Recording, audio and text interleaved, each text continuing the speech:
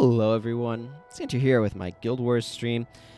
The plan for today is, and I might go a bit long, I'm taking next week off of streaming, so there won't be any VODs uploaded during that time either, obviously, because I can't upload VODs I don't make. That's just how it works, you know? But my plan for today is to try to finish Nightfall on Rex Templarus and Eye of the North on Girudo Sensou, with the overall plan of starting the War and Kryta lore playthrough when I return in 2 weeks. So that's what I'm looking to do. So that's a lot of Guild Wars to do. So let's jump into it. The first major course of action here is going to be getting myself moved towards the Realm of Torment. So, let's see, have I gotten... No, I have not. If I only have stolen eggs, I have not gotten it. Solid jar, give me that. Hope everyone's doing well today. Let's open up some panels. What's even going on with my bar? I don't know, this is a weird bar. That's really all I can say about it. It's a weird bar.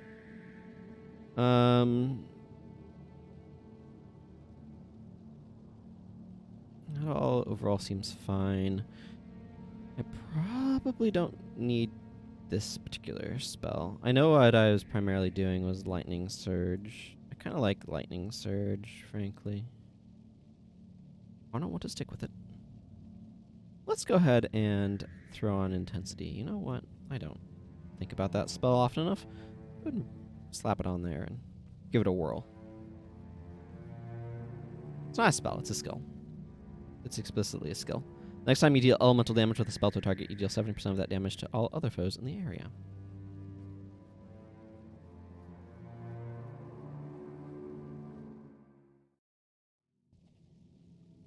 It's a way of getting some additional area of effect. Sometimes it doesn't 100% work the way that you want it to, but... Okay, yes, this dialogue between Palawa Joko and the minion of Joko is pretty good. Talks about stuff. You can go see that in my Nightfall lore playthrough, still playthrough. I don't know what I'm trying to call them these days. It's a little bit of both, but you can go find links at my YouTube channel, which are down below. Or if you're watching the VOD, you're there already. Just need to go find the playlist. But he's basically like, hey, the hero types will take care of all this for me. They have no choice. That's just how they do. Sorceling Staff. Domination Magic. I don't know why I'm looking at these. These are all 15/50 staves and stuff. It's a very weird choice. Hey, Fear. Good to see ya. Good to see ya. Okay, can I dodge... Oh, you know what? Actually, I need to kill these Graven Monoliths. Hang on. I need their things for a quest on Emer Hill. Theoretically.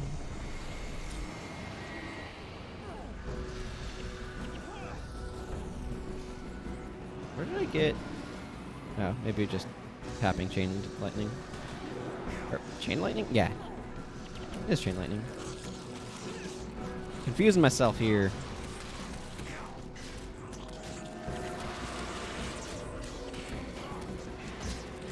Please use Frenzy. Man, you really want them to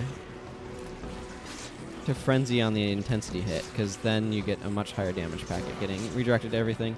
Unfortunately, I didn't get anything from these guys, but there's still a decent chance that I will at some point.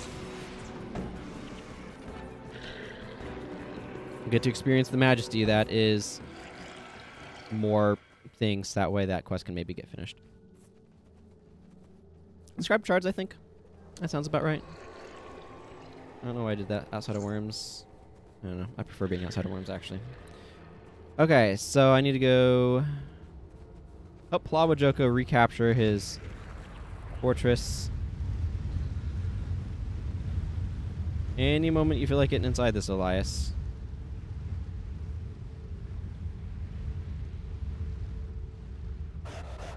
Okay, Elias. I see how it is.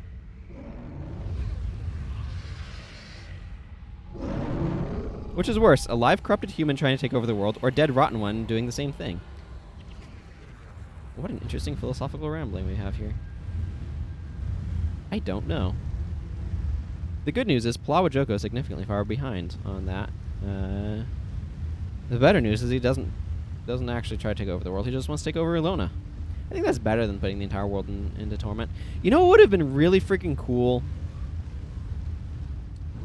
As an aside, is if the Realm of Torment had regions based off of other areas than just Ilonan ones. Like if there had been a corrupted Raisu Palace in a corrupted Old Ascalon, or Nightfall in Old Ascalon, or like Nightfall in Xingzhe and Nightfall in Ascalon. Wouldn't that be amazing? I wish they'd done that, but oh well.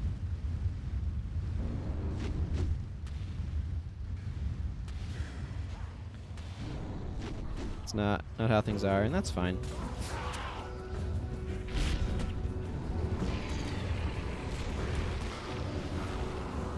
Let's not stand in sandstorm, shall we? But it just would have sold the idea that, you know, he's taken over everywhere a bit better. If, you know, it had literally been that. It was hitting more world regions.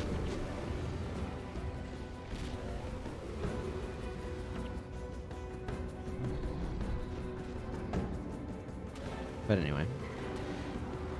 Get the sandstorm crag out of here. That's one of the problems of the worms, is it's very easy to accumulate death penalty that doesn't matter in the worms, but does matter a lot when you get out of them.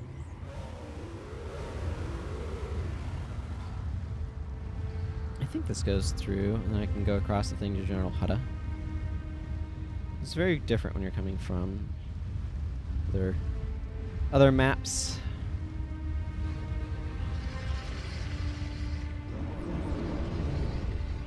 I love having the worm run speed buff on me outside of the worm because you're so fast.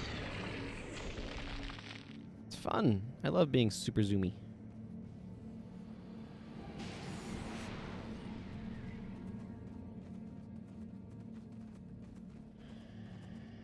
I do not love Spirits of Quicksand.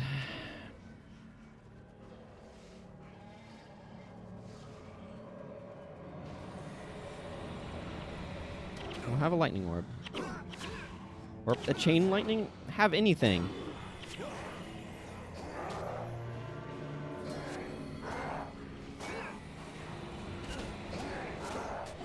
Getting absolutely wrecked by...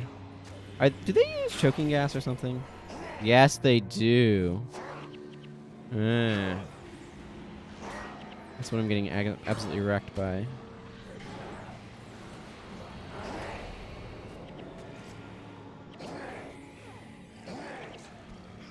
I need to remember that I have Shock Arrow, and I can use it to restore my energy. That's why my energy was so bad in the previous area. The heck? Who just got a level? That. Oh, I gained a skill point. That makes sense. Yeah, my thing up here is empty. Derp. 0% of the way to earning my next skill point. I really like the skill point system.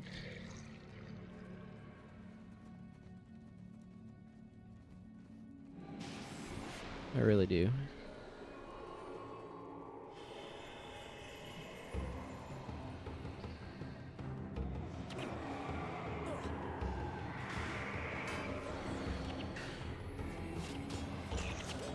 I differentiate my position from everybody else, by which I mean stand in a different spot. That should help, right?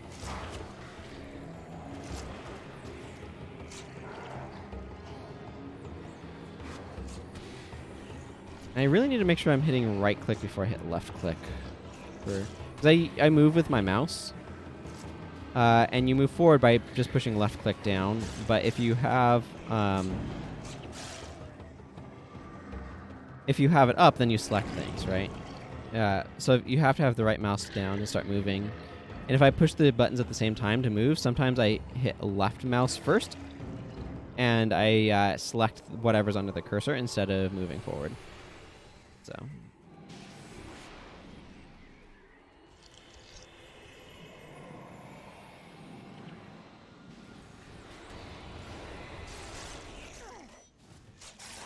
It's obviously not ideal. I need to... What I'm noticing here is that I need to switch from Lightning Surge because Hexate or Vortex just makes it worthless as a skill.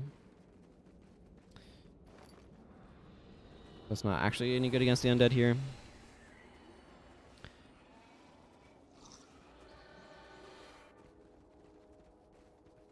There's the Bone Palace in the distance.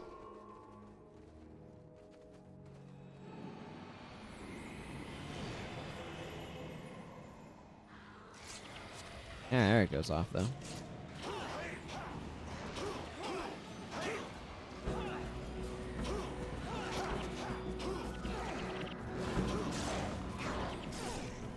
I would like... Yeah, zap you for energy.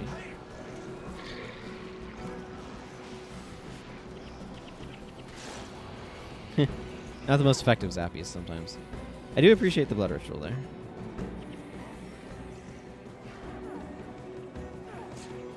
I will say that having cracked armor is very helpful, especially against those rangers.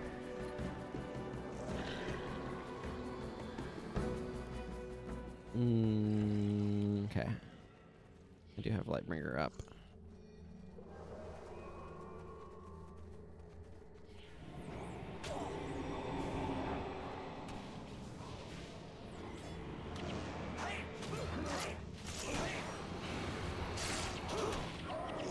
Whew. I think that guy was in the middle of Healing Signet-ing. Healing Signet's really interesting in that it theoretically makes you take double damage. You have minus 40 armor while it's activating. Minus 40 armor is correlates to doubled damage. However, it's a little bit more nuanced than that. In that it doesn't double damage the same way Frenzy does. Frenzy literally doubles the damage you take, right? Whereas what is this skill I'm looking for?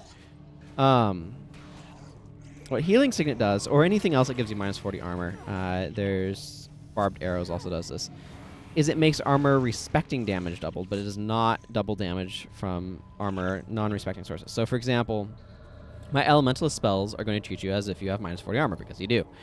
The Mesmer spells are also going to treat you as if you have minus 40 armor, but Energy Surge does not care how much armor you have. So, if you're in Frenzy, Energy Surge will double its damage.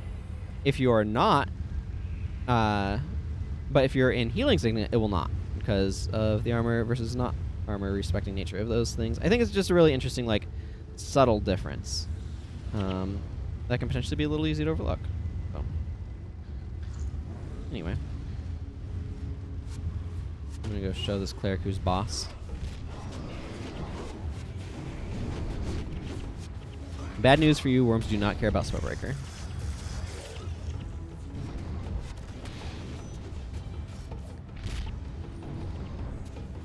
This is where I wish I had more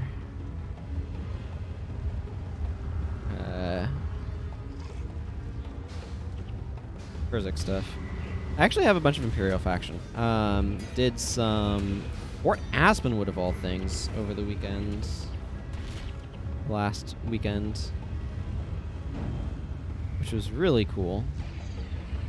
It was a lot of fun. This game has really good PvP, and it is my sorrow that the PvP scene is as diminished as it is, because the actual mechanics of PvP in this game are phenomenal.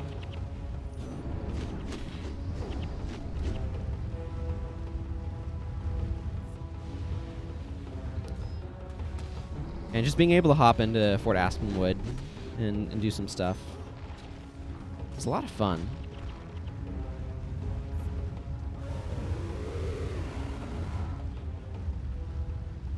Why am I not able to go in? Maybe those don't block it. Maybe these restless corpses do. Maybe they don't like being hit for 250 damage. What type of damage is it? I don't know. Just 250 damage.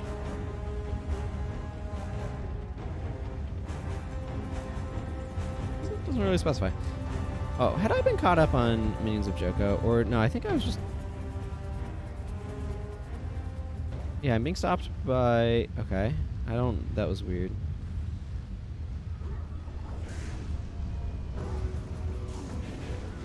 I want to go give Zadokar the Blessed my feelings on the matter.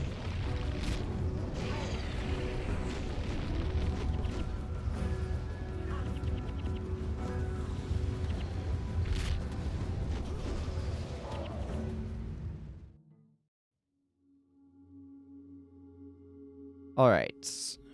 Priest Kemtut. Horde of Darkness. Yep. I know all about the Horde of Darkness. They are out there. They are very irritating. Ooh, Blessed. Little Blessed insignia.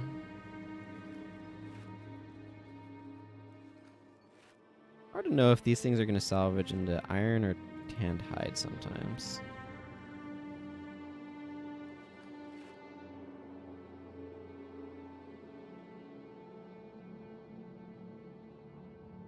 All right.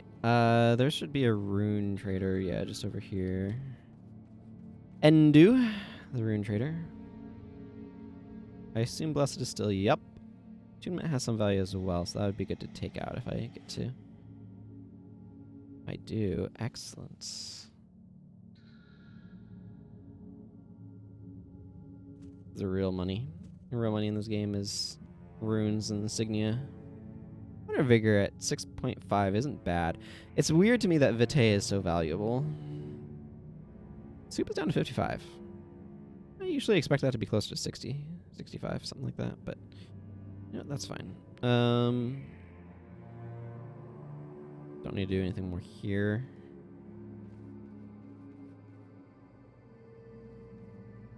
An Earth Wand. I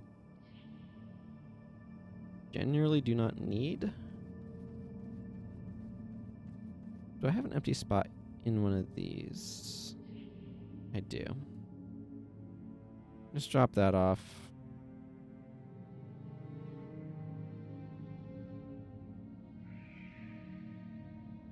I also will need to make sure I'm looking up before I go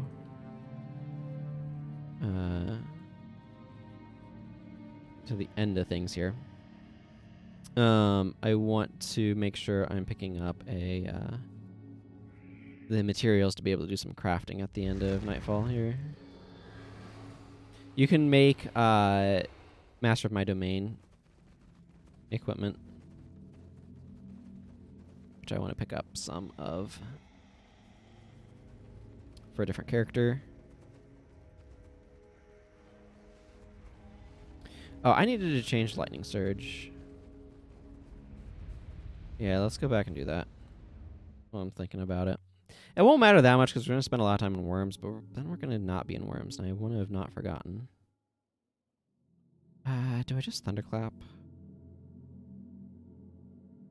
I feel like I just Thunderclap and not worry about it.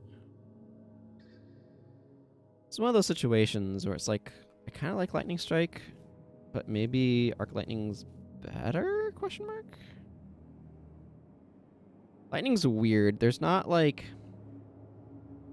I would take a good old 75 for 5. But Lightning is like 50 or 100. Very weird numbers. Like, that's rated 106, that's 106, that's 106. That's 53. Like, they do a lot of very similar values, is what I'm saying. Like, here's a 70, but it doesn't have the armor penetration. Like, Chain Lightning's a 90.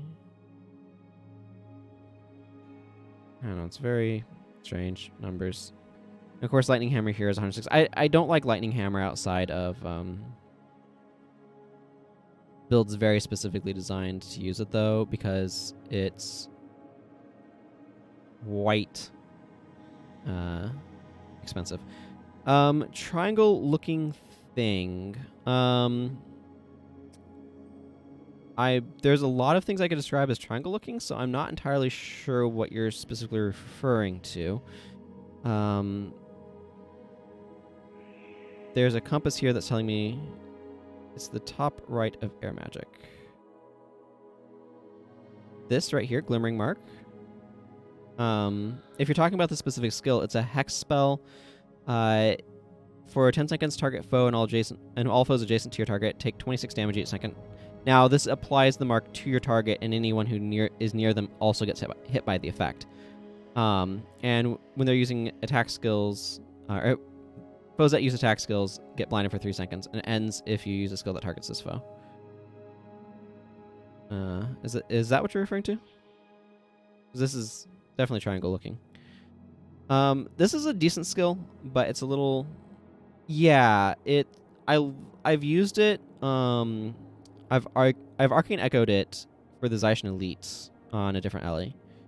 I think this is a really useful skill in certain circumstances, but given the amount of hex removal out here, it is not one that I would favor. But yeah, it can do a lot of fun stuff. It's particularly good against the Iway team in the Zaishin Elite. Bunch of warriors stacking up on each other. Get a couple of those going. It's really good to echo and be like, you get one of these and you get one of these. But it's not a skill anybody's gonna like tell you to ever use. But it does a lot of armor ignoring damage. So if you're in an area where there's a lot of hexes and a lot of enemies that kind of stack up on top, or there's not a lot of hex removal, excuse me. If you're in an area where there isn't very much hex removal and the enemies tend to stack up on each other, it's quite good. But you could use it pretty, like, you just can't cast or use skills on that target. So if you like use Conjure Lightning, for example, you could increase your auto attack damage and still auto attack that target.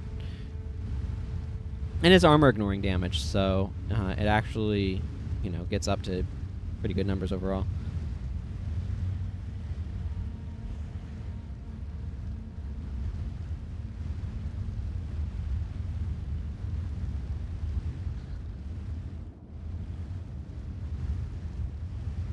Let's dodge these patrols if I can. We're not to fight all of these dudes, so let's just charge through. Go Worm Speed. Operation Worm Speed.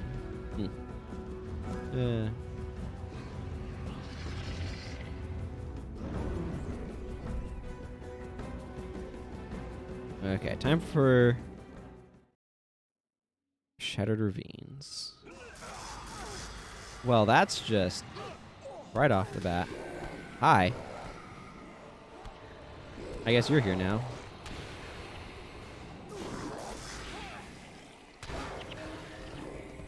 Cleric. Used Spellbreaker. Spellbreaker is one of those skills that's like kind of more annoying than good. You know what I mean? It's really nice to be able to have the increased damage from Lightbringer, though.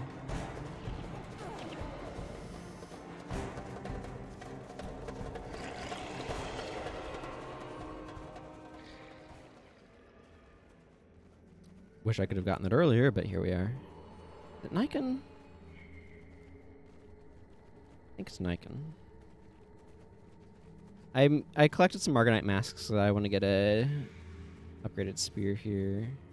Yeah, it is Nikon.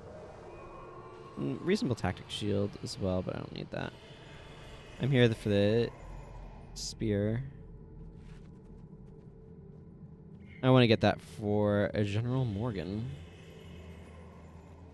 whose default spear is a bit weak.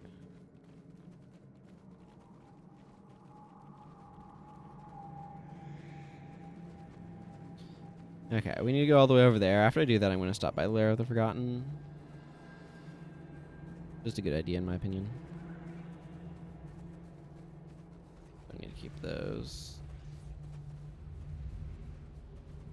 And wait for Olias. Oh no, Olias is caught up. Wait, who's not caught up? Oh, the monks. Okay, everybody's warmed up. Excellent. There are 3 ranger elites in this map for some reason, although one of them does not spawn while you have this quest going.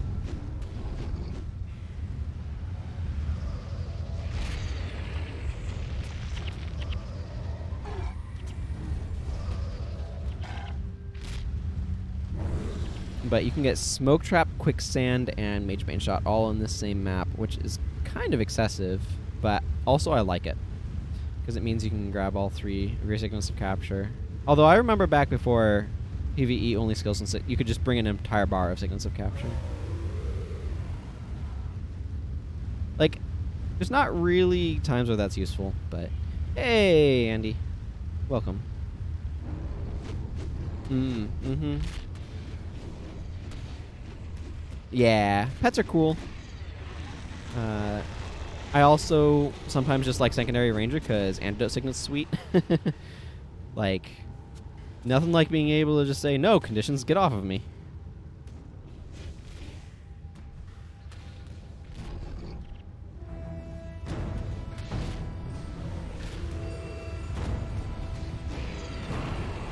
Oh, Quicksand.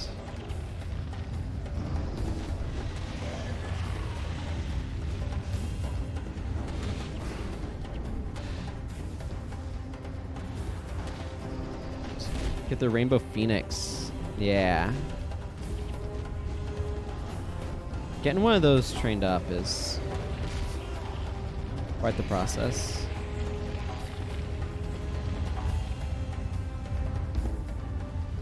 I should definitely worm roar here.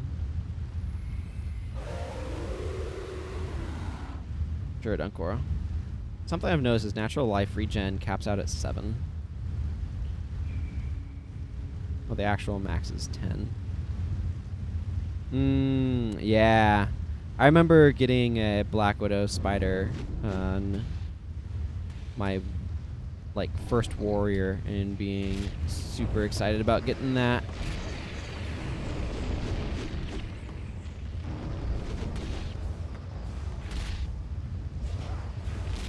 The fact that it comes at level 20 is also very handy.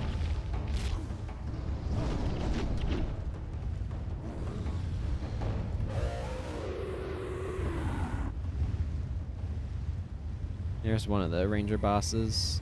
They're all in kind of like the same line too. There's this guy here, who I think is the Quicksand boss. Helm the Weary.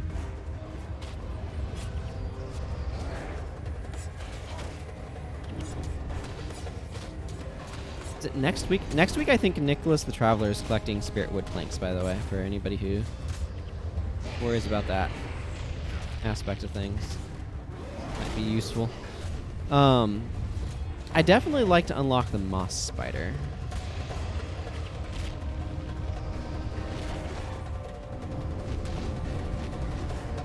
Because that's cool. You either have to get lucky. This is why I was thinking about Nicholas the Traveler. You either have to get real lucky and get the egg from Nicholas the Traveler, or you can, I think, just unlock it for like Zeishan coins. I think it might be kind of Zeishan coin intensive.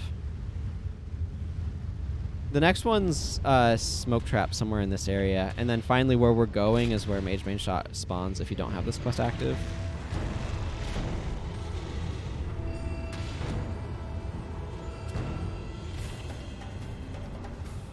I know so many people wanted to be able to charm moss spiders in pre-searing.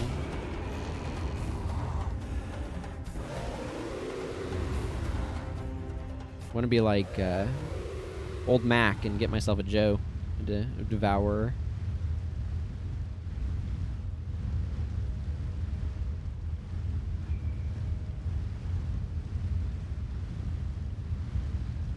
Yeah, I don't disagree.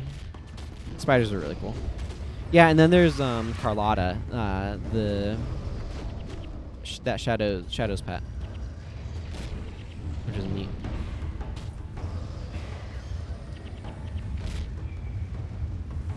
Let's see if I can see him. Yeah, Uiwi the Smoky, I think, has Smoke Trap. Yeah. I have the Black Moa on the Assassin I'm going to be playing later when I get back to Eye of the North.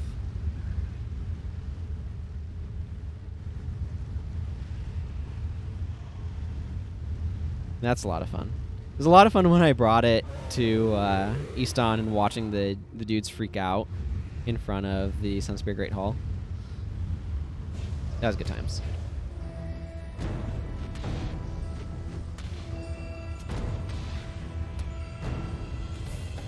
The Hound of Balthazar is a really cool pet. I need to get out of the sandstorm. I don't need to be taking 90 damage for auto-attacking. That's just unreasonable.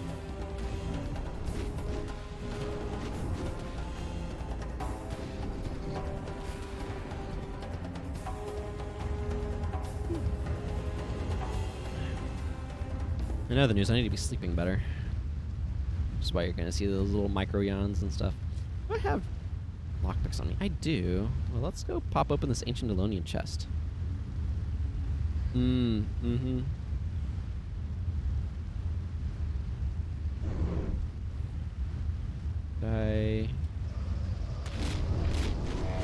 Broken for a purple. Feels bad.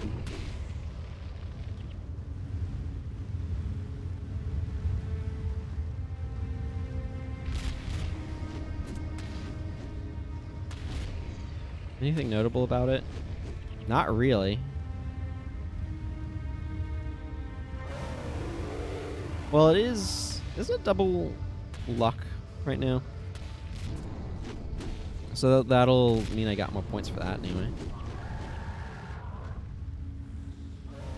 I was hoping that Airstaff had iron in it. My favorite looking armor set in the game? Ooh. That's an interesting one. Because you're talking about like across all all professions and stuff.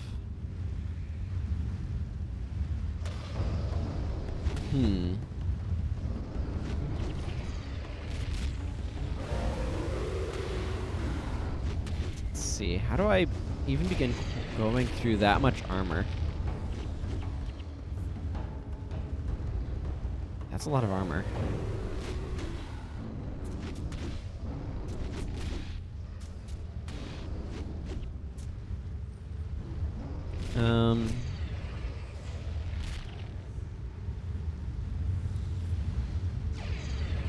Good, I have to undo siege now, and I can go. Boy, that is a real difficult question to answer.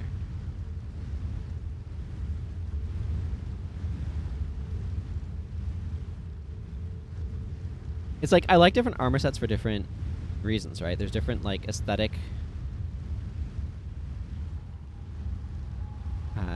things that I like about them.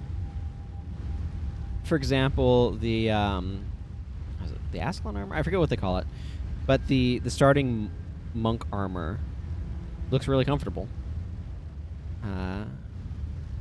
and so I quite like that one.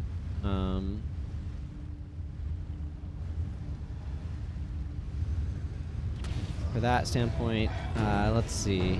I just walked into some traps, didn't I? I mean, like many people, I like female necroscar patterns and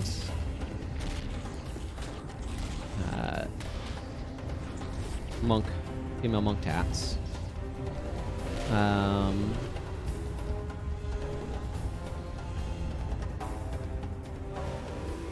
Let's see.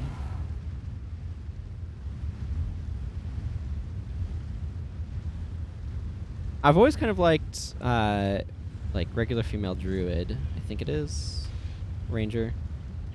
I don't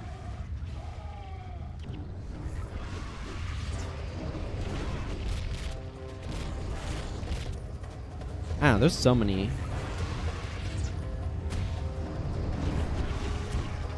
Yeah, it's like, what sort of aesthetics are you going for, right? That's the thing.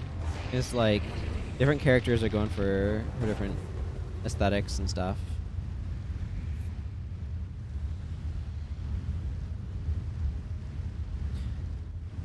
Like, I like male dervish Surin and female dervish Vabian. Those are very different aesthetics, though. I kind of wish robes were, like, a thing in real life. This guy is from Ascalon, by the way. Curator Ruras.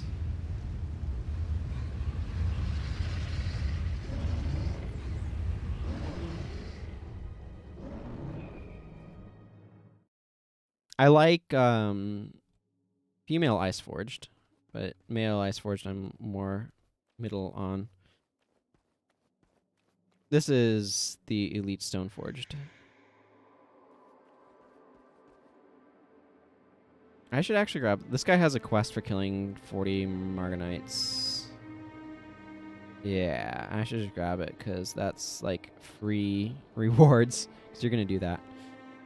Okay, so now I just need to... Not that quest. Need to go kill a Horde of Darkness. I know the Kurzik warrior stuff for the, like, I'm Batman look has appeal to people. There's definitely also armor sets where it's like, I like this part of this armor set. Marganite masks are a good source of iron, by the way. For whatever reason. Heavy masks made out of iron.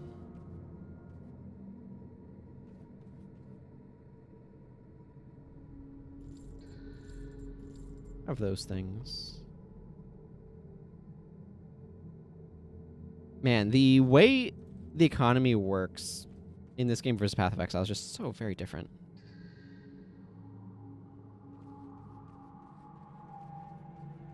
I've been enjoying Path of Exile, and I'm like excited to kind of continue developing my Templar, as well as like I want to start more of a Dex focused character.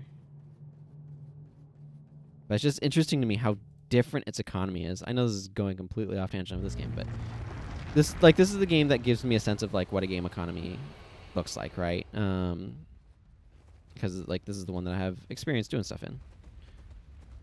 So when I look at Path of Exile with this extraordinarily different economy, it's just like, what's even happening?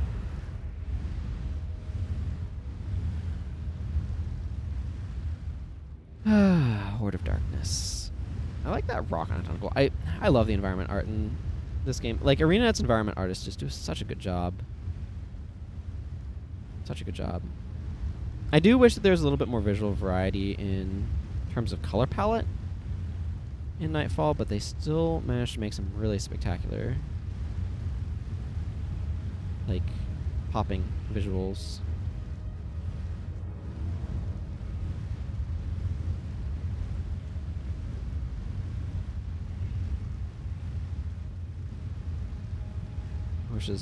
I wish this was an aggro sphere instead of a aggro circle. Okay, well, there's some of the Horde of Darkness over there. The thing is, they can only be damaged by Janundu's siege, and getting all of your heroes to siege them when they want to run up to point-blank range is a real pain in the rear end.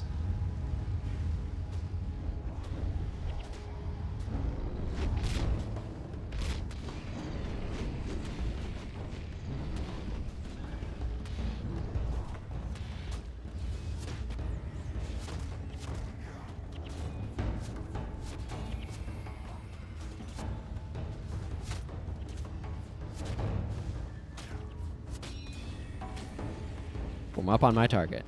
I know why. I was just suddenly thinking of ordering people around in MechWarrior 4 Vengeance. I liked play that game when I was younger. Remember, I'd had surgery to remove a ganglionic cyst from my left wrist. I've got a scar here. I don't know how well you can see it on camera. Right here. But from that surgery. But I remember having my arm sort of like bandaged up with iodine smell on it and using my elbow to control the throttle on the joystick that I was using to play MechWarrior 4. I would really like a like space, like Starfighter game that uses similar concepts from that. I don't know if there is or not. I haven't looked, but I just think it'd be really cool. There we go. Friggin' Horde of Darkness. Again, they're not particularly dangerous compared to any other like group of Marganites. They just they have this effect on them that says they can only be damaged by Jinundu Siege, I guess. I don't know if it's like immunity to everything but earth damage or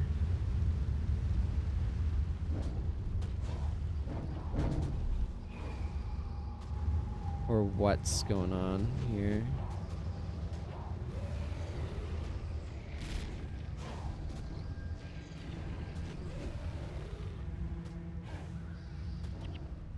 But somehow they're set up to only take damage from Jinundu Siege, and they are a real pain in the rear end because of that.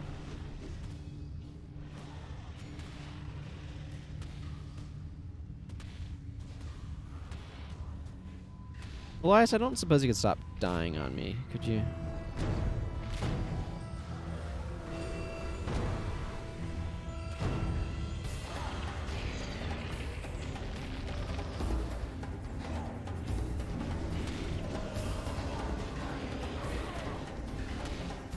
Okay, Thought Leech, you stop doing things for a moment, would you? One of the things that I really like about the worm is the combo of using Jinundu Tunnel and Jinundu Bite, because then Tunnel knocks things down when it ends, and that lets Bite always heal you, which is nice.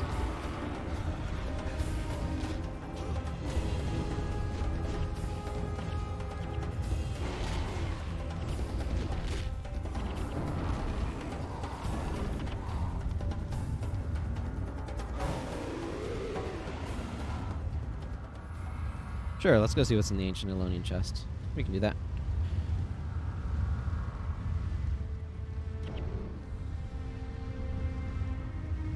The important question. Lockpick was broken on that one too. Unfortunate.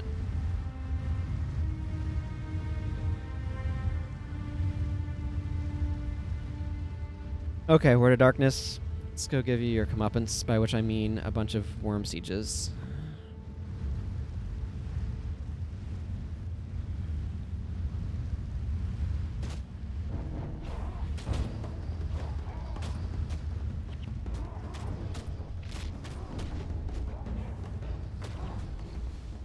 Literally nothing matters but Jinundu Siege here.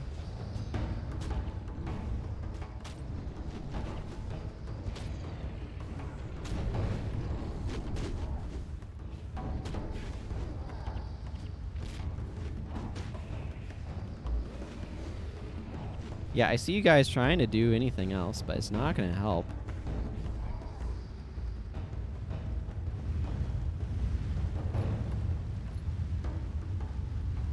It's like they've been programmed to only take damage from that one skill or something. I don't know. I don't know how their back end is set up. Don't know if they can actually set stuff up to be vulnerable to only one skill or whatever.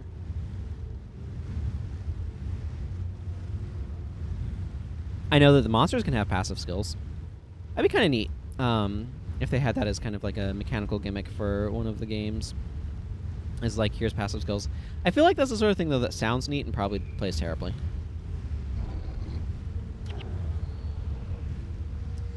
That skill is still recharging because I got Signet of Humilitied. Bane of functioning everywhere, I suppose.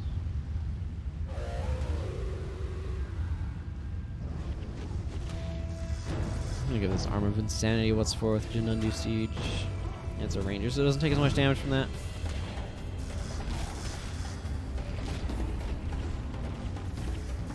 Ah, yes. Nothing like getting... I wonder if anybody's named one of their characters off of a weapon drop.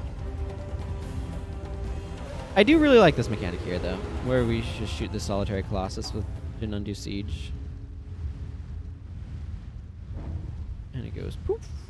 Takes 968 damage and falls over. I think that's really cool.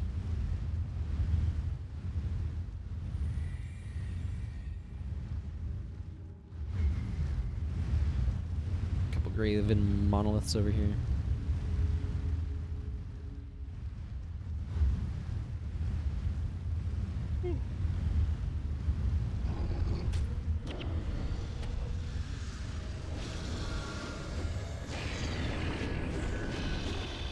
Hey, an inscribed shard. That's exactly what I need. I need several more of those so I can give them to Imrahil Argentum and he can finish that quest finally. Ridiculous. I don't know why they basically have quests that are like, you do a collector. But for some reason they do. Okay, the good news is we are leaving the worms behind for now. Which I think is good news anyway. I guess your opinion is welcome to vary.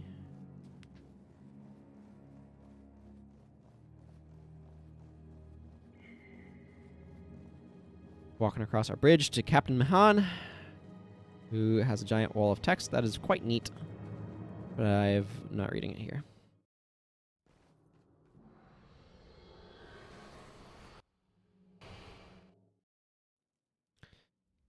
I feel silly for only somewhat recently learning that escape is mapped to the skip cutscene button. By the by. Elias, you're not going to be super useful here. There's just not going to be enough source from minions, I think. Plus, you have to have General Morgan, so. General Morgan. You have some spear mastery. So, see, this is currently his spear. I should. I got. Okay, those are there somehow. Okay, I should go customize this spear I got him, so that way it deals more damage. Good old Imperial Isle.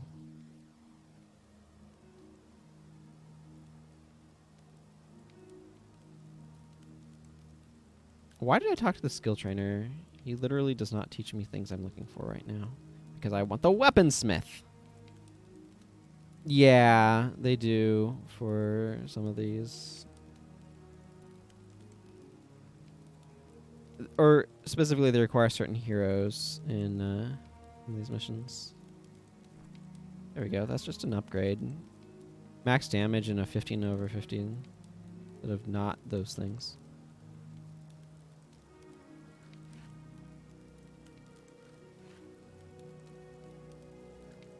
I don't know that I need more cloth, but here we are. Hey, iron ingots.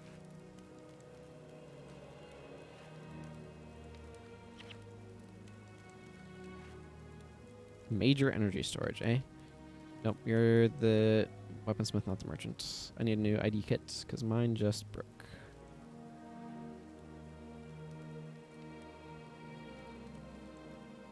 Yeah, it's going to be really annoying if you're told, oh, you have to bring this person. Also, you don't have many skills unlocked. And it's like, what do I do with them then?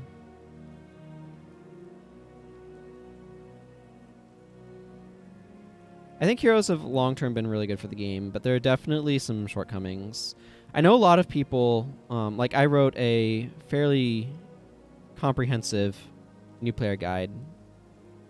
And I know a lot of people are like, oh, you should start in Nightfall to get heroes. And it's like, I think you should start in Nightfall because the tutorial there is the best of any of the tutorials. But getting all of the skills that are given to you from that's exactly what I thought. From prophecies is super valuable.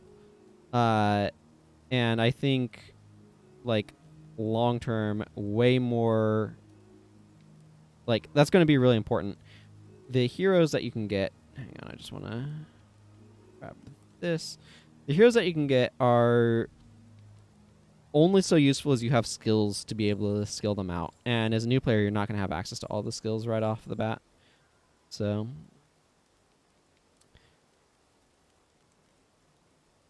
henchmen can often be more useful just because they actually have skills. Do I need to change anything with what General Morgan is doing, though? I don't think so. Barbs loses some value without minions. That's kind of the main note that I have right now.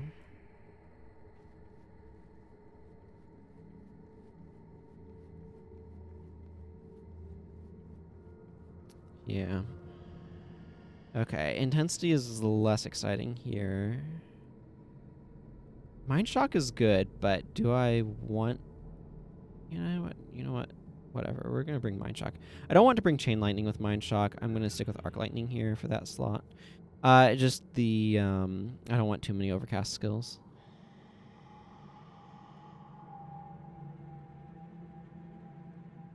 I should check to see if this... When it says 105% longer, does that mean it lasts a little over twice as long? I assume that's what it has to mean. Otherwise, it wouldn't make any sense.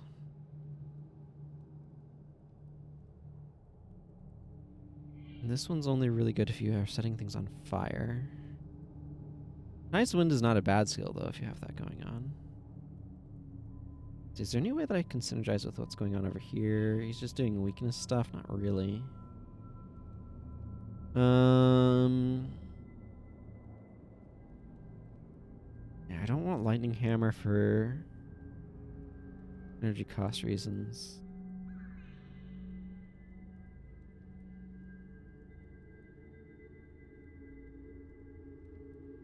Maybe Lightning Javelin? Or, you know what, I could grab something from over here. Hang on, I got Pain Inverter.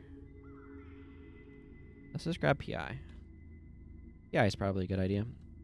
Actually, also... what rank of Lightbringer am I at this point? Okay, I am rank 2. I don't think I've grabbed Lightbringer's Gaze yet, so let's just go to the Chantry of Secrets and grab that. Yeah, running 2 elements is a thing that you can kind of do in so much as, you can have a primary element and a sub-element. It's just really tricky because Elementalist energy management is focused on attunements, and you don't want to bring 2 different attunements on your bar, and it just becomes... It's always... It becomes really, really compressed and tight. So, unfortunately, working multiple elements is very specific. It's not a thing you casually do as an elementalist, just because the game systems aren't designed to actually support that. Yeah, that's the thing. Is they're ArenaNet kept trying to promote cross-element synergies to encourage elementalists to bring multiple elements. The problem is the fundamental design of the profession encourages you to focus on one element. Between the attunements and how important it is to get your attributes really high for actually getting damage out of your profession, it's really, really hard to go multiple elements. And it's just an unfortunate side effect of how the game is designed. Again, they could potentially address it, but addressing it requires them to fundamentally change something about how the elementalist works to make it either that, or else they need to go through all of the elements and adjust skills to be a lot more utility based, to where having 8 to 11 spec sort of area is really, really useful. So this is where we get something like Tanai's Wind wants you to do Burning Foes. This means that you want to play with an Air Ellie and a Fire Ellie at the same time in order to improve Tanai's Wind, or anything else that can do Mass Fire. Dervishes can do Mass Fire pretty well as well. Or a Starburst Warrior or Assassin or something. Can also work pretty well. Where is... Tanai's Heat right here is benefited from weakness, which you can get in Earth and Air and stuff like that. Yeah, and that's the problem, is you just don't get the... Because Elementalist wants to go hard into one thing and get that value way up. I mean, this is true of Mesmer as well. Mesmer wants to have really high domination magic, but it can kind of spread out a little bit into other things. This guy is super spread out, right? Between fast casting, domination, inspiration, and illusion. So that way you can grab, reasonable power drains and revealed hexes. And useful stuff here, but also some nice interrupts. And these are their primary function isn't damage, and damage is a nice side effect from from Cry of Frustration, and then complicates disable. 9 seconds is fine. So it's like you need to be able to have stuff where it's like, oh yeah, this works fine at this level. So like there's some examples that work really well in Elementalists. Blurred Vision, no, Slippery Ground. Slippery Ground right here only cares that you have at least 5 water magic. You can do that really, really easily. Like, I could take a point out of energy storage right here, and that's basically no cost to me. That's a very minimal cost. And I can get all the water magic I need to be able to make Slippery Ground work. And then this synergizes really well with air magic, right? Because like I can do Blinding Surge and Slippery Ground. Like that's the synergy that I can do across elements. But the problem is I'm not gonna want to go into this and like grab, say, Swirling Aura because it's gonna be really weak. Tenai's Prison also is another one where it's like I kind of want more spec in it than that. So it's just one of those things where it's really awkward with Elementalist because you need high allocation of attributes to get damage out of your skill. So if it's a damage-based skill, you want to be using it in your primary element that you're going like full 16 in. And so you need those utility things that you're like, yeah, this is fine at like 8, 9 spec or like that sort of thing, right? In order to be able to, because you can also like have it at like 10 or 11 and it works pretty well. Like if you can get those breakpoints in there, then things can synergize and work really well. But otherwise, like you can't do 2 damaging elements because you just don't have the attribute point spread to like be able to do that super well. Or if you are doing that, you're compromising your energy pool pretty drastically. And that also negatively affects things like Shock Arrow if you're trying to use those for energy management. And it makes it harder to dual attunement, which you kind of need to do. So then you're left with like Master of Magic builds, and those are super gimmicky. And one of the problems of trying to do 2 elements is that you have to use your elites for energy management and attribute point management to some extent as well. And it's just the skill slot and attributes and everything, it just don't quite work out well. And it's just kind of awkward in how it is, but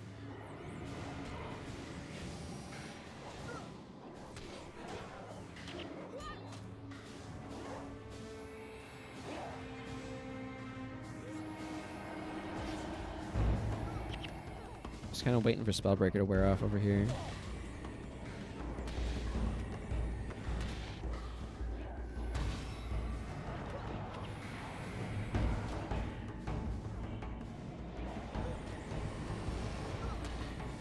Can we maybe kill these Margonite Clerics?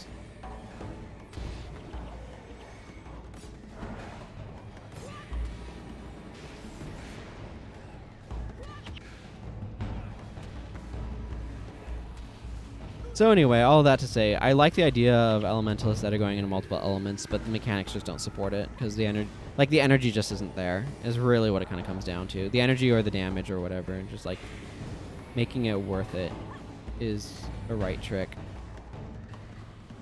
Okay. And Varish is almost dead.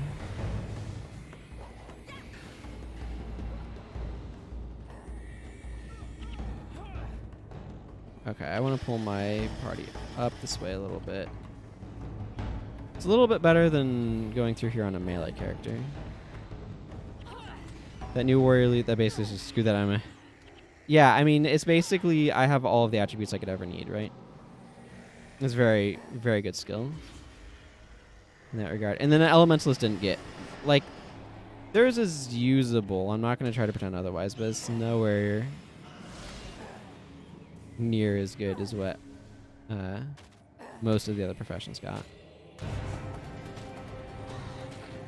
But I don't know that 2020 Arena knows how to balance this game, so...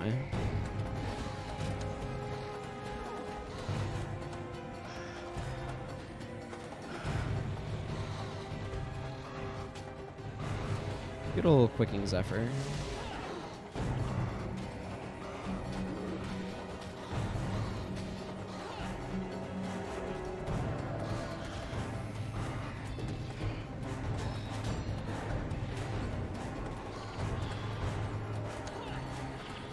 There we go. And the thing is, like, you can permanently keep that one up. It's a really, really cool build around being able to just be like, oh yeah, now I have all of the attributes ever that I could ever need. These demonic relics salvage really poorly. just as a random aside.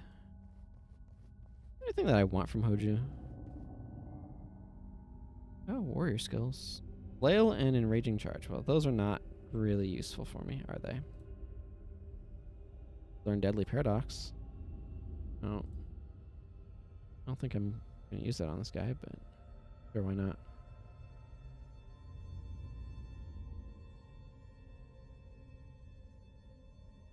Okay, whatever. That was probably enough skills. I'm not doing any bows on this guy. Ooh, monk skills. Smite hacks. Purge Sickness is such a terrible idea for a elementalist to even think about.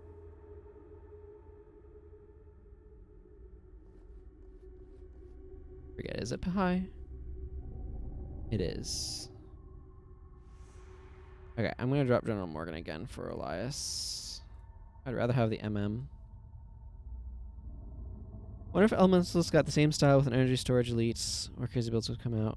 I mean, yeah, like if Elementalists got a stance that gave them plus to all elements, that would be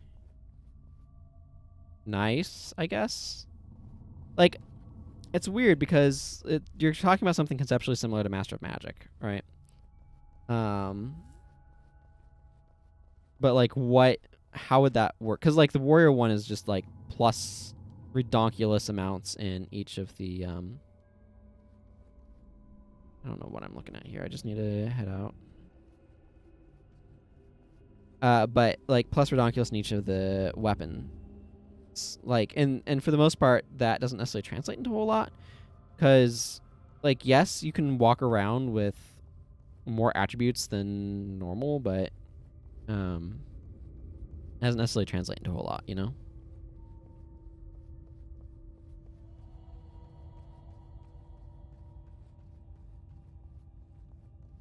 I guess maybe I can go back to Lightning Surge here if I want to. Yeah, let's go back to Chain Lightning and Lightning Surge. I just changed it for the undead that have a lot of Hexeater Vortex, so.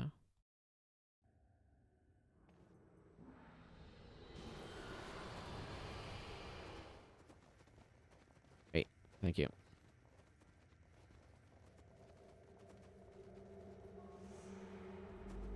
Let's see, it's good to see me, let's get moving. Kind of want to kill some Graven Monoliths. I don't want to fight Madness Titans. I'm gonna ignore those. But would it give you like domination magic and death magic and stuff?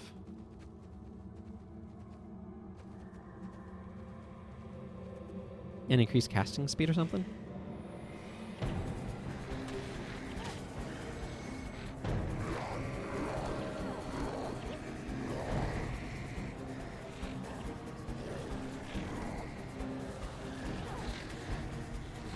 Yeah, that was maybe the wrong time to call it the Torment.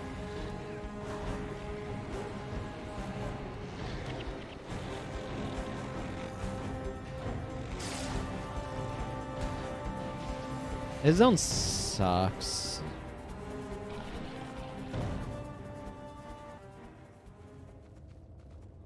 I like the idea of aspects, but that's on paper, and in practice they're just really annoying. I kind of wish... Okay, so... Like, this is what I'm talking about here. Edge of Reason. This is similar to what they did in Glintslayer. And what it does is the skills are disabled for an additional 3 seconds. Basically, everything has an additional 3 seconds of recharge. Kind of is how it functionally works. Disabled kind of gets around quicker recharge stuff, so it's not exactly that, but it's basically that. Right? Okay, whatever. We're fighting this group. I don't care.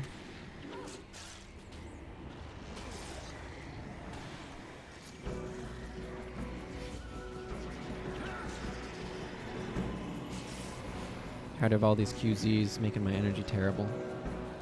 I think it'd be more interesting if they function like fluxes, where it's just like, and now the environment is just different. And you want to build differently, as opposed to now you're something that you need to do to kind of function is terrible.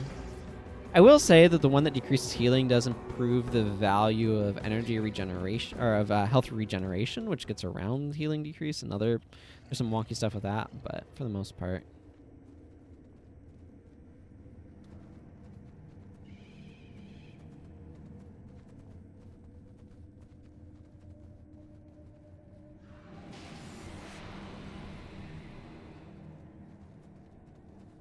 Probably get around it with Assassin's Promise Bar, though.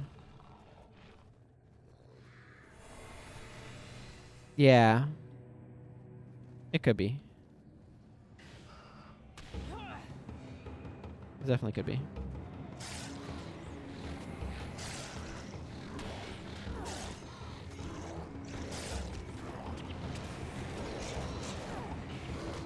Heroic Refrain is one of those skills that just from like an ease of use standpoint, your entire party should just get it with one use. Like, there's no reason to make it not do that. Like, the next 1, 2, 3 spells you cast will use your energy storage attribute.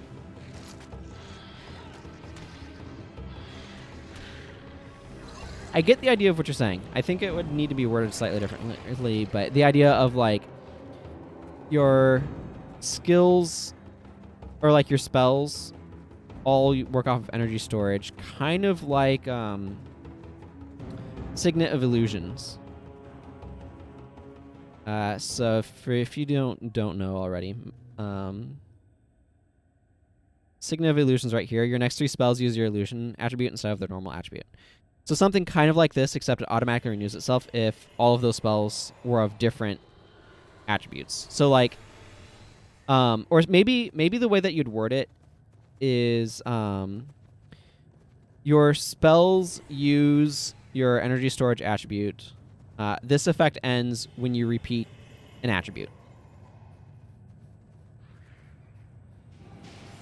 Something like that, where it's like, the spells, or like the effect lasts indefinitely, but it ends automatically when when you use something like from an attribute that you already used or something like that. I'm not sure how that would work tracking wise on the back end, but that idea is certainly interesting.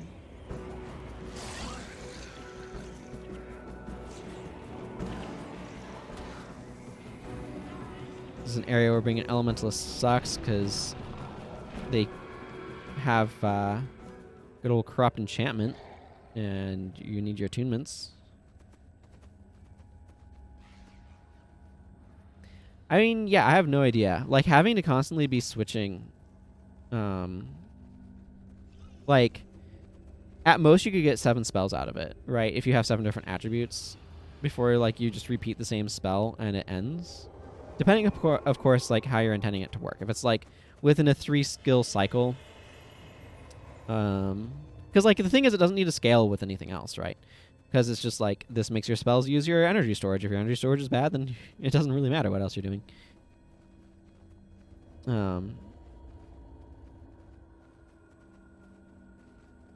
But, I mean, something like that could be really interesting to work with. Because that explicitly encourages you to, like, go into your secondary and grab a bunch of stuff from there, too. And it's more like, how do you set that up to be fun to play and not fiddly? Because I feel like that's the sort of thing where it sounds really cool as an idea, but then when you actually go to play it, it's just, like, it's really boring because you just, like, cycle through all of your skills and then you renew it. And then you cycle through all your skills and then you renew it.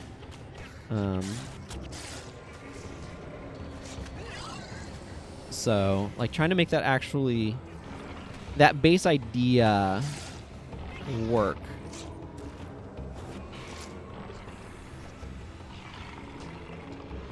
I think is really interesting. Making it actually, like, practical. Because, like, I don't know how much you've played with Master of Magic or not.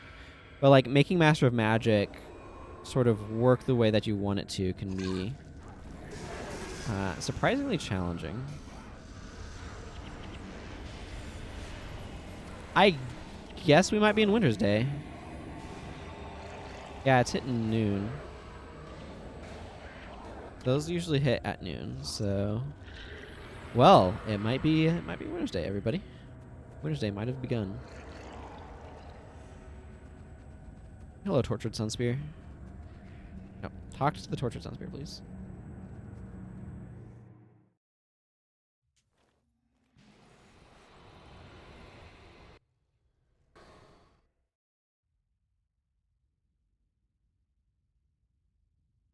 I'm not sure Dunkoro's change in attitude there is entirely earned, but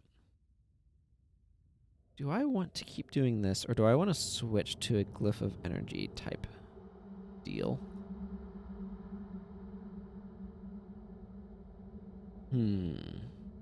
I do wish we had gotten something that, like, I like the idea of Over the Limit, but it also has its own issues. I don't know. Mixed feelings.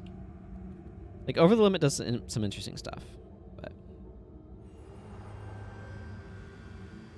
make sure you're rank 1 Lightbringer there, that's for sure. Okay, we do need to go get that dam down.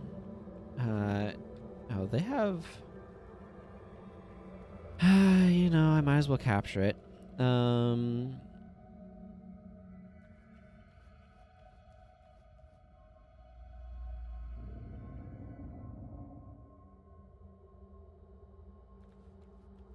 Erlin. Can I interest you in a ornate buckler of endurance and a demonic relic? Thank you. Man, imagine if you could go to a real store and be like, here, I found this stick on the street. Can I sell it to you? And they're like, I guess that's 25 cents? How many sticks would you bring into the store? Just to be like, hey. Like, that's the thing. Video games live in this heightened reality where effort's actually rewarded in a consistent and reliable way. That is, in some regards, the fantasy of video games. Okay, I want to bring a Signet of Capture into here.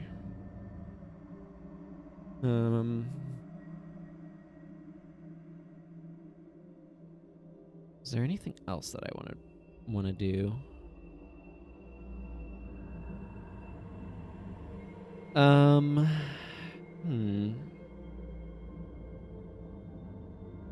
feel like a lot of this is fine. Inverter seems like a good idea. Glyph of Lesser is useful. Area of effect here causes damage. It would probably be a good idea. Let's see.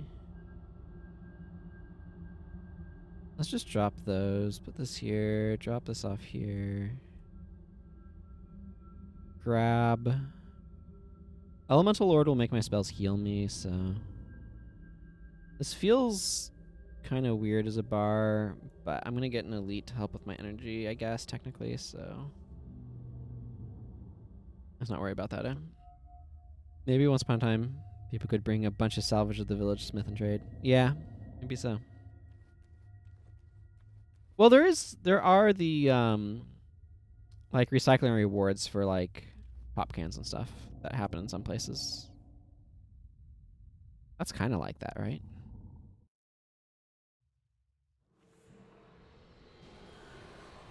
Soda cans, soda pop, soft drinks, I don't know. Whatever you call them. There's many names.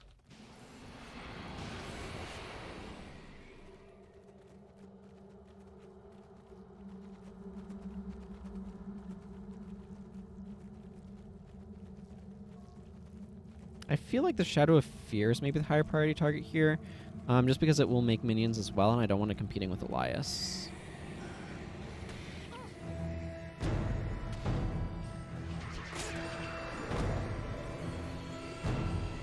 I don't know what you do, Herald of Nightmares, but...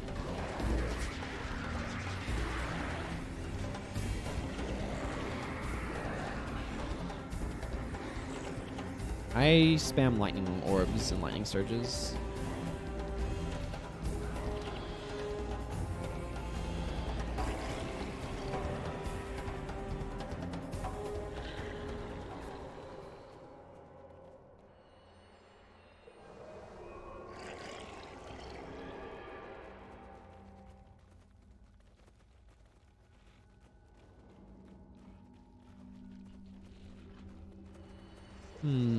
Word of Madnesses have Hex removal. They have Smite Hex if I remember correctly.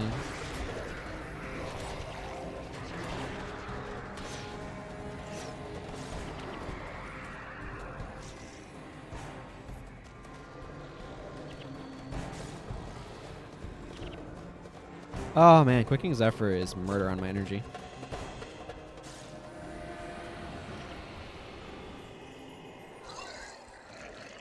Terror Web Driders can sometimes just straight up be murder on my team, though.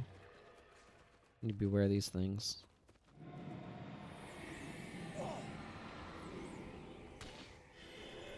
Wonder if I got an interrupt off of that. Fortunately, if there are just a couple of them like that, my Mesmers have a lot of interrupts going on, so they're not too bad.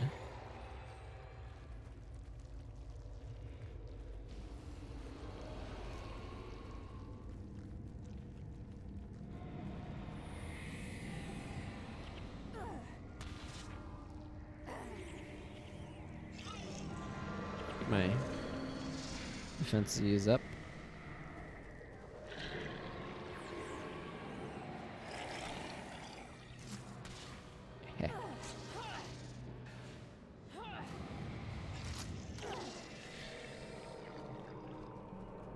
Always painful to have Lightning Orb get canceled because the enemy died and you're out your 15 energy. I still wish energy storage gave, like, energy regen. I like the idea of it giving a pip of energy regen every 5.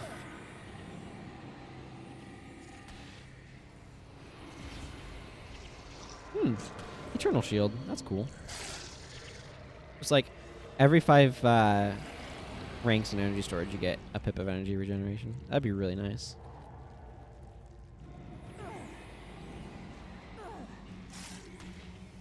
Okay, good. I think I accidentally instructed Daedalon to interrupt the Terror Web Drider's spell there. I'll take that.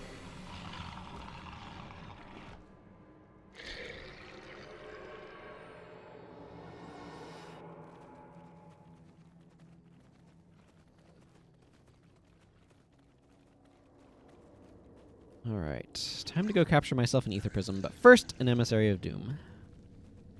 Doom, da doom, doom. Doom, doom, doom, doom, doom. The Undead Lich wants to know where the souls that were promised to Abaddon are.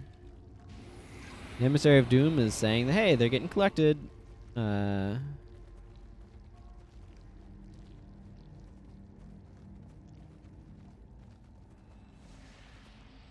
Oh, guess who gets to have a pain inverter? Okay, so this guy.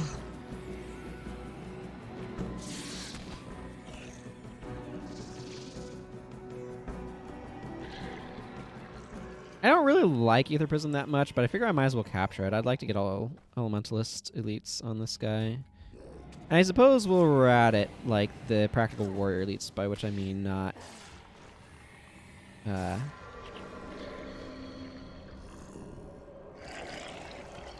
Strength. Strength is not very practical for me.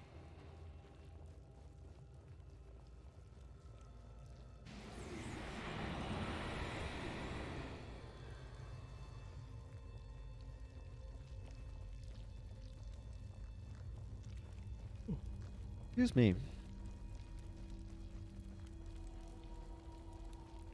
That is a good argument for waiting for enemy groups to split up. That's what that is. Oh,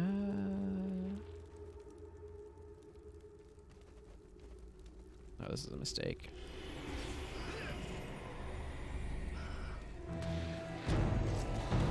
Nope. Back up, back up, back up.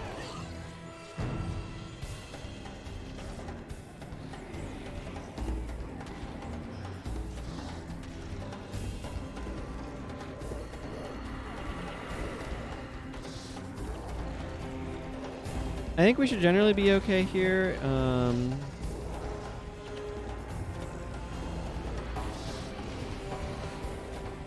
We have to be careful of these terror webs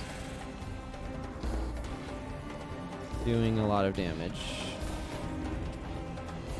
What else do we got here? A couple Blades of Corruption. That torture web is very far off.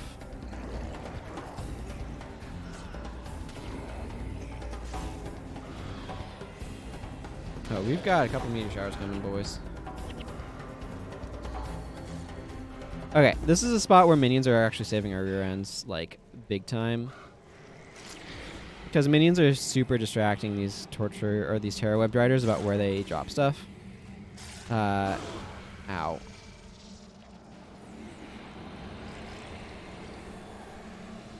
And I feel like the right click on this mouse is starting to go a little bit. I mean, I use it a lot. Maybe that's just my imagination, but it kind of feels like it is.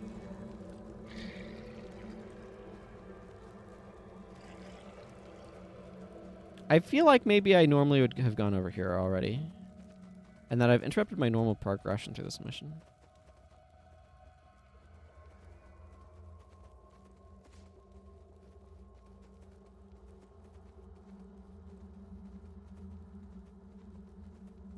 In other news, I've been playing a lot of Hyrule Warriors Age of Calamity. And that game is a lot of fun. Ow.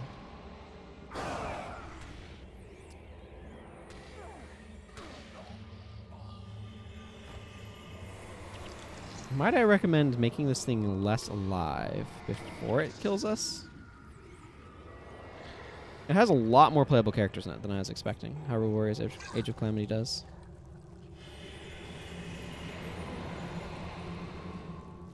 So if you like that sort of gameplay, it's a pretty solid version of it, I'd say. Yeah, it is. So there's Hyrule Warriors, which first came out for the Wii U. And then I think it got like a 3DS version somehow. I'm not positive on that. And then did get like a Master Collection on the Switch. And then there is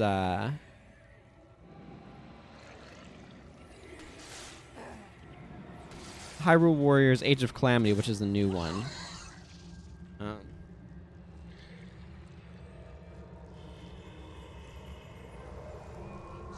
This guy right here. So that is very reflecting things. But it's been a lot of fun. They've done a phenomenal job of differentiating all of the playable characters. Yeah, I haven't really played most of the Dynasty Warriors. I have like an Orochi Warrior or something or another for the Wii U. It's frankly taken me a while to kind of understand the gameplay. Which might be kind of an odd sounding thing to say, but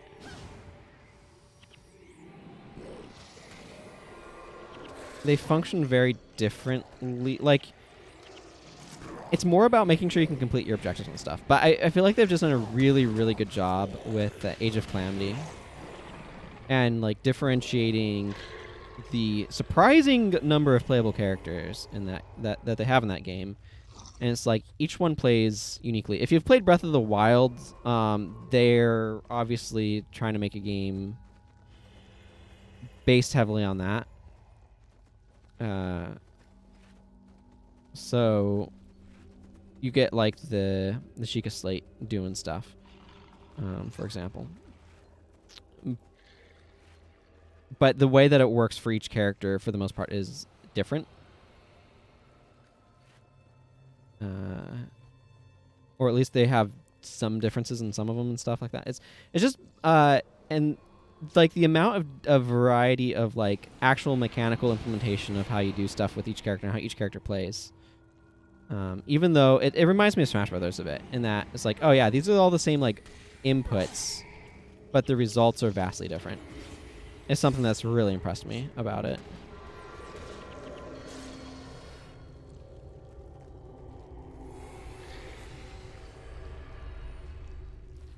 I don't know anything about Dynasty Warriors number 9. So I can't personally comment there.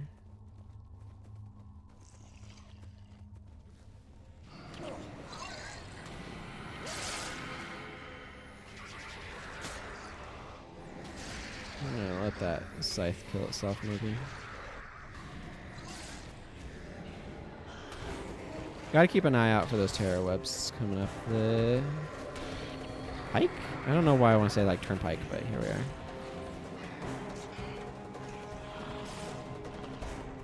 Yeah. Nesmer's too far.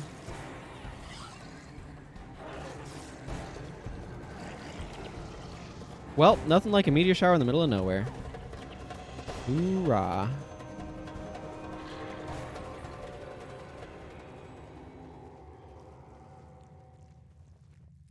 Okay, let's let the... Okay, this is a great moment to go forward and attack.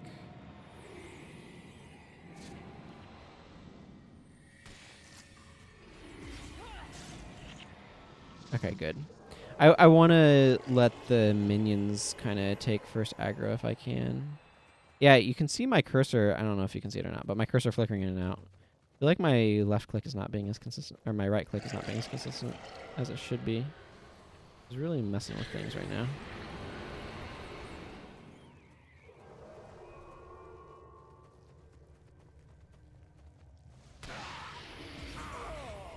Man, that hurt.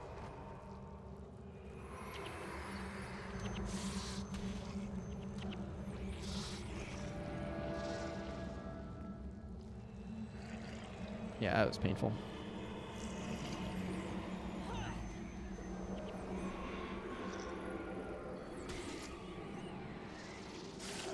One of those spots where complicated is very useful against these Driders for stopping some of their nonsense.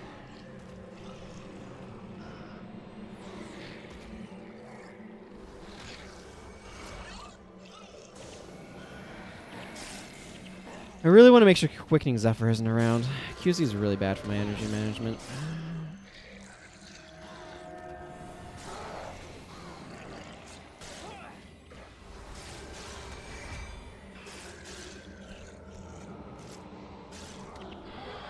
Okay, good.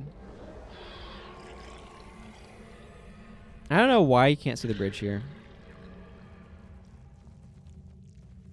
I'm gonna wait for these minions to catch up.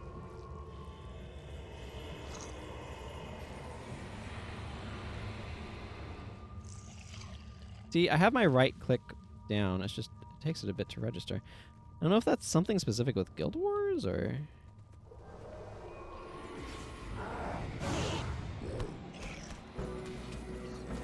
Okay, good. I think it complicated that meteor shower. Which disables it, of course, and they're on the members of its party, which is quite helpful. Main's ability to just like absorb damage is nice, but also, and I think this is something that kind of gets overlooked, the fact that they can cause enemies to use AoE skills in spots where then it results in you taking less damage is very helpful.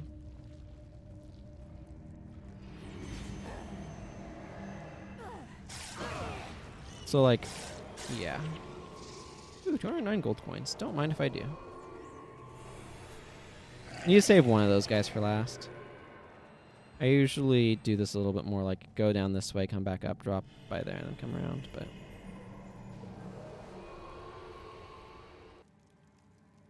Thank you, Father.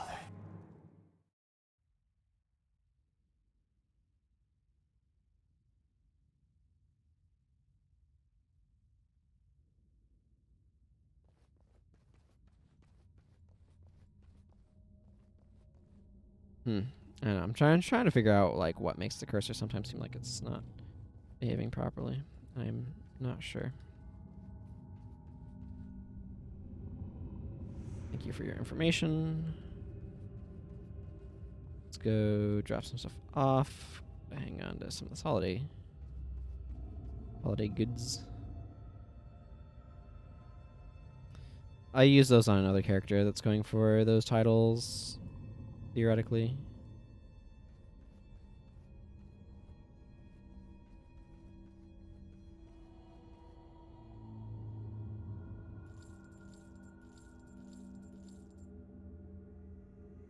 Theoretically in the sense of like, yes, he's going for him. This just takes a while to get there. Okay, I can drop that. Back these up a bit. I want to keep Surge around. I went in this last slot. Energy Blast is kind of nice, but let's see. What zone are we going into? Here's okay. This one just makes us slow at everything. It seems like the most useful thing I can put here then. The thing is, like, Lightning Strike is suboptimal because I don't have... You know what? Let's just use Lightning Bolt. I don't ever use Lightning Bolt.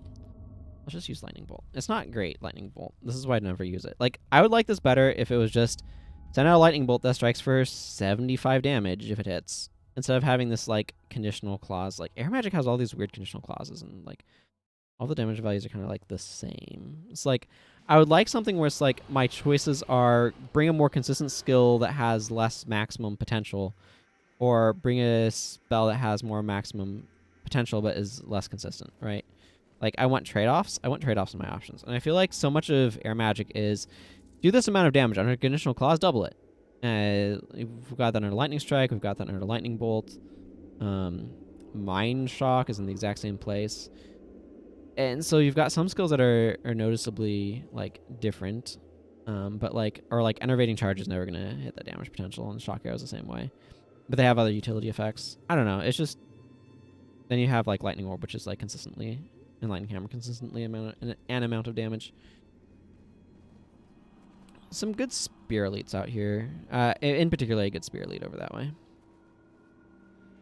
Inflicts Dazed on conditioned foes, which I find is quite useful.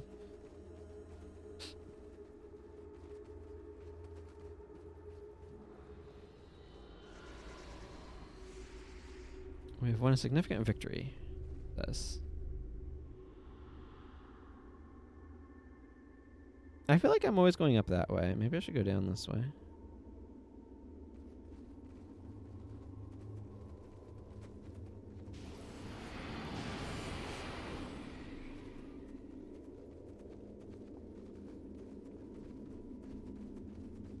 There's a lot of Reign of Terrors along here that can be quite devastating.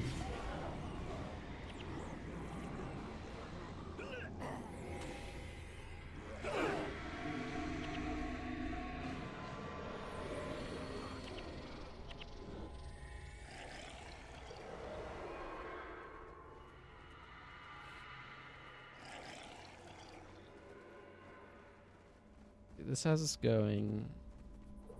Yeah. You know what? Why not? Why not go a different way? I always go the same way through here, so why not just go a different way? See how it works out.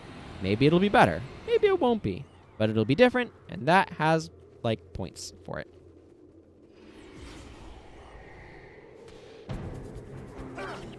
Woo! That, my friends, is why you like seeing a deep freeze get, got, I guess.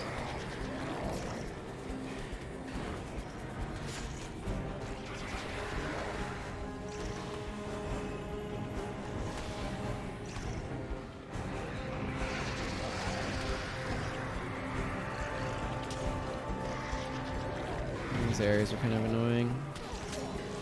So one of the things that these guys do that's really important to keep an eye on is they have Call to Torment, which makes them take double damage, but if it and it has a fairly long duration or activation time. But if it ends, they make a clone of themselves at full health, which is obviously not what you want to have happen. And they can just kind of do this indefinitely. So you want to keep an eye out for that.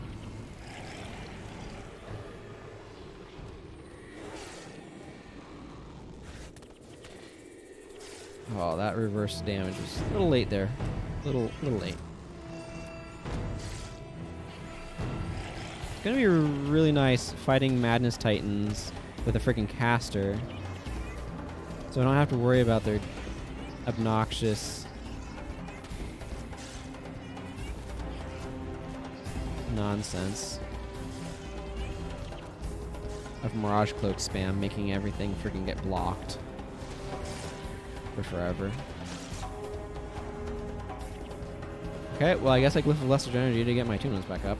Not the worst, but not the most exciting use of that skill. Oh, bad Strength of Honor mod. Here I was hoping for a suffix or prefix that I could throw on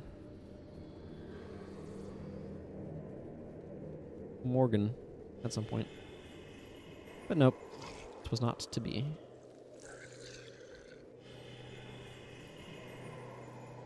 Three minions doesn't feel like very many. You don't get minions from Madness Titans, unfortunately. They're non-fleshy, so...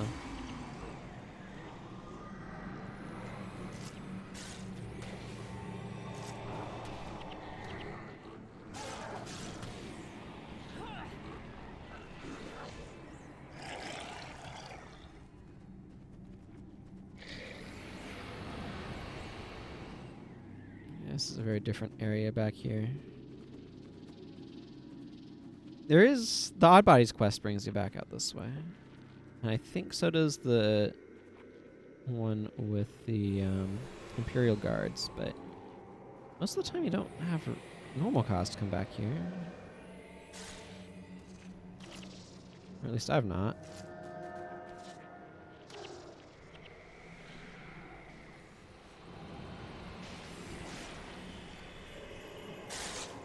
Ooh, the Wrathful Storm. How's that for an enemy you don't see too often?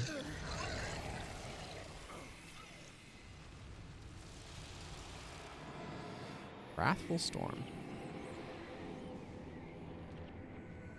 Ah yes, and these Scythes of Chaos are not to be confused with the Dervishes. These are the Mesmers, of course. We got some Grasps of Insanity out here. Of course, the Tomb of the Primeval Kings was taken over by Abaddon. So we are seeing enemies from that over in this area.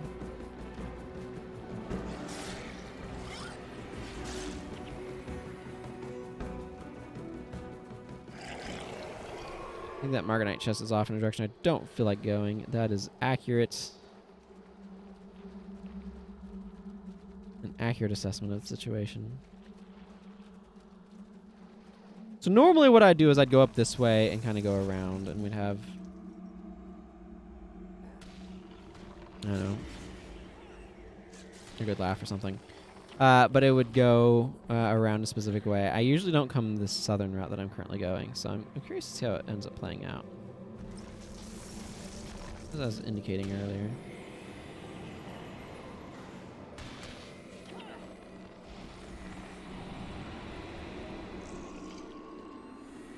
If it weren't for all those Marganites, I would love to duel a tune out here. Fingers of Chaos, of course, is a big annoyance. For those who don't know.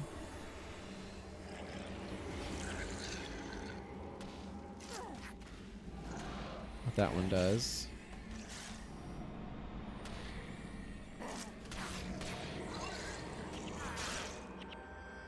It causes different effects depending upon your professions. So, like, if you are a warrior in either primary or secondary, it does something. I think rangers can't block. I think it strips enchantments from monks.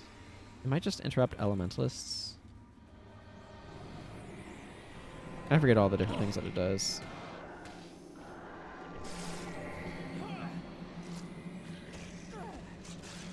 But like Grasps of Insanity have it. It's actually interesting though because it does not affect non-core professions. It's actually sometimes beneficial if you're going to Tomb of the Primeval Kings. It definitely is beneficial to change your secondary. If you don't need Warrior, Monk, Mesmer, Ranger, Elementalist, or Necromancer as your secondary, just change it to one of the others. You'll be fine. You'll be better off.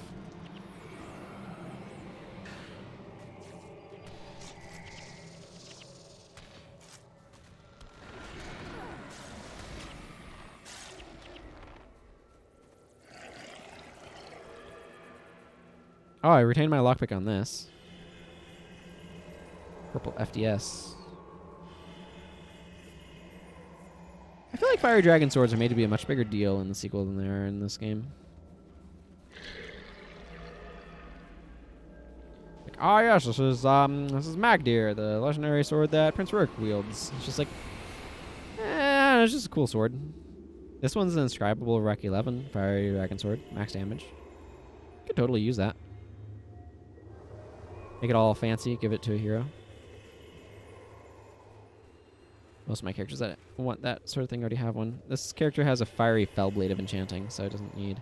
Needs a better enchanting mod on it, mind you, but... Nice Fingers of Chaos.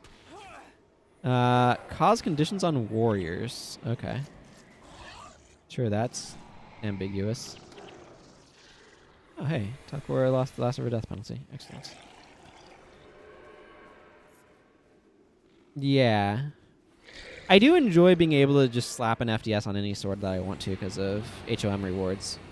But that would also require me to enjoy playing Guild Wars 2, and I don't dislike playing Guild Wars 2, I just don't enjoy it either. It's just kind of a thing. It exists.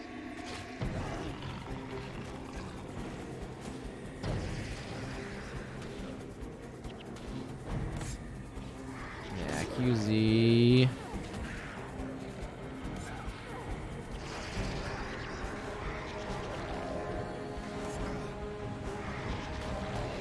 Ah, too slow.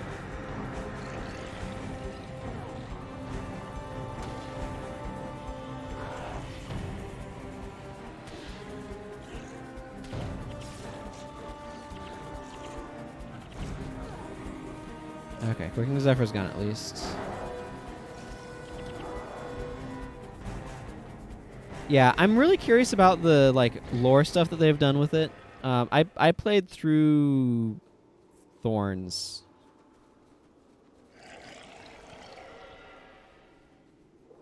Yeah, I can understand that.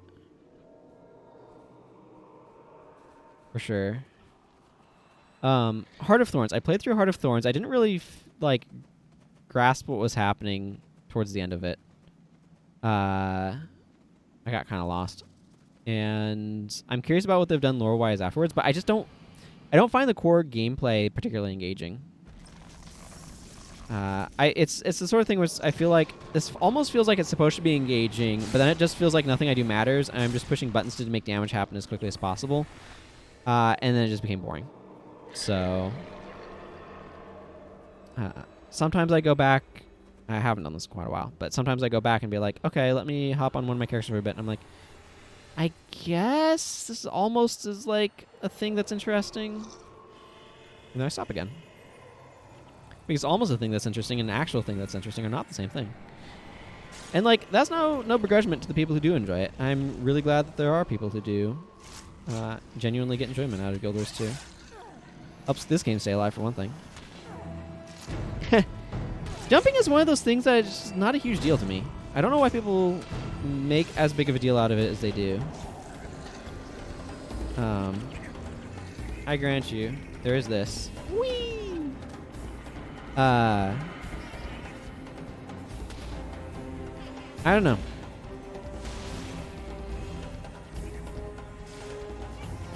Like, the original Doom didn't have jumping. The Wolfenstein 3D didn't have jumping. I mean, granted, in Doom you could kind of run over ledges and stuff, but... I don't know, I've just... Yeah, I suppose that's it. I would like a game to have bunny hop detection, where it detects that people are bunny hopping, and change the animation of the player from a normal jump to skipping. Because I think that'd be really cool. Just skipping along.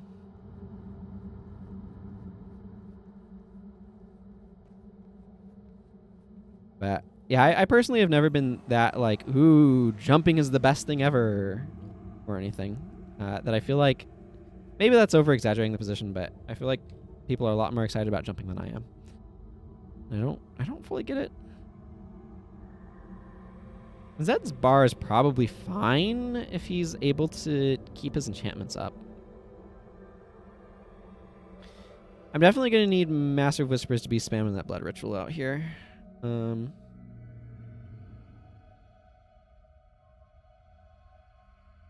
Like, the big thing with jumping is it adds a lot of complexity to designing levels. So I'm just kind of aware, like keenly aware of that.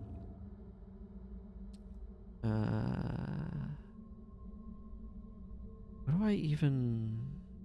Let's do... So what I'm thinking I want to do here is thinking thinking I'm going to Glyph of Energy. I kind of want to stick with air. I just have a couple of these dudes going so I can afford my spells. And then Lightning Strike. Something like this. I don't know. Maybe this is going overboard.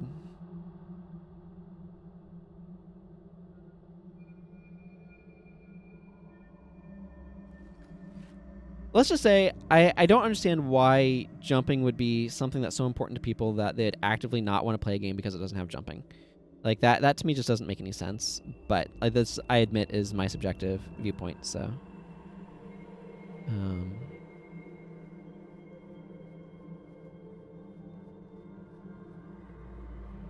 yeah.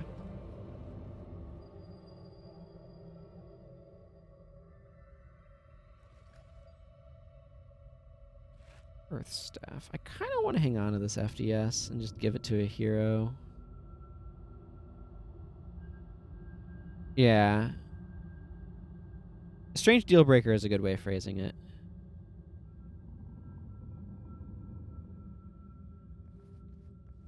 Okay. Ah, here's the merchant.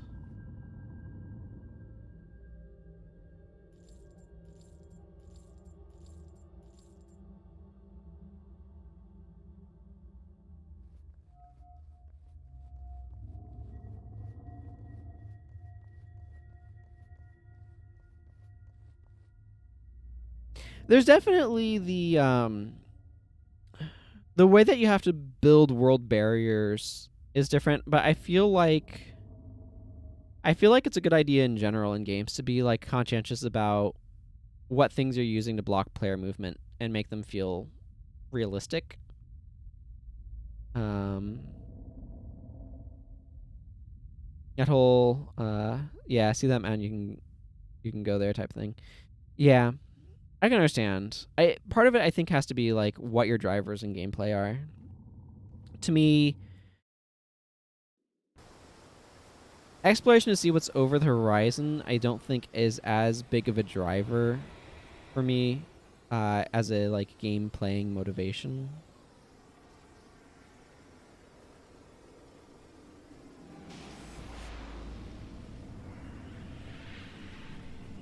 So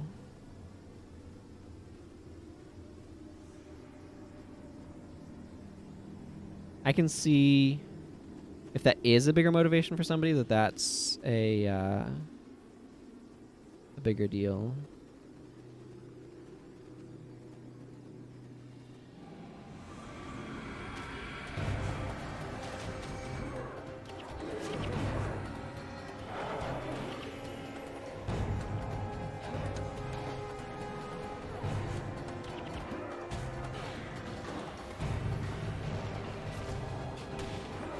Wow. It does not take long without my glyphs up to really begin feeling the crunch on my energy.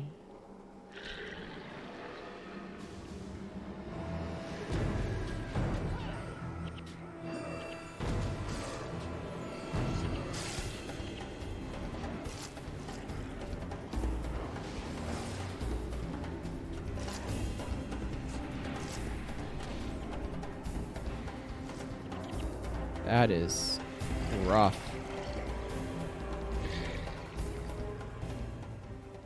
But yeah, if you're like a player that's your gameplay mantra is like climb every mountain, ford every river, swim through every sea.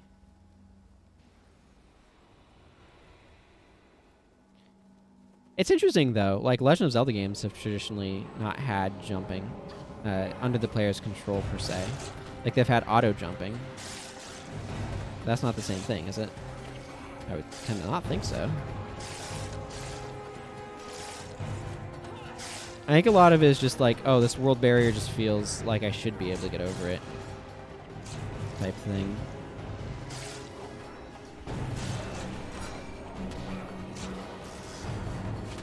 So the fact that I can't feels really bad.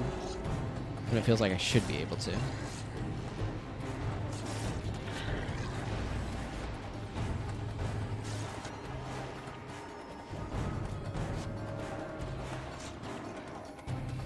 those who don't know, by the way, the aspect here makes all of your skills cost a heck of a lot more energy. And that really sucks, especially if you are a monk. Or, you know, anything that's not like a warrior or adrenaline based.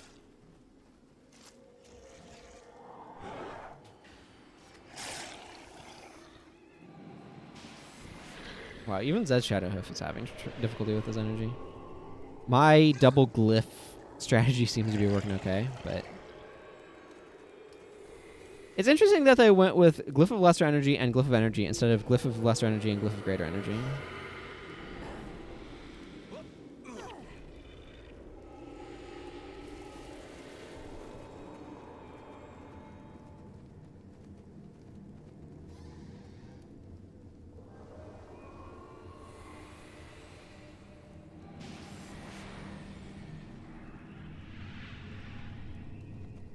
Yep.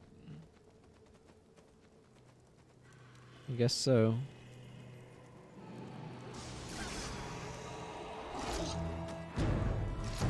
Warlock needs to go. I don't like warlocks.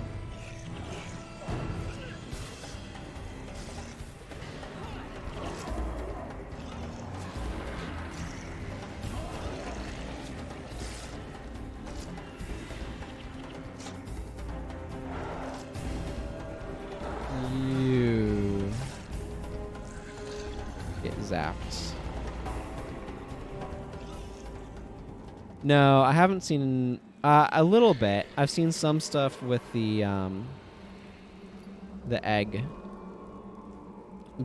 like an egg, one of Glint's eggs being a thing, but I haven't really seen a lot of what they did. I know that they did more stuff with it in Path of Fire things, or at least that's my impression. But I haven't seen much beyond Heart of Thorns, and even with Heart of Thorns, I've done that like once all the way through, and I don't remember it super well. I keep waiting for Wooden Potatoes to like continue his Let's Play of Guild Wars 2 and actually like show off what's going on there. But that's not been happening, so here I sit. Just patiently waiting for that someday to arrive.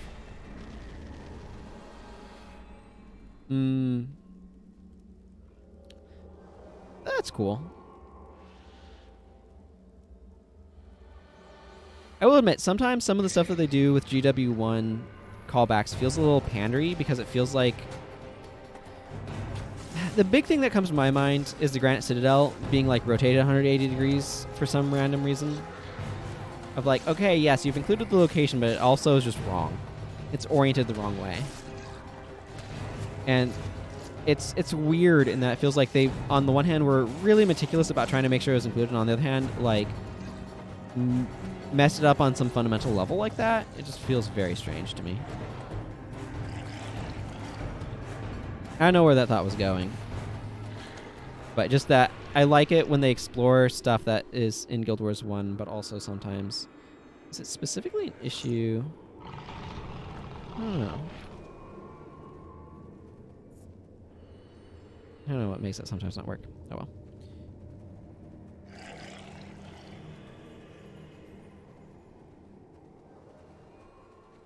I feel like I've been having a lot of weird mouse issues with things here. Ooh. Waits for fighting Graven Monoliths.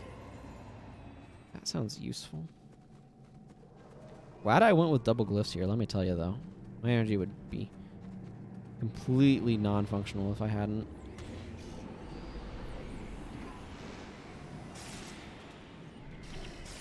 Maybe Master of Whispers didn't need suffering out in this particular map.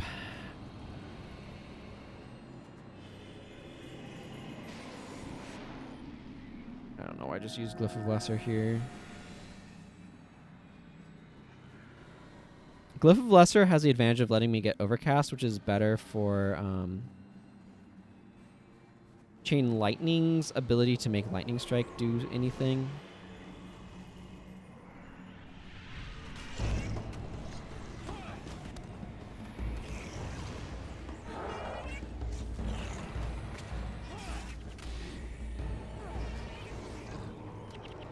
because Glyph of Greater prevents you from getting Overcast, which is generally good, but because they made Overcast a useful thing is also sometimes bad. And it's become a bit of a mess. Here, you can have this. I need my cheapener.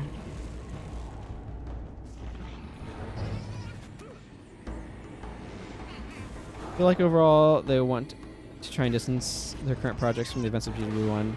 They kind of backfired, and now they might be trying to make up for it. Not sure. Yeah, I don't know. What I do know is I would love a tactics game that explores Adelbern's rise to power and set during the actual Guild Wars for a change. Because we have these games called Guild Wars, except the Guild Wars ended before they began, which feels like a very weird choice. I feel like it was named for the GVG, but yeah, I don't know. Here we are.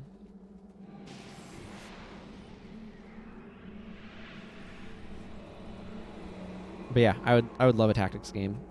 Ooh, Shadow Warriors. Set during the Guild Wars following Adelbern and his rise to power. I think that'd be sweet.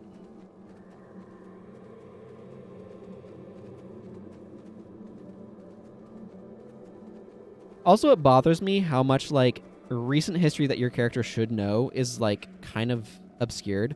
Like, when did the Char attack? The timeline tells me that they attacked in 1070, but then Korea in Delesio Seaboard says it was 1062, and there's just a lot of, like, some of the, like, what happened in those moments when your character grew up and lived during those times, so they should know. Right, that I feel like is in a great deal of confusion to me in terms of what actually happened. Ooh,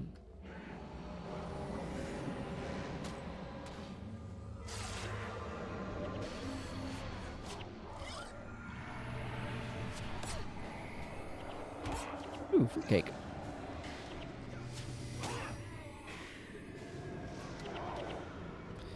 Lightbringer's Gaze is a skill that disables itself, so you can't speed it up. It'd be really cool if you could use Over the Limit to speed up the recharge on that. Cormier, stop body blocking me.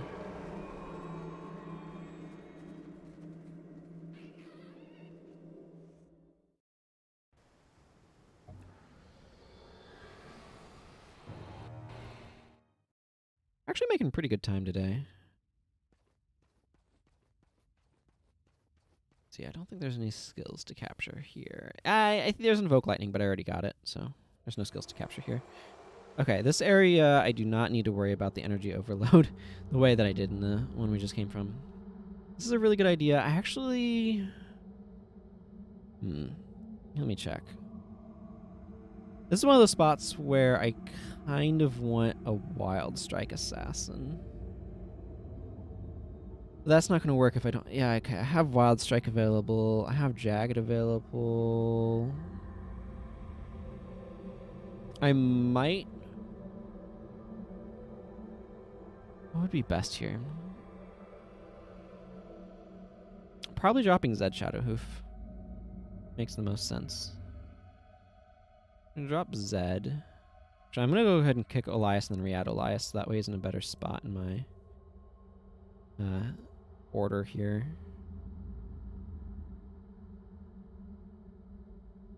Okay, I have Anton and Zenmai. Let's just grab Zenmai. Is Zenmai set up? Hang on. Okay, yeah, Zenmai is super set up, so that's good. I don't know what she's currently doing. She's not going to be doing it. She might use Resig. Okay,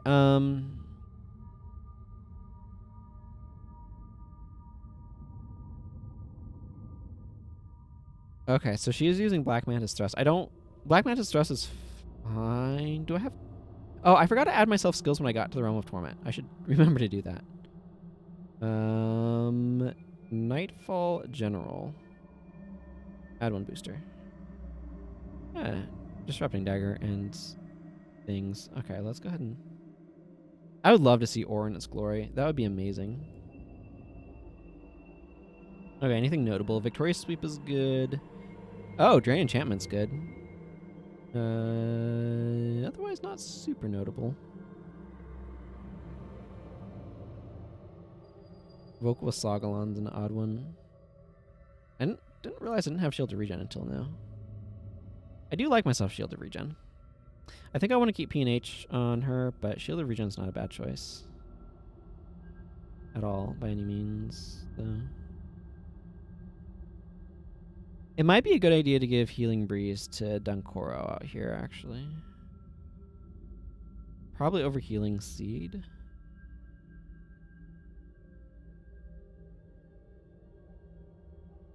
Oh, yeah, Centaurs have been a gigantic pain, haven't they? Yeah, you'd kind of expect that to be a little bit more over. Okay, so let's not worry about that at the moment. Let's worry about Assassin.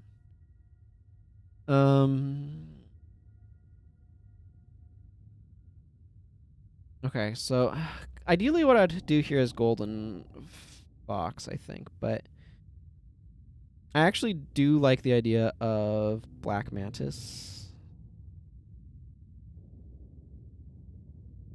stuff because I enjoy Black Mantis things, but okay, let's just go Wild.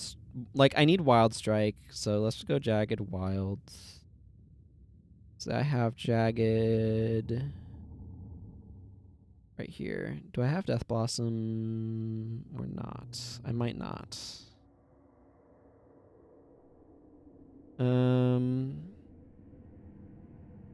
Ooh, I do not. That means I have to get creative in terms of what I'm doing for my offhand or my dual attacks. Oh, she's getting Iron Palm, that's why. Yeah, okay, she doesn't need this. Maybe I want to go into secondary profession though. I could see grabbing some earth stuff. I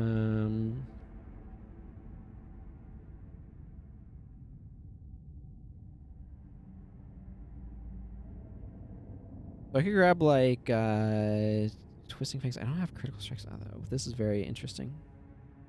Horns of the Ox is not bad.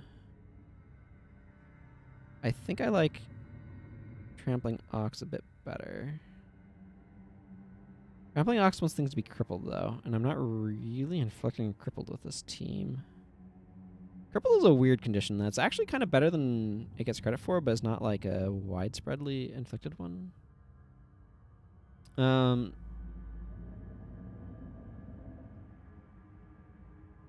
But like Trampling Ox's knockdown is really useful. I also like. Let's just slap on Blades of Steel and Falling, I want to say. Ooh, yeah, okay. I'm going to go slash Derv on her. I have Falling Lotus, which really helps with energy management. Yeah, okay. Yeah, there's Falling Lotus. Okay, yeah, Derv. I want Earth now. Is this... This is what? Bleed on apply and then cripple on end? Is that right? Oh, I don't have Aura of Thorns. I have Veil of Thorns. Okay, that plan has immediately backfired. Okay, this is an odd question, but do I have Scythe Attack? Scythe Attack. Blah. There are some of these that are like, Twin Moon Sweep is a melee attack, it's not a Scythe Attack. Hang on, though. Do I have... Attacks on moving foes also cripple them?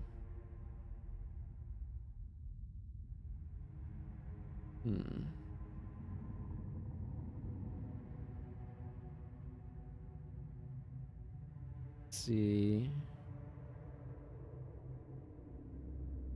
Because what I was wanting to do... Cripple... Inflicts crippled condition, removes one of your Dursh enchantments.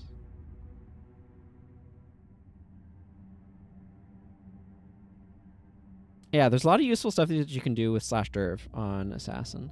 What I was wanting to do is I was wanting to use Aura of Thorns. But this one doesn't do the cripple right off the bat, so that's less exciting. Because Trampling Ox knocks down crippled foes, obviously. Okay, so do I have... This is another direction that I can go. Yeah, okay, I have caltrops, so I can go... Let's see, let's drop these a bit. I can go into Shadow Arts. And I can grab caltrops here. This will allow me to be able to get crippled on stuff. That'll allow Trampling Ox to do its thing. And, like, snares are just good, so... I also get Shroud of Distress, which is not the worst idea I could have. But if I'm wanting to make use of... I need this for Shiro Tagachi's thing, which is why I want that, by the way, for those who don't know. Yeah, there's not anything that I really want from Dervish otherwise. This is... No, that's a Scythe attack, Scythe attack.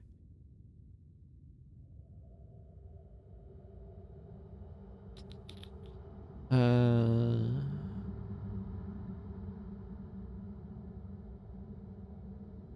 have incoming, but I don't have...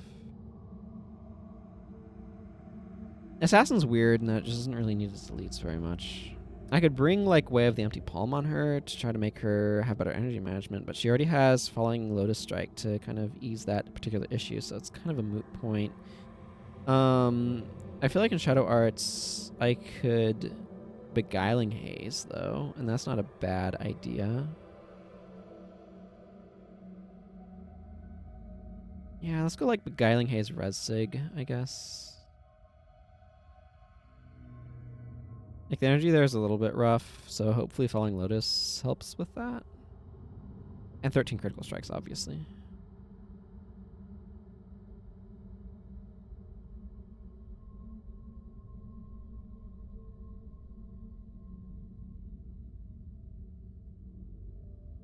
Glyph of Renewal. You could technically run Glyph of Renewal with Death's Charge if you wanted to have a quicker recharge on that. Bit of an odd choice, but that's something you could do. I like the days from this. It's just the energy requirements feel really rough. I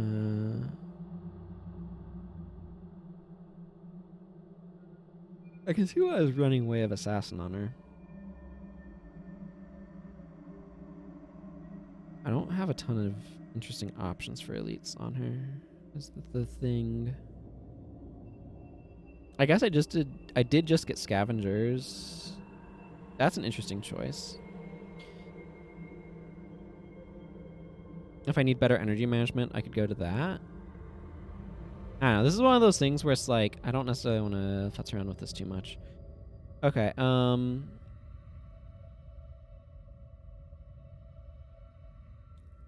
guess the question is... Yeah, let's just put Healing Breeze on instead of Healing Seed. I want the life regen from that.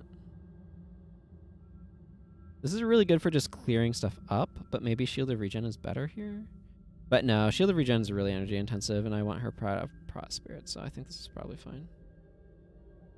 I'd need better energy management if I was... yeah, okay, I need a different bar for myself. This is a spot, by the way, where I would totally switch over to air armor if I had air armor, but I don't currently, so... just because of all of the air magic that gets used here. Actually, there's a bunch of fire magic. I should probably switch over to my fire armor.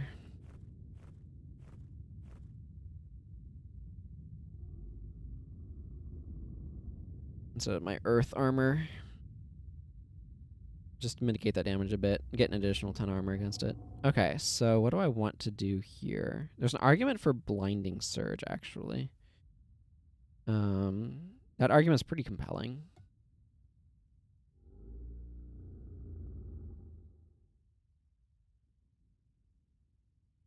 Yeah, it's pretty compelling. Okay, let's assume I want those. Let's see if I brought Blinding Surge.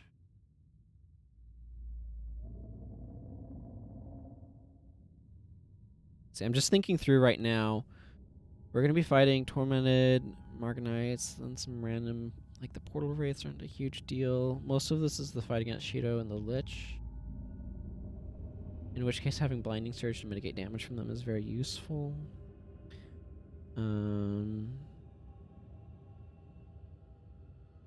I want to be careful about relying on enchantments too much for energy management here as well. Yeah, let's just go with Blinding Surge. Lightning Orb's kind of energy intensive, so... I think I'm leaving that one behind for the moment.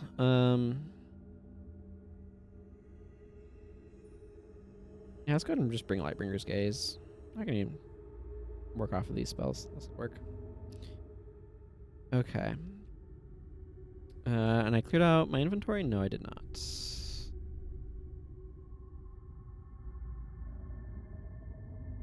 Now I've got Fruitcake taking up space.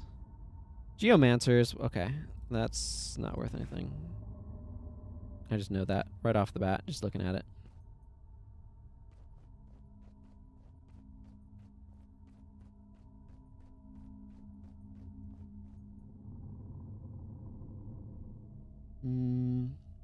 That's not immediately useful. I need Yovel the Merchant.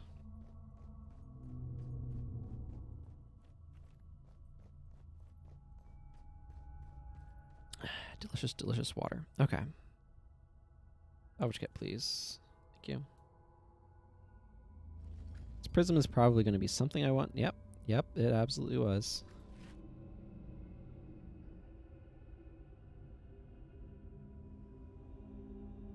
Here, have these Geomancer's robes. Normally I check the value on things, but I just know those aren't worth anything, so... You got going on, Zenmai. Okay, you're using those... Ooh, Infiltrators. Additional armor against piercing. I like it.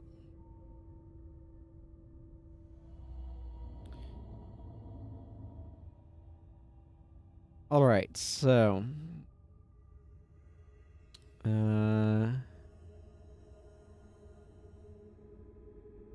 Gwen's got Survivor armor. I think it's time to do this mission. Hopefully this goes well, eh? It's gonna be kind of rough.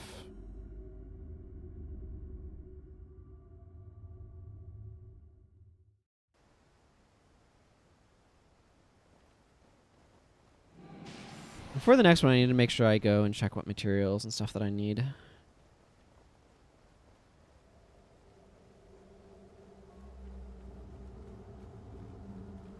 That'll be an important step. Are any of my heroes /E? No, they're not. It's fine. Didn't really need them to be.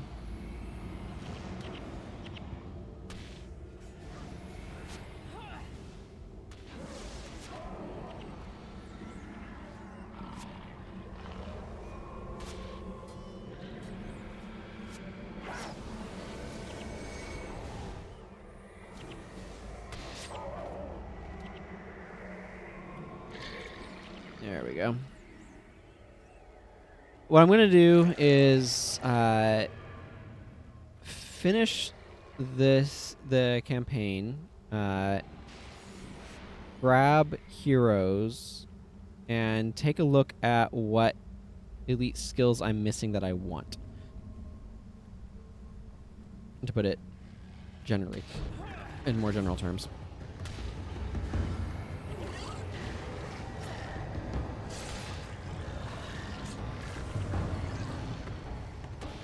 Okay, looks like we got some Marganite company over here, which is not entirely desirable, but it's what we've got to deal with.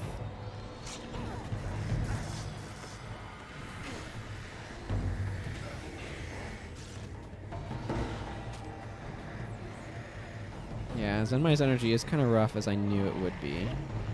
It actually would have been a good idea for me to bring a knockdown on my Bar now that I think about it, just because that would give her additional ability to make use of Falling Lotus.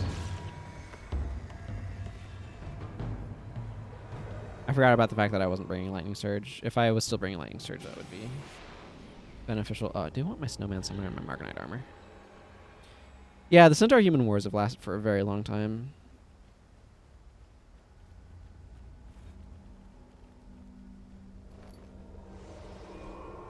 Although they've certainly moved around a bit.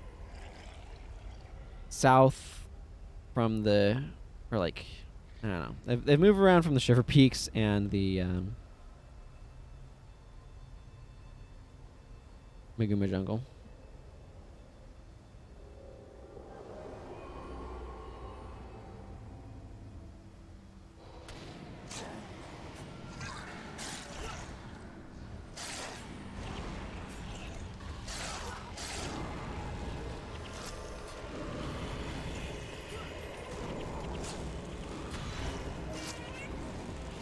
Oh man, it's so nice to use spells against these guys and not have to care about their ability to dodge or block things all the time.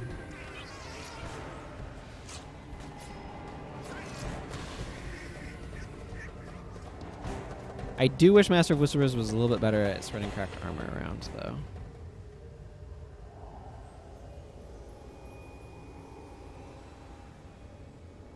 It's not as good at that task as I would like him to be.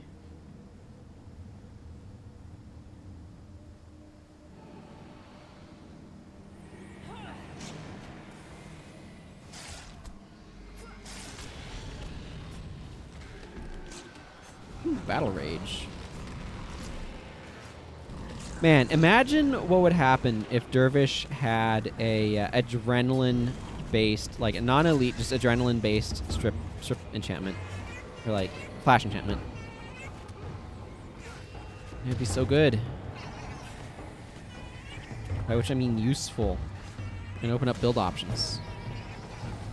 Thinking about this the other day, chatting with somebody about Battle Rage. Because like Battle Rage with a adrenaline-based thing and Twin Moon Sweep would be amazing on a warrior.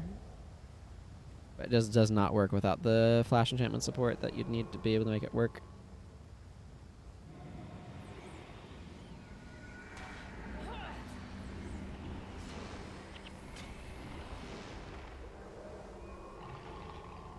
Excuse me. Okay, where's this high priest? There you are.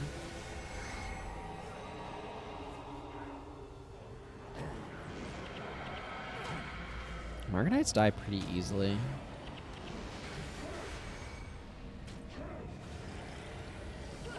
It's weird, they like made these areas difficult and then gave us their really powerful buff to make them less difficult.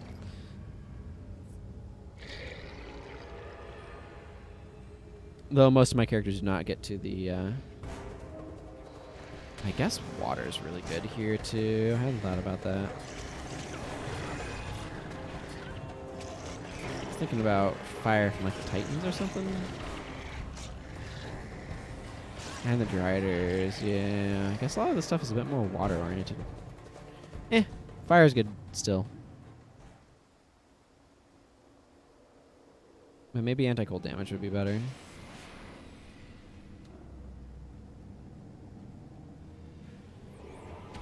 This has been a random thought of the moment. Perhaps cold damage would be better. Or my cold armor would be better to use. Nope, that guy made mistakes.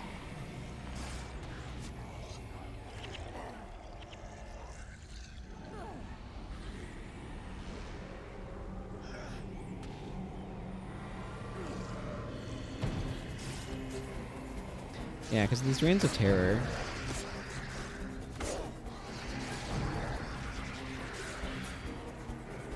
That's why. It's like the Reigns of Terror make me think.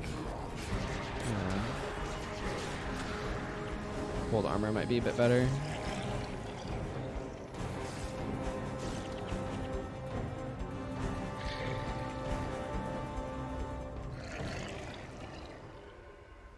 I'm gonna get ambushed by some Shiroken shortly.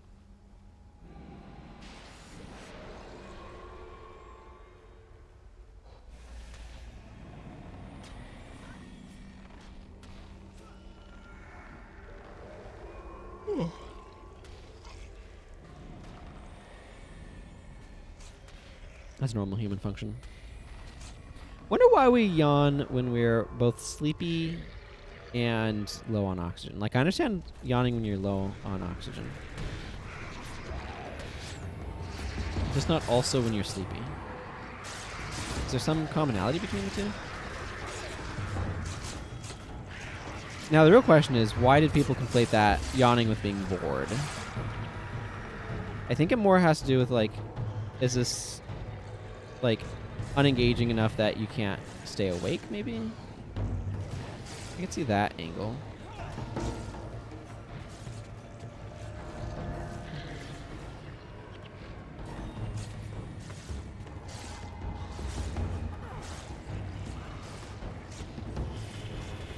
Yeah, we don't need quickening Zephyr up in here.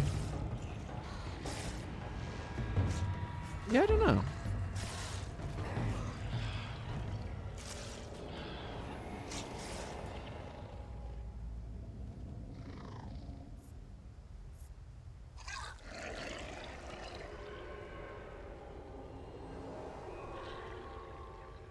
Okay, let's go taunt Shiro Tagachi.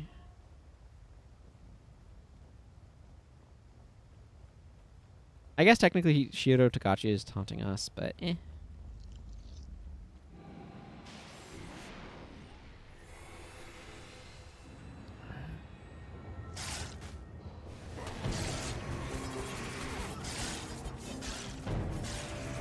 No. You know what? Whatever. We're fine. We're fine here. I feel like Han Solo. We're all fine here. Nothing's a problem. Forget exact lines.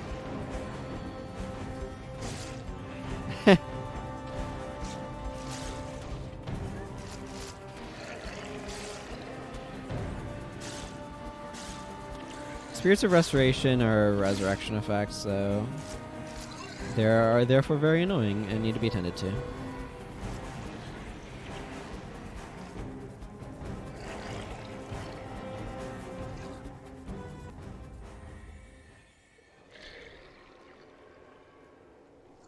What I wonder is, like, what affects the quality of sleep? Because, like, what's been happening past couple of nights is I've been, like, sleeping fine. Then I wake up to go to the bathroom, and then I kind of have, like, rough sleep after that. This is a spot where it's kind of important to me to not rush forward too much, by the way, because it's really easy to, like, get ambushed by a bunch of dudes all at once and die. But it's just one of those things where it's like, why is this happening with my sleep? Yeah, see all these guys? They're just going to start separating here. Then we can focus on these portal race. The other thing is, like, you've got some dudes kind of coming together over there. And just open with a round of chain lightning. Oh, that eruption's punished. Oh, right, candy cane shards, yeah. I wish they had candy cane weapons that actually had, like, usable stats. I really get annoyed by the fact that they have, that's a nice power. I really get annoyed by the fact that they have, like, these cool, like, I don't know if you want to say, like, cool joke weapons, but that's basically what they are.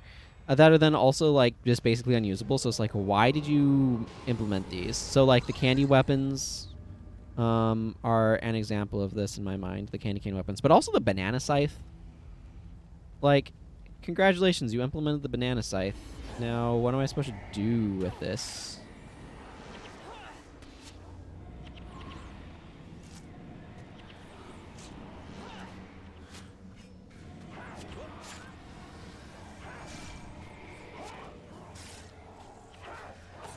It just doesn't do much, you know?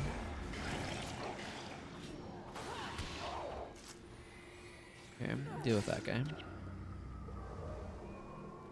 It's like, I can't use this weapon. It doesn't, I don't know. It should have been an inscribable max damage weapon. There's no reason for it not to be. And, like, I understand having the red candy cane weapons, but, like, why don't the evergreen weapons have, like, required stats and actual values and be usable? That would be nice.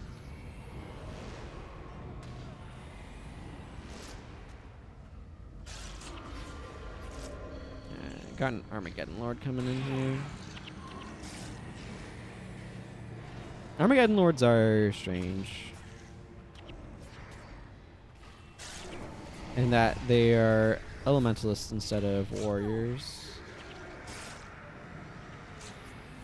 Good old Risen Ashen Hulks with their strip enchantment. As an elementalist, we hate strip enchantment.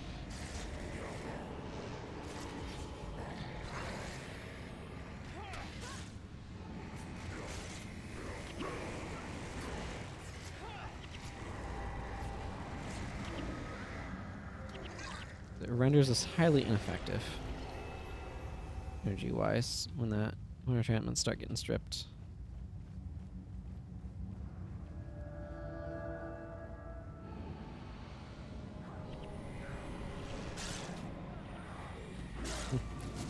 Storm's Embrace, huh? You'll be able to run fast indefinitely. For all the more good that does you.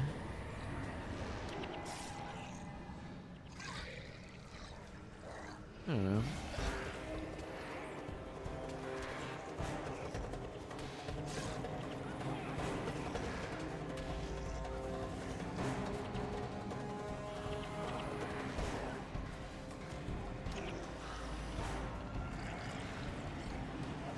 Get zapped, I guess?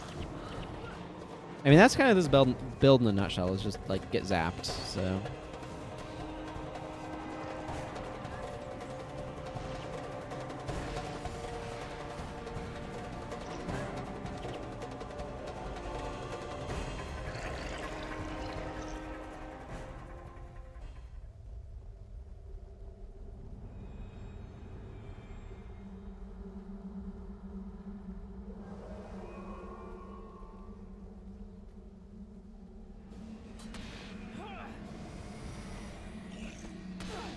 Man, these guys die real quick. Real quickly. I'm sure my sister would correct me too.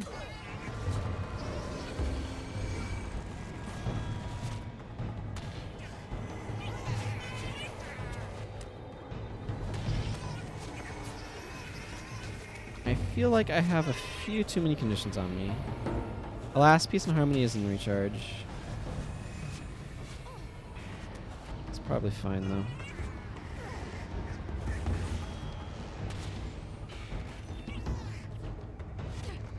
Okay, you. Okay, let's not stand in the Well of Silence. It causes me health degen. We don't need health degen.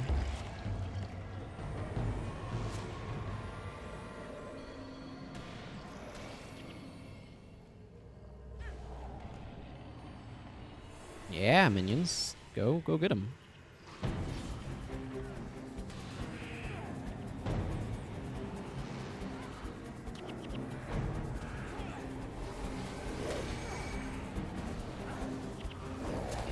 No. This guy... Yeah. Oh, excellent. I think that was the last one then. Good.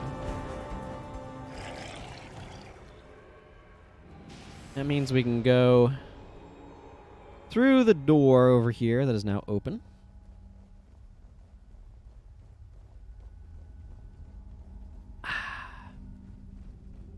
And begin capturing ourselves some shrines. This is Melandru, Balthazar, Duena, Grenth, and Lissa. This part can be a bit tricky.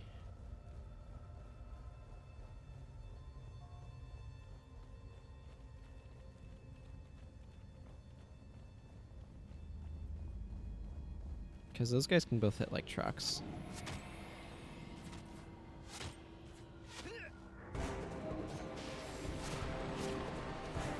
Also, they like to come harass us.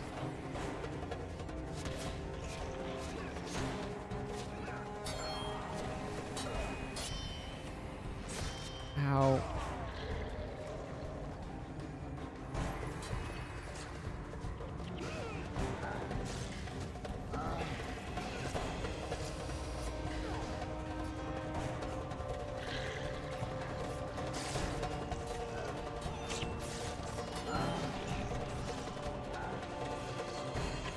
Okay, we want to go to the other side. The good news is that Shiro and the Lich have apparently found our minions and decided that they are the most interesting thing they've ever heard of. So they've now slaughtered our minions. The thing that's really tricky here is just getting all of these shrines without killing Cheeto and the Lich can be surprisingly difficult.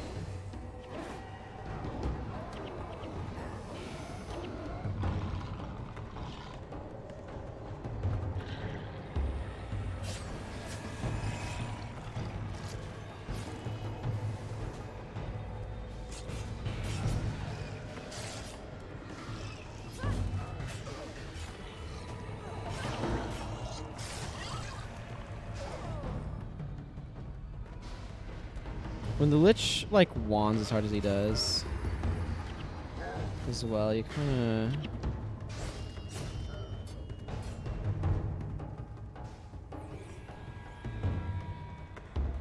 There's also a tendency for people to get body blocked, so that's another big concern here. Fortunately, if you're just, like, running away, they don't tend to be too bad, but...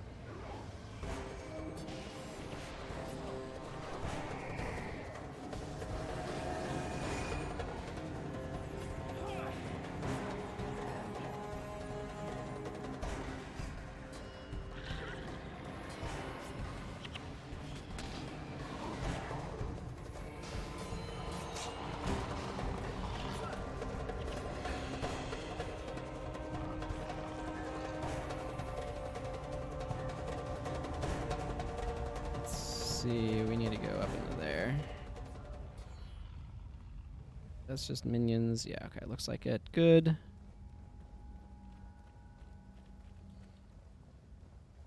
Ooh, Disciple of Fire. My fire magic is raised by 1. I got Disciple of Air from... Oh yeah, this is not a spot to try to apply my my attunements. My attunements. This is just not an attunement zone. It's an attunement-free zone.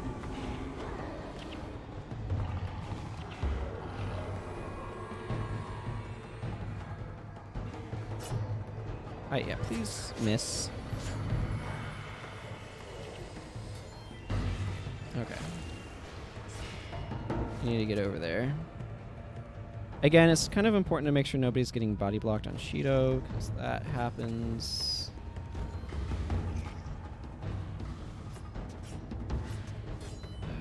Okay. Looks like my team has insisted on making Shido dead. Through complete inability to leave. It's not the worst.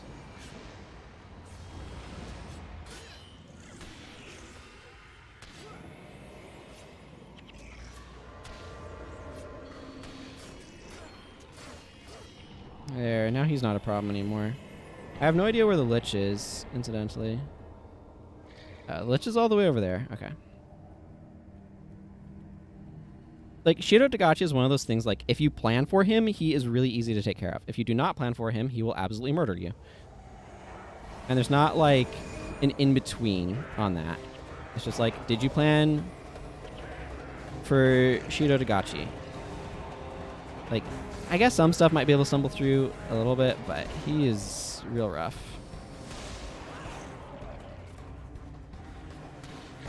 Yeah, there's another spot we're trying to use. My attunements is ridiculous. Does this play the... I think this plays the favor gaining thing, doesn't it?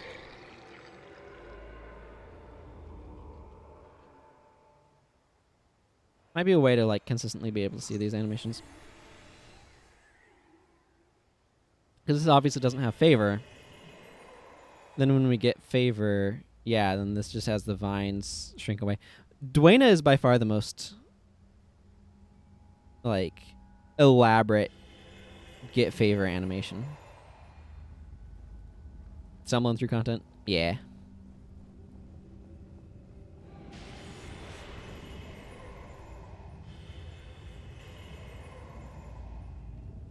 Okay, Undead Lich time. I am now +1 to all of my attributes, which is fun.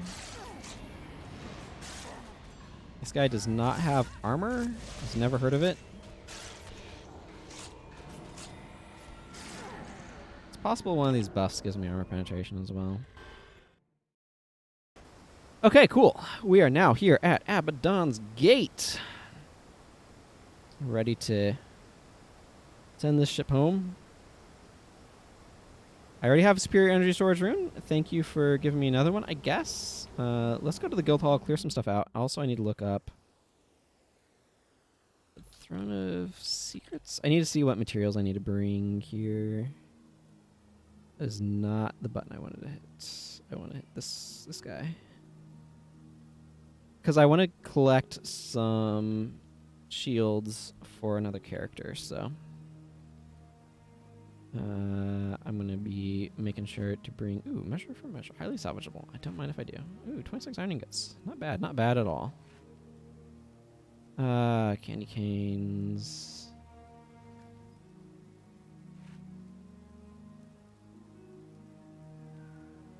The only time you had to build with it that worked was you just so happened to have heroes in your characters perfectly suited for the Abaddon fight. That's cool. Yeah, I don't need Zenmai for that. I think I want General Morgan. Actually.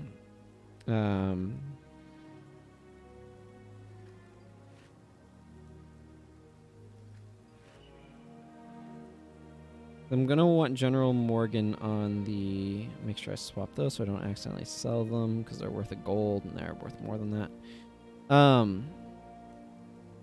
I think I should have Cautery Signet. I want to have Cautery Signet with me because that helps a lot here on this one. Soup. Energy storage is not worth anything. That's kind of what I thought. Undertakers is probably not worth anything either, right? Yeah, no. I do like Undertaker's Insignia on Blood is Power heroes because they get low HP, so having them get more armor is useful. Okay, I'm going to deposit these funds so I'm at a flat amount. Let's see. Time to stare at the wiki for a moment. I need... Daedal and Herald. So those are... Let's see. 80 iron and 12 wood.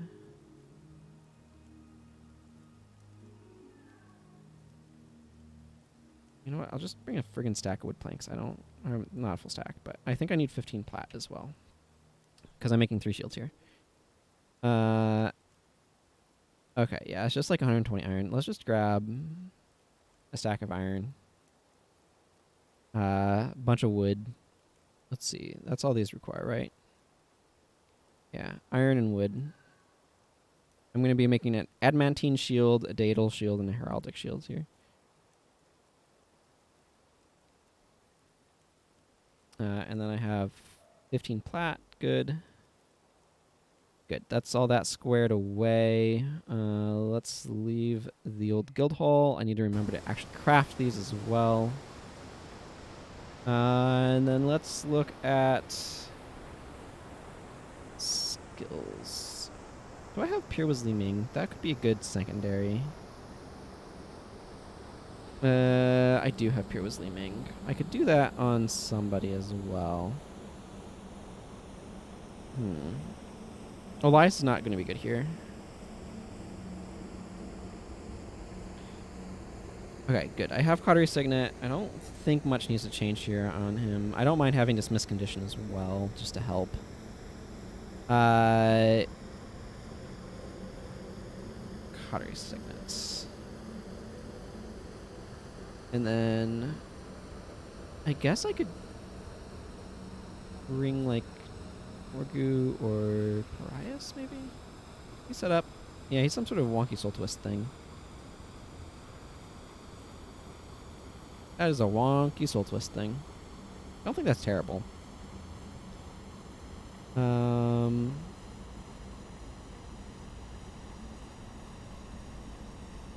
That's not terrible. I can drop Anthem of Disruption. Save yourself, or We Shall Return is nice. Restoration. Yeah, okay. I want... Let's see, what do I even have over here in Restoration? But Pure was Li Ming instead of Mighty was Verizon. Pure was Li Ming removes conditions, so I only need this to be 1, realistically. The main advantage to having more points in it is longer duration.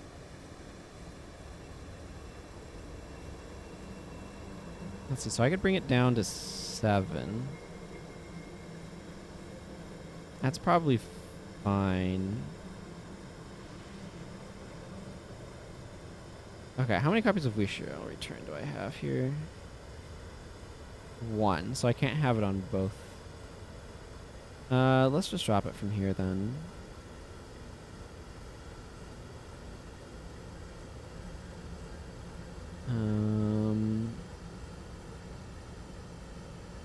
Yeah, if he brought life, it wouldn't be very good at his job.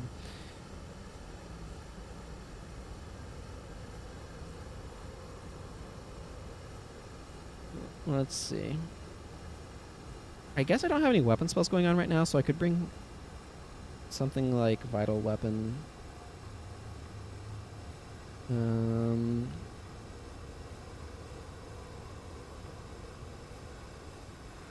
just looking to see if I have... It'd be up here, self. Okay, I don't think I have Resurrect here. Let's just give him a Res Sig then. We get a ton of morale boosts here anyway, so Resurrection Sickness is probably a superior Resurrect a lot of the time. Dunkoro I might want to tweak in just a second. I don't need any points in command right now. I'm not doing anything with it. Okay, let's see. Communing. Ghostly Weapon is not relevant. Yeah, I might just give him Vital Weapon. Plus 184 maximum health is not terrible. Okay. Let's see. The Barbs is not great here, and neither is the other one.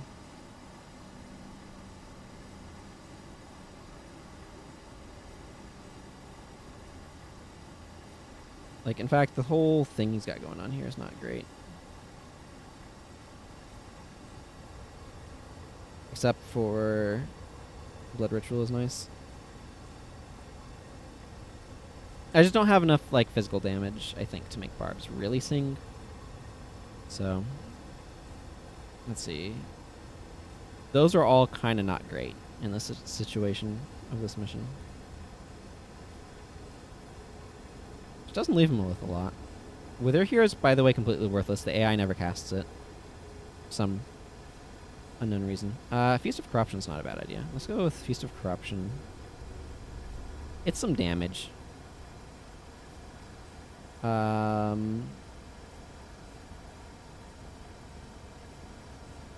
Parasitic Bond is fine.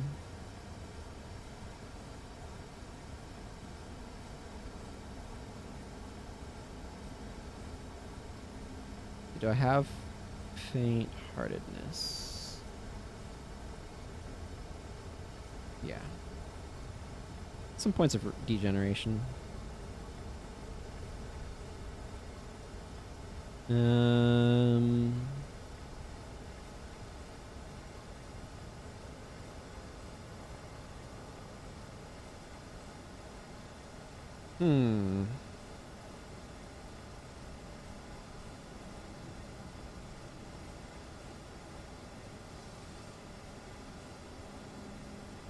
Maybe Purge Conditions is not bad.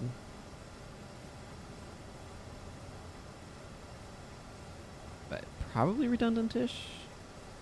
Whatever, it doesn't matter that much. It's mostly here to give some energy and to do some damage and some cracked armor.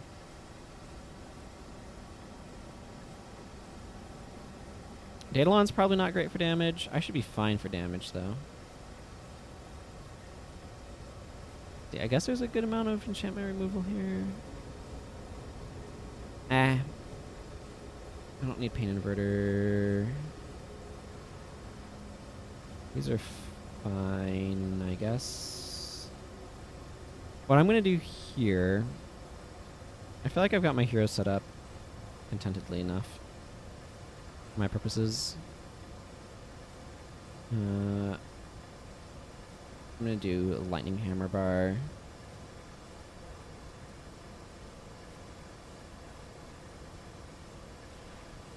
Let's see. We need elemental attunement for that. Okay.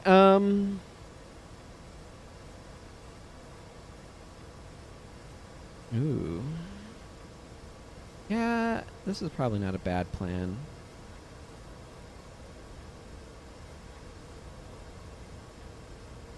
There. Heaven Battle Standard of Wisdom. Alright, that should be good. I have my resources for crafting some shields afterwards. I have heroes set up. I think I'll just leave Healing Breeze on Donkoro. And let's go talk to a dude. So my plan, by the way, is once this is finished, I'll have completed like the runs through the normal game that are using this Skill Booster League. So the Skill Booster League is kind of going to be done on this guy at this point. I can always bring it out for historical reasons, but yeah, it's going to be kind of done with him on this point. So his next big task will be doing Guild Wars Beyond stuff in case of War in Kryta.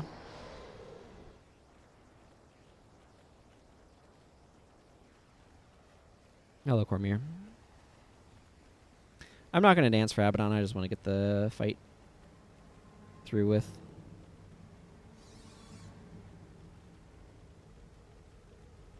Probably don't need binding chains over here, but there it is nonetheless. A run speed buff would be kind of nice. Cautery Signet's just going to be... Cautery Signet and Piero's Li Ming are going to be kind of important for this, because we'll get regularly dazed, and having ways of dealing with daze is extremely valuable.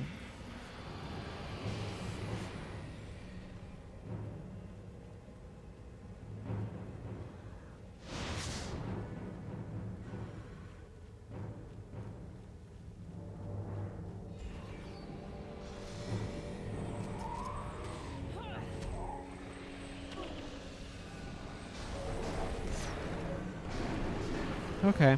Dual tuning, maybe not the best idea here. Appears to be quite a lot of enchantment stripping, in fact.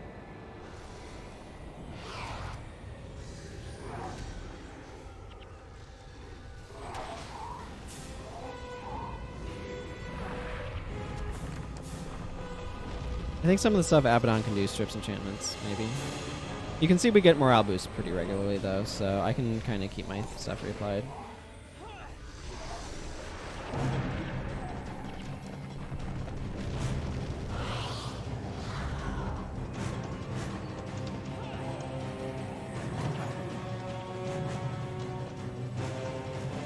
And that's why Cautery Signet.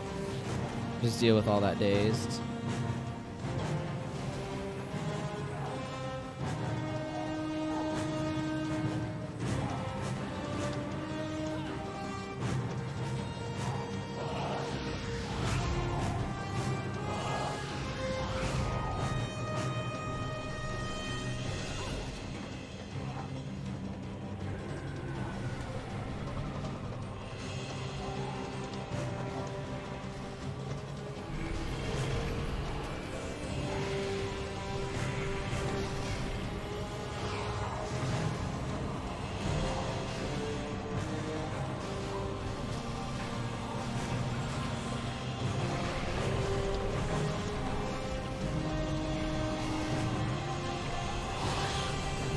Cautery Signets. This is like one of the best places for Cautery Signet, frankly. Need to do something about these Torment Claws.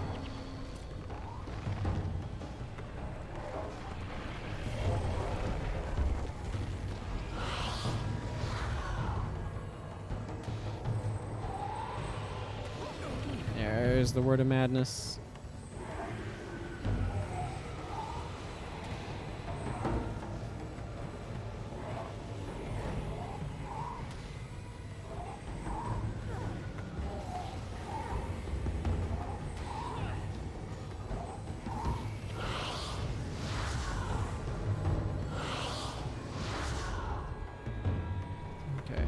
back up here. Freaking Word of Madness. Again, Cautery Signet coming in handy there.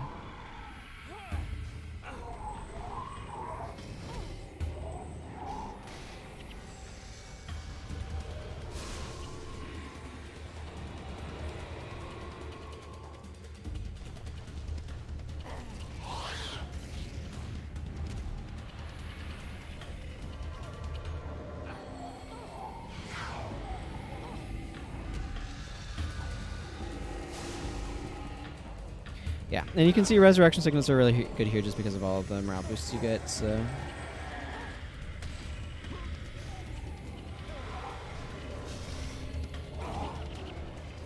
The entire party have vital weapons? No? Just some of us? Okay.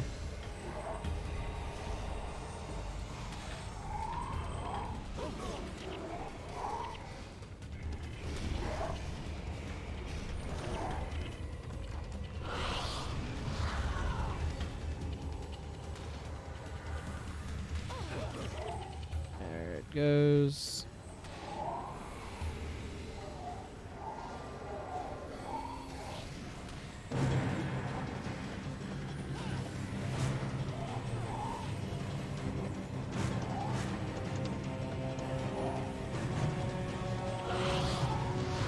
Yeah.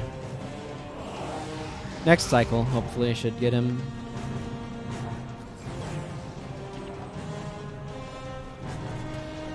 Words of Madness is just such a bonkers skill.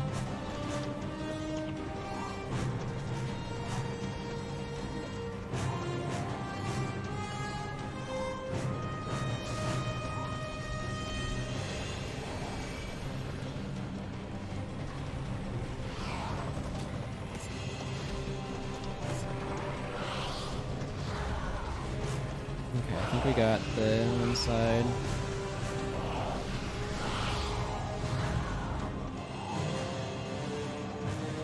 There is some damage that's done to Abaddon when you, like, get him knocked down, I guess is the best way of saying it. It's like that initial trigger does do some damage. I think we killed him. Excellent. Huzzah! Victory. Cool. Now we have Cormier as the God of Secrets.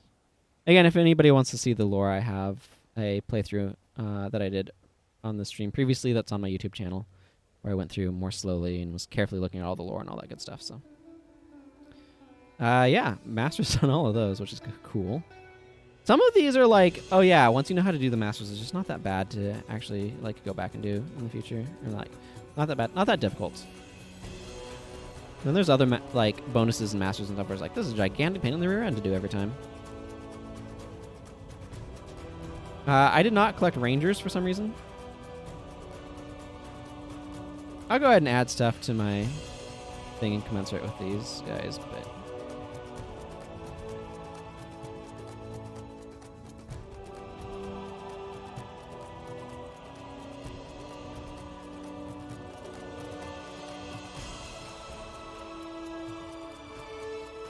Zenmai and Elias show up here.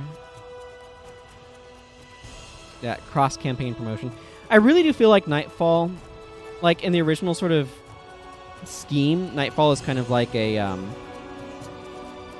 trilogy capper, and that they would have kind of like gone to like a new trilogy or something with another game, except they just decided not to. Okay, let's talk to the Keeper of Arms. I need a Daedal Shield, a Heraldic Shield, and an Adamantine Shield.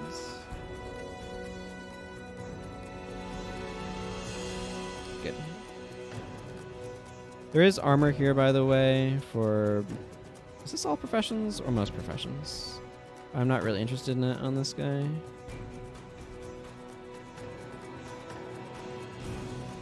Book of Secrets. What could I get with this? I don't really think there's much that I care for. These are super generic. Yeah, these are super generic. I don't know why the Keeper of Arms doesn't sell these skins, by the way, like the Forgotten Shield and Forgotten Staff and Forgotten Sword. I don't know why it just uses the generic, like, everywhere else, like, skins and, like, make inscribable versions. Like, so at the end of Prophecies, they added this sort of, like, you beat the game, yay, thing. Originally, they didn't have that. I think you just got dumped off back in Draknor's Forge, probably. So, like, that's something that they added with Factions, and then, like, that concept first appeared in Factions, and then they went back and added it to Prophecies later, after they made it so that we didn't get to Team Arenas in that spot, and so they turned the Team Arenas area into that spot or something like that. I don't know. But I don't know what the internal, like, processing of that was, but in there, you can go and craft the skins that you get. That you can get, the Deldrimmer skins. You can go craft those weapons. And likewise, with the War in Kryta, you can have the Oppressor's weapons that are all inscribable stuff. And with Winds of Change, you get, like, a similar sort of thing that you can trade in for a specific green. But then you can also, there's a collector that'll collect stuff to allow you to be able to make the other sets of greens. So, or, like, make those as gold inscribable skins. So I kind of wish that they'd done that here, where some of the unique skins, like, if you could make Forgotten Shields instead of these shields, like inscribable versions of those, for example. I think I'm just gonna hang on to this Book of Secrets. There's nothing that I want to get with it. I don't need these scythes. I don't need any of the caster gear. I could theoretically get assassin stuff for my heroes. These are all identical, by the way. They're just different skins, but they're all the same stats. A little disappointing, but I mean, they added anything for them here. Next, we'll after the envoy weapon. For which one?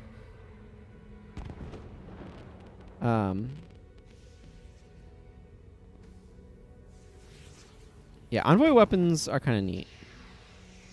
But, like, this Forgotten Sword skin is kind of a cool skin. It's just, it only comes in, like, this variety, and I think you can get it for PvP only characters.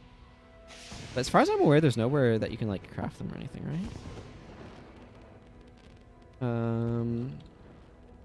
Forgotten Sword. Unique Sword. Yeah.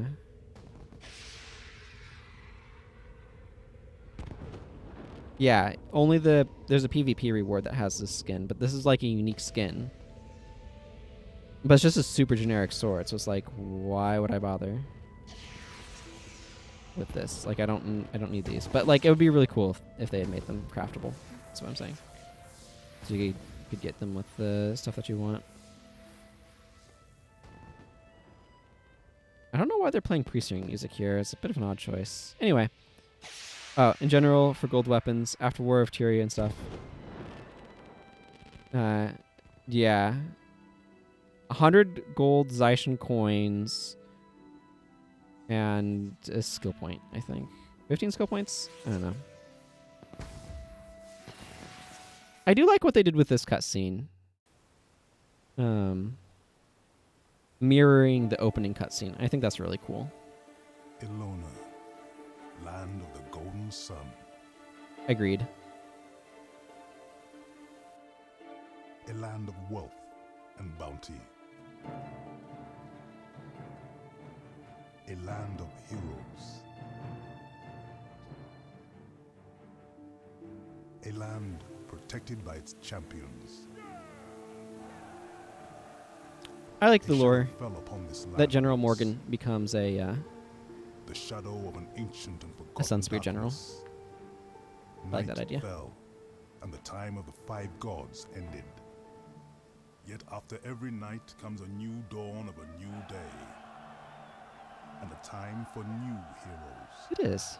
In Ilona, the land of the golden sun.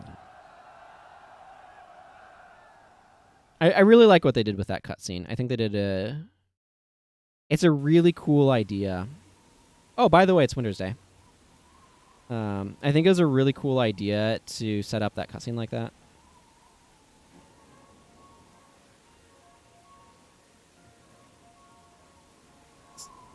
Dump my stuff off. I do have multiple books of secrets now.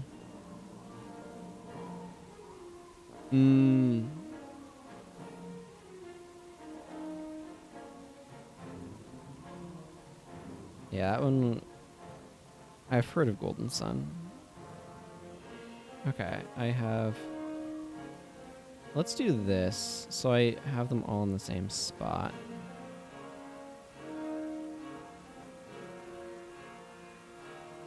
There. Somewhere around here, I thought I had a Master of My Domain. I don't know what happens. I don't know if I should sell this voltaic spear or make use of it, either, as just an additional side.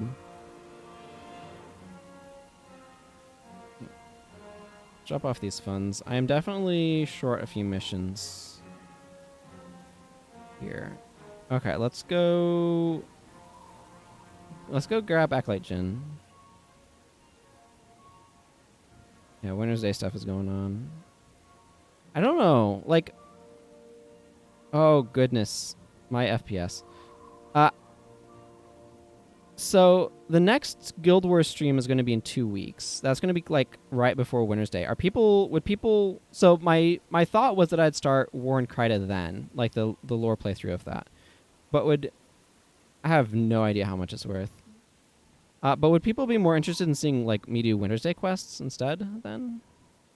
I'm fine either way. But just kind of curious. I mean, I can also ask at the start of that stream as well what people would prefer, but... Okay, Acolyte Jin, now in my party. Just for posterity, I'm going to go ahead and add... She's a Factions Ranger, so I'm going to go ahead and add... Factions Ranger. Okay. That gave me some skills for Acolyte Jin purposes. Most of which is not terribly exciting, but you know, there's some stuff in here. Focus shot is useful. Yeah, it is.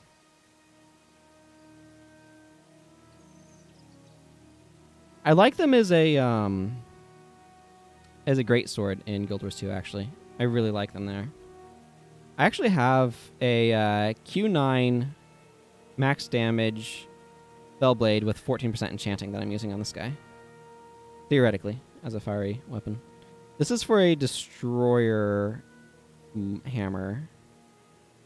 Whenever the heck it is that I get enough stuff for that.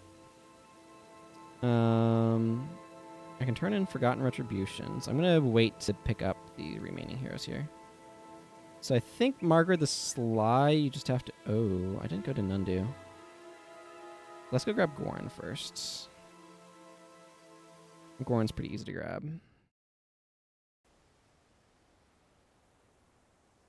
Okay, Acolyte Jin. Norgu needs some experience. Let's grab these guys. Takoro and Dankoro, you can come along.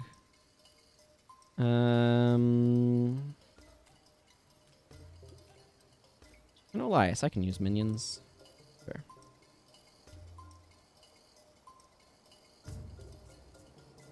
Oh, Norgu and Acolyte Jin need bars. So like I said, at this point, I'm considering myself like... Hey, Cruiseberry! Thank you for the host. Welcome. Considering myself done with this guy's run with the limited skill pool on heroes. I don't feel like respecking everybody. I'm just going grabbing dudes, but... Just that way... Like, I'm going to do it again, of course, on the next... When I switch over to the other character momentarily. What should I even use here? Probably Prepared Shot.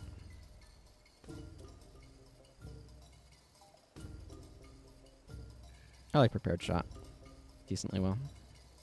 Rapid Fire is one of those things that, like... I wish this had a 1 second activation. Actually, you know what? Let's just go for Rapid Fire. Why not? I never use it. It's probably terrible. I don't care.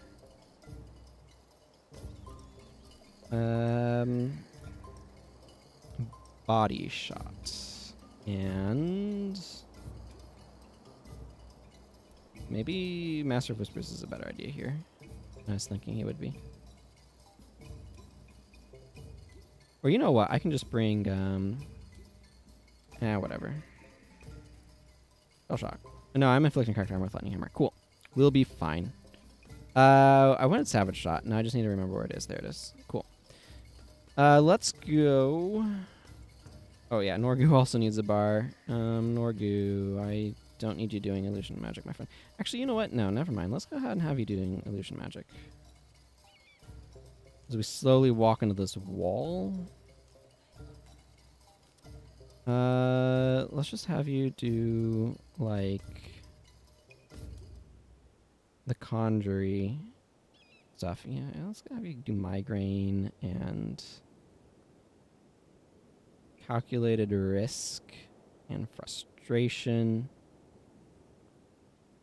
and some burden. And how about Kita's burden too while we're at it? Why not? Is this a good bar? No. Do I care? Also no. And Wandering Eye, because why not? Wandering Eye is a good skill.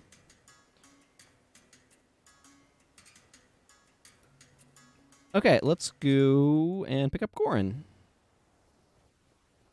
Just want to, like, get these guys an opportunity to get some experience from quest rewards and stuff. I'll slowly cycle people out to get these dudes I'm picking up in. It's not like I need them to do anything here. This is literally just a safe walk. This is one of the things that can, like, if you're trying to do all the quests, you just have to do so many back and forths to some of these areas that it adds a lot of additional playtime.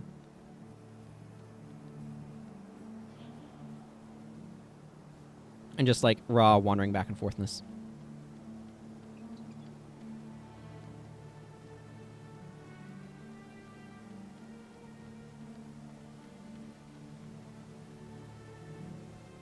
And then I think I need to go to Nundu Bay to get Margaret, right? Gorin is release Gorin from his debt, and then make arrangements with Margaret's crew. I think this is Nundu Bay, but I don't actually have Nundu Bay on this character. So I'm going to need to actually make my way there. I think I have... yeah, I do. I was going to be like, I'm going to be passing the Cleave boss, I think, on my way there. Maybe it's... yeah, I might want a Crippling Slash. I don't know. This guy theoretically wants to do warrior stuff as well. I just haven't really spent a whole lot of time making that happen.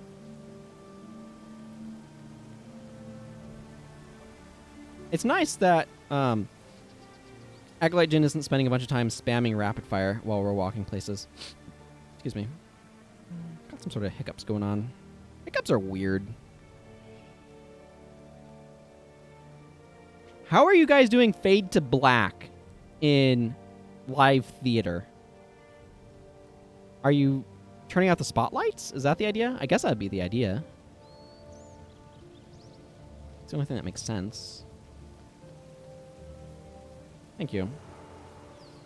Now I can get some of those quests. I do not care. Again, if I want to use this, I'm just adding a thing for Gorin in case I feel like running this guy under the restrictions in the future. Not going to worry about it right now. Okay. Now I need to go to pick up Margaret. Margaret's is over here in Nundu Bay, which, as you can see, I do not have on my thing. I'm just going to go from Dajka Inlet.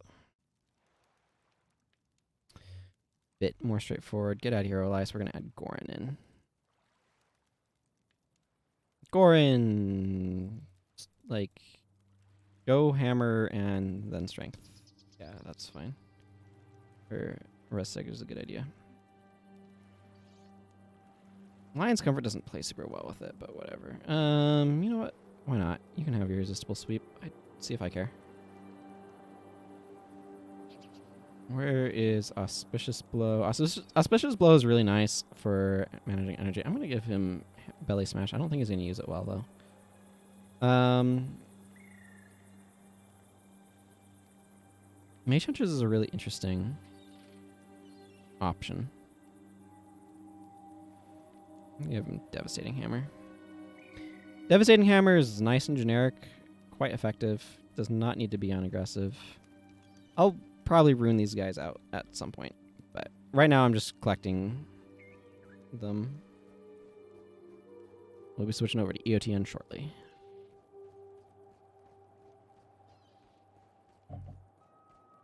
Let's see. I need to do Blood Washes Blood, and then everything to the end. The I guess the Dwarven branch, if you want to call it that. Because I did Raven's Point, and at all, or like Raven's Point, and the Asuran branch.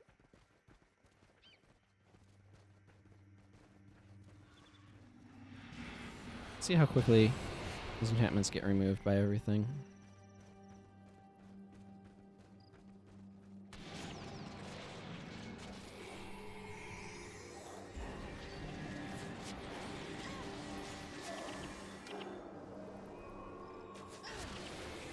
Wow, 171 damage. Like, so at this air magic, it's rated for 118, and then this is adding another 15. Plus the armor penetration on it is so pretty good.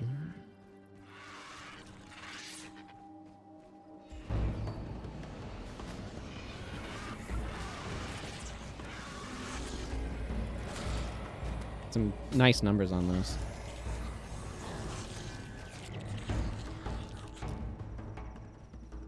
I wish there had been more skills like Energy Blast that rewarded you for having investment in energy storage. Does this get up to 3? That's an interesting question. There's Nundu Bay over there. I like that things like Nundu Bay got to become outposts, like mission outposts. I think moving to NPC activation for missions just freed them up in terms of how they were setting stuff up a lot, which I quite appreciate. Boy, that just was terrible on my energy. Everything was dying too fast, and my energy was not sticking around as a result.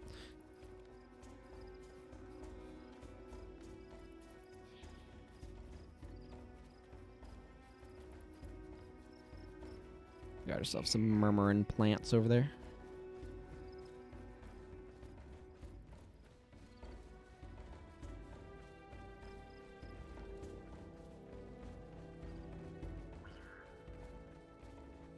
All right, hello Nundu Bay. Now I can go get Margaret the Sly, now that I have Nundu Bay. I still wish Dajka Inlet was on the travel ports list, as well as Drachner's Forge. Where the heck do you think you're going? This is not how you get over to the guy.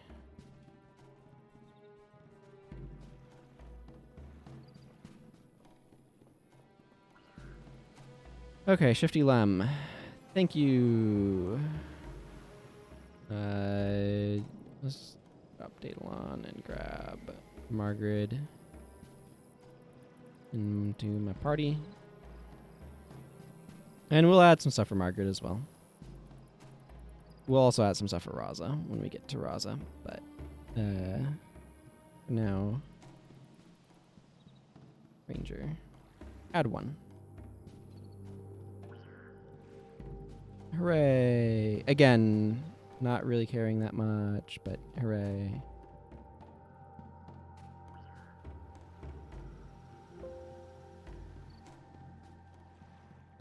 Okay, Margaret, let's do this. I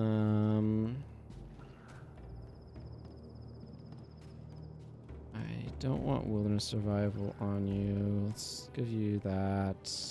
Channeling. Yeah, that's fine.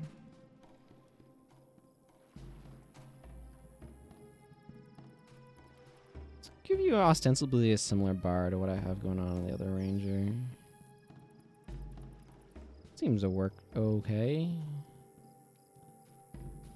I want Savage and Rapid Fire. And then Gaze of Fury. Gaze of Fury is really clutch when getting our friends, so it will help quite a bit. Okay, I think that's what I want here. So let's go drop off Forgotten Retribution, so we can get some more experience points. Acolyte Jin's gonna really suffer in the Realm of Torment, but whatever. Then I need to go to the Chantry of Secrets. I think I should be high enough in Lightbringer to be able to pick up the Signet while I'm there. Yeah, okay. Well, that'll be nice.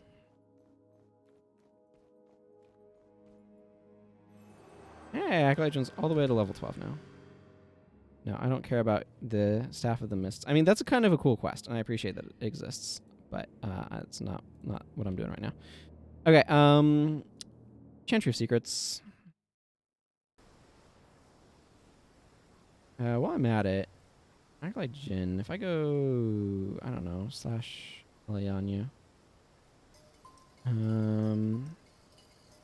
Oh, I don't think I have Ride the Lightning. No, I don't. I think I have the others. Yeah, Ride the Lightning. Ether Prodigy. Okay, it looks like I have everything energy storage except of one more. From the PvE only skill. Okay, there's 34 Earth. Okay, I have 34 Earth, so I should have all Earth magic skills. Energy storage, didn't need to close that. I'm fine on fire magic. I have 31. Oh, that sounds like I'm short something. There's 33. So what? Something really early. Oh, I don't have burning speed? Really? Okay, that's easy to fix. Starburst. Oh. Okay, I'm missing burning speed and starburst, it looks like. Okay. And then water, there's 30, and I currently have 29, so I'm missing one water magic skill. Which is... let's see. Do I have Icy Shackles? It's Icy Shackles. I'm missing Icy Shackles. Okay, none of those are huge things. I'll want to pick them up eventually on this character, but I might just do that off camera. We'll see. Okay, I need to go talk to the Guardian of Whispers.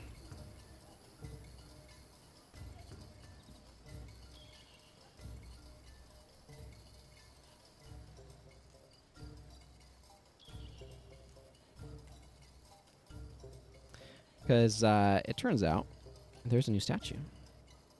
The Goddess of Truth. You can see this if you hold down, or like if you look for the nameplate. You can see the nameplates here. From down there, you know, you can see the statue of Landry from here. They really should have stuck this, instead of going curved around back, it should have gone straight back. So that way you couldn't see it. But maybe they wanted to tease players, I don't know. Little Seer of Truth. Service of Cormier, yes. Bring me to the Gate of Anguish. You need to go to the Gate of Anguish to be able to talk to... not the High Priest. That guy wants us to take out Malix, and this is not how you take out Malix.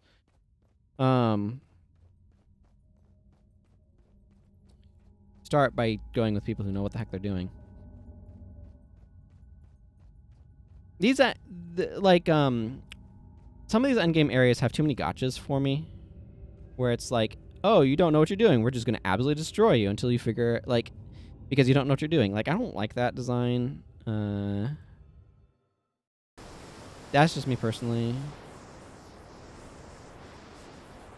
Okay, so we want to go over this way and hope that Acolyte Jin doesn't die a horrendous death for being level 12 in the Realm of Torment. And instead gets good experience points. The Eye of the North dungeons are, for the most part, fine. Like, I've done all of them. Duncan is dumb, but other than that... Sorrow's Furnace? Yeah. Sorrow's Furnace isn't too bad. The ones that I really have problems with, some of the stuff in the Fissure of Woe in the Underworld is a little bit... Really? We're gonna get you for. You're gonna get me for that. Okay. The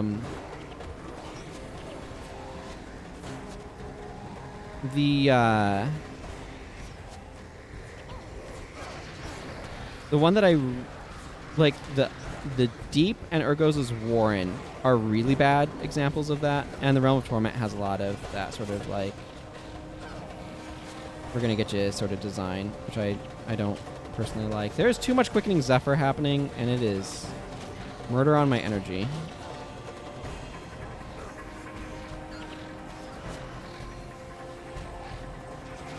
Okay, let's start by clearing out specific targets.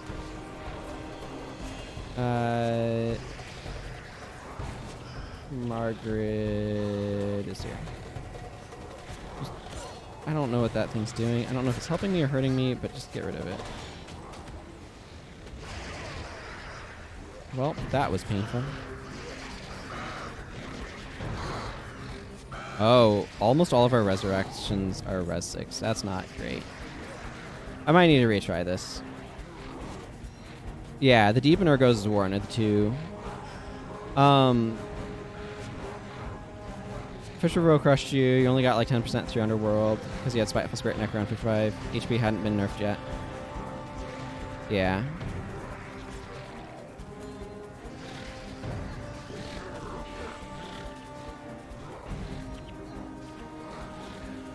Yeah, sounds about right.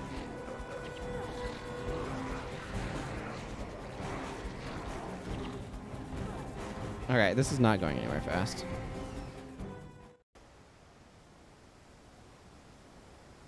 Let's just, I don't know. I feel like doing fire magic suddenly. Let's switch over to fire. And let's get some other reses going on here.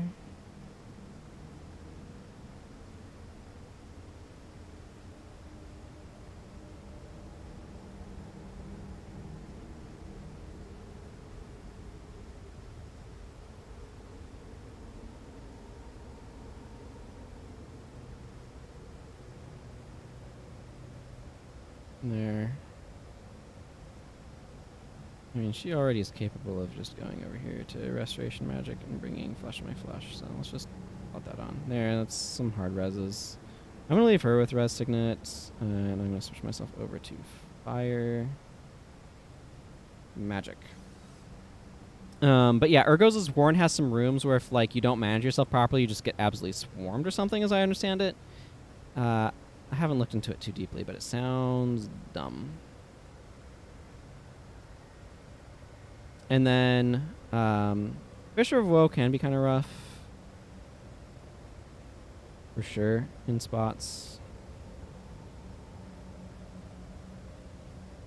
Let's see. Let's just fire Dual Attune and not care and bring Breath of Fire and Rod Gorts. And Phoenix is not the worst idea.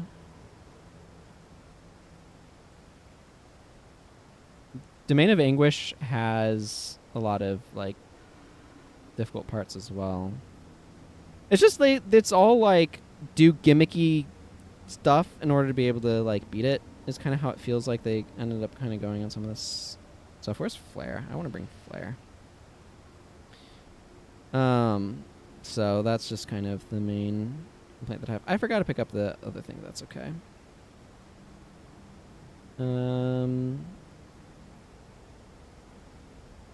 You know, let's bring Finish Him. Okay. I want to be able to capture some of like the side stuff a little bit better.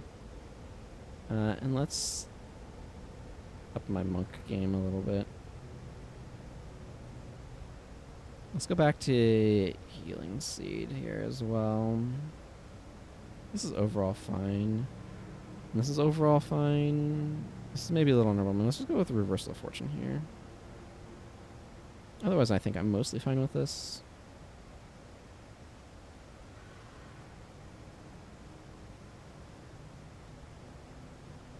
You're maybe a little too goofy.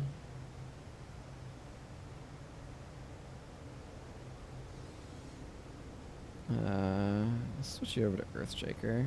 Mass knockdown sounds preferable. But not mass knockdown.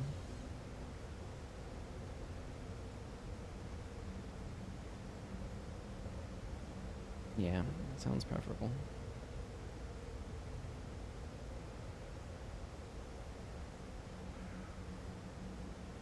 Let's bring some more damage here. More like actual real damage.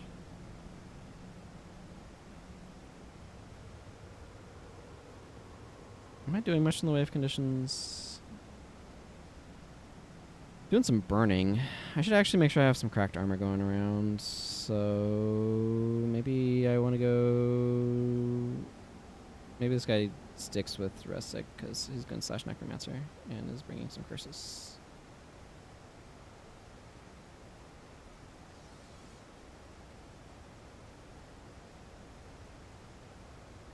Or weaken armor and barbs. That seems good. That seems like a good plan, right? Granted, that barb seems a little weak, so let's drop a point in those because I don't have proper amount of attribute points. That'll work. Actually, this feels like an 8 fast casting sort of situation. Okay. I just have enough physical that I think that's going to actually be useful, so...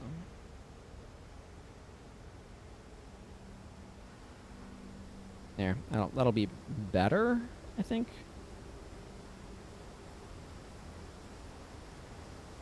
Oh, and let's switch to my water armor. Hang on. I want my Hydromancer stuff. Reduce the damage I take from some of that nonsense. Okay, I want to get Raza. You can see one of the dangers here, which is over aggro.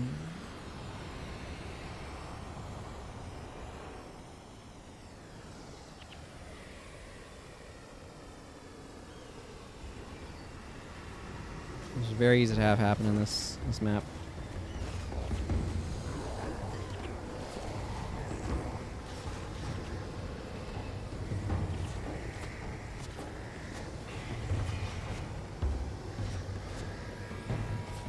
Yeah, we got that other group coming in.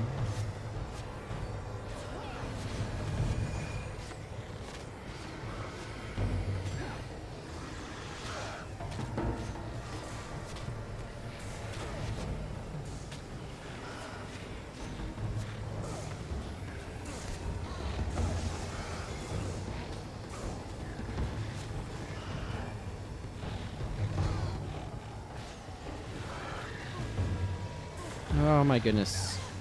The energy suffering from Fusey is real.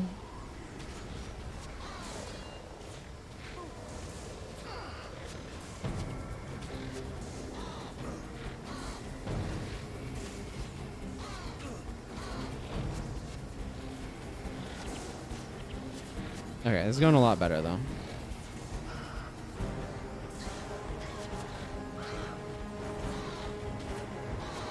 There we go. Better positioning. And I mean, that's part of it. Let's have her pop that spirit. Popping those guys early like that just makes everything a lot easier because then you don't have to walk back and do all sorts of stuff to get Rousey. You just kind of walk there. I'm letting energy recover. My energy in particular. Did not like the Spirit of Quickening Zephyr.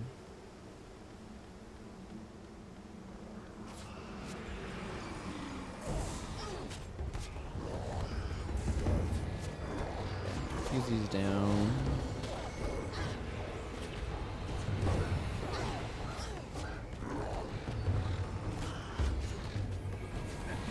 Give this guy the business end of my fire magic. Spirit Torments. Making more Spirit Torments. Norgu leveled up. That's good news.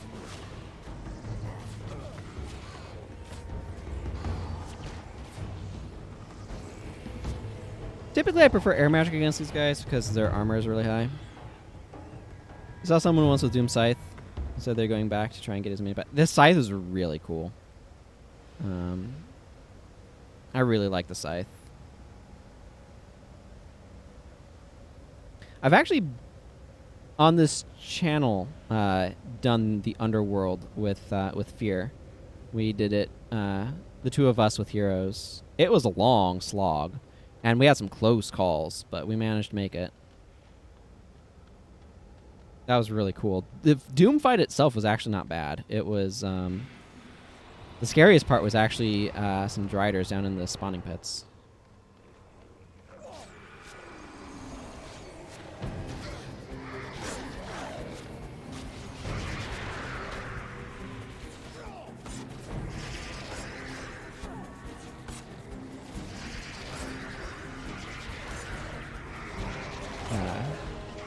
Yeah, it was a lot of fun. Hello, Neko W. Welcome.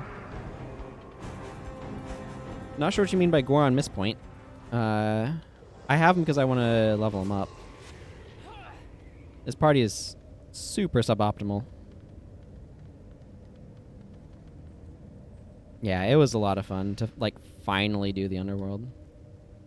Can you get that Binding Guardian? Thank you.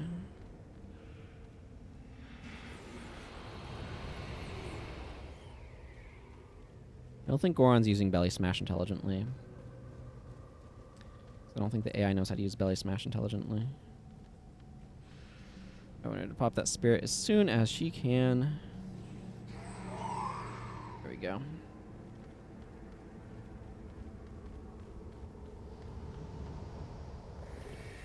Breath of Fire. Get some additional stuff up for our backline.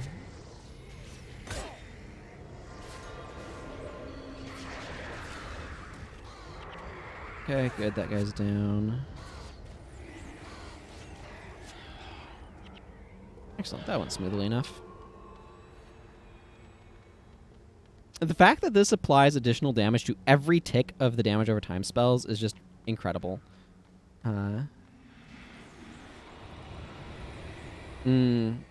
Yeah, I mean, that's fair. Raven Scythe. Is that one that you can get from a collector too? And I feel like that's the sort of, that sounds like the scythe skin, like a scythe skin that you can get from like a collector or crafter or something in Isle North. I actually quite like the Balthazar scythe. The Sun Touch scythe skin though is like one of my favorites, and it's like the default like skin in Nightfall here.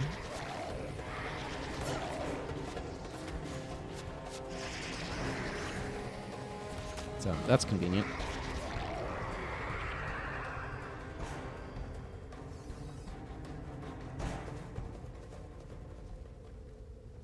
Tormented to Destroyer, Oppressor, and Balthazar. I quite like the Oppressor's scythe skin as well. Oppressor's a high one for me. Okay, now I can go talk to Chaplain. Get Raza.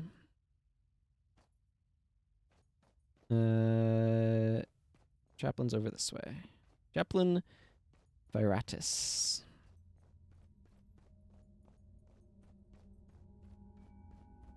Did I make a separate thing for Raza? Again, I'm not using this right now, but there's a thing for Zandra. Yeah, Hero Raza. Because he gets stuff from factions, and I guess technically I should get him in my party, but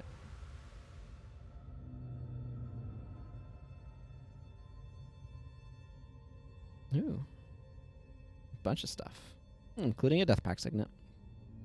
Isn't that nice? Cool. And that's all of the heroes gotten. A couple more levels on some of these guys. Maybe Acolyte Jin can start to deal some real damage.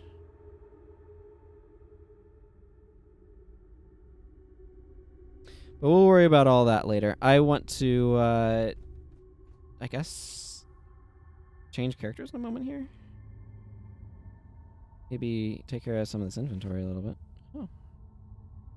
Highly salvageable, you say?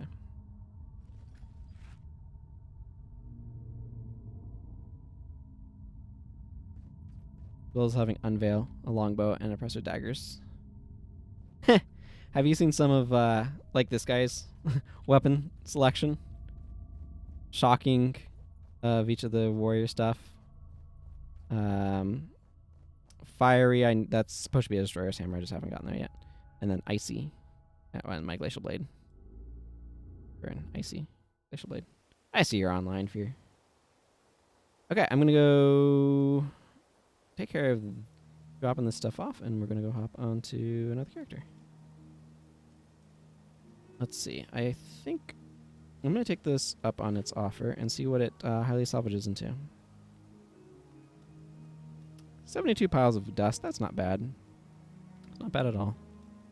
More dust than I need right now. Nope, don't have space there for it.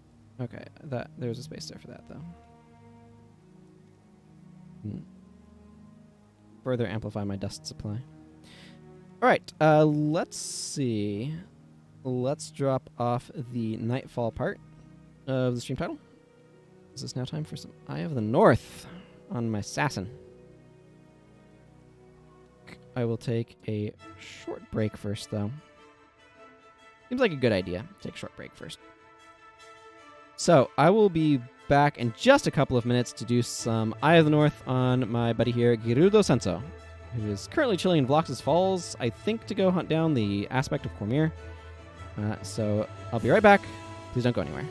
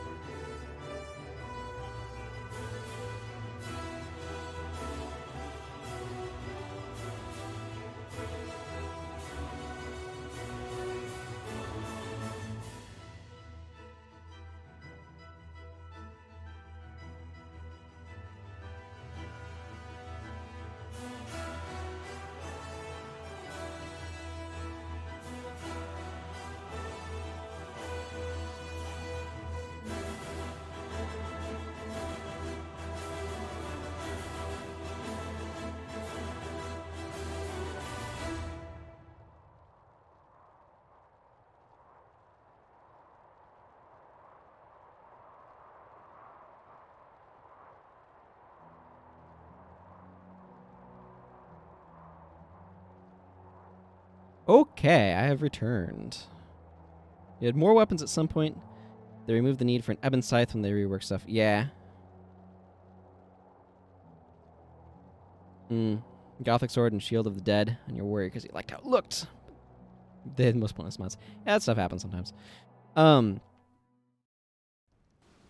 Yeah, the I need to hang on. So this one's all finished. But I need to open this guy's, because this guy is still doing this stuff.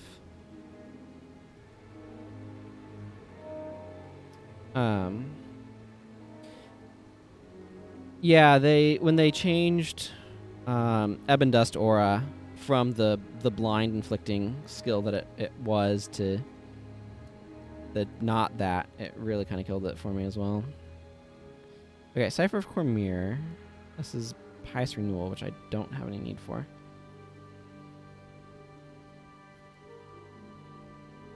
I still need to figure out what colors I want to dye this guy.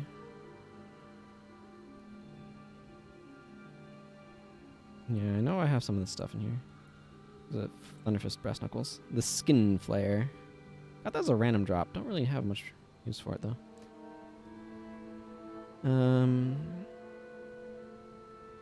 Bunch of other random stuff I have lying around for various reasons. At some point I need to finish this, but that point will be later. Do I just get this guy I feel like I need to figure out which one of my characters I have a 15 slot bag on that I want to give it. Why are you bothering me? 20 slot equipment pack too. So that way I can get this guy a bigger pack.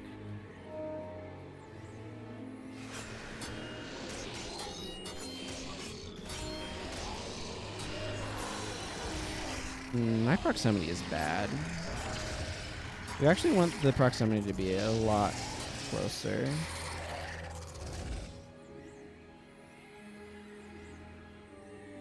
I like these split chakrams of the Forgotten well enough, though. I haven't gotten those customized yet. Or the Steldrum or Flatbow, for that matter. Feels like a mistake.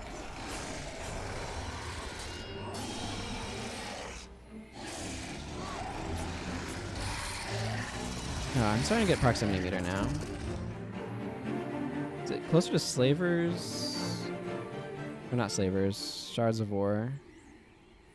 The Shards of War is over this direction.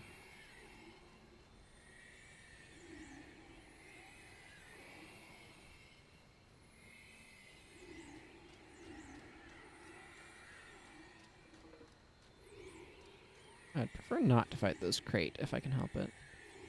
They didn't really do the crate Neos to more advanced thing at all in the sequel. How similar do the crate look in the sequel now that I think about it? It's like they added them here to be enemies for the sequel, if I remember correctly.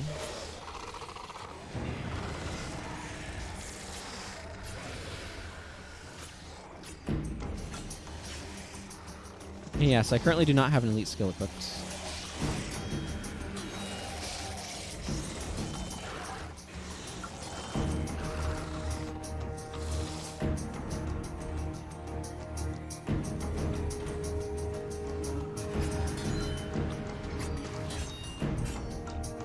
As far as I'm concerned, this dwarven headbutt business is basically my elite.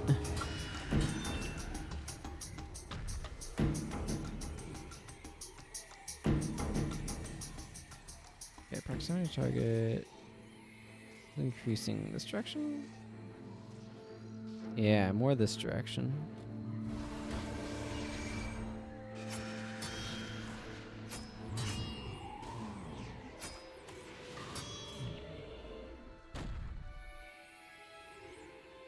Okay, still kind of chunking up over this way.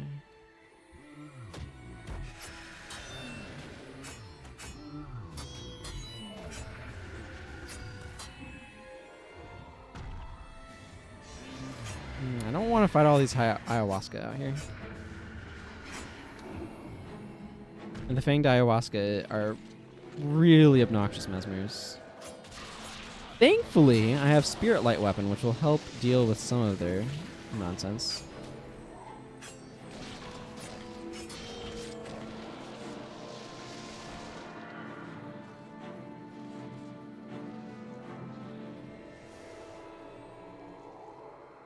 Well, that's weird. I don't know why I'm having so many issues with my right mouse button lately. Okay, good. I'm glad to see it go up going down this way, because I did not want to have to go into the area with the Mesmer boss that's over there. Okay, should be any moment now. I should be able to start seeing it. I'm looking for a ring of light on the ground here.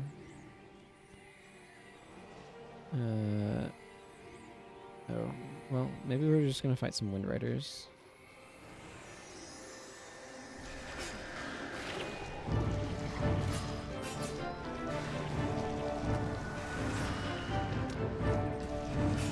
Nothing like good old crippling anguish to make you slow. Hey, that was more enemies slain. Cool. Why are you bothering me? Okay, it's not up here where Ventari is. Yeah, it's more over this way, right? Yeah, more over this way. Yeah, okay, here it is. Hard to see these when they're underwater, unfortunately. Or when they're unfortunately underwater? I'm not quite sure the way to phrase that, but you know what I mean.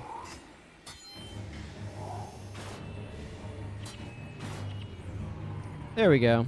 That's what I was out here for. I can go see Kirsch, my reward. Good old Kirsch, down in the Tarnished Haven.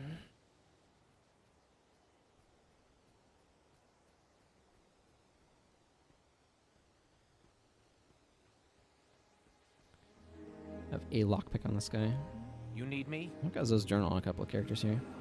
Pain Inverter.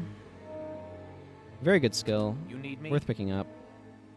Air Superiority, also worth picking up. I want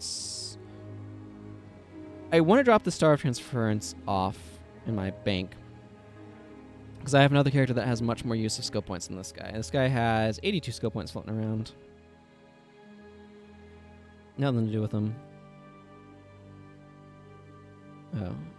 But also, this is full, so. Nice. We'll just swap this for the moment.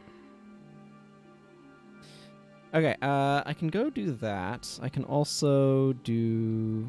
Well, regardless of whether or not I do it, I remembered that there's a quest here that Blorf has. So I'd like to make sure I pick that up.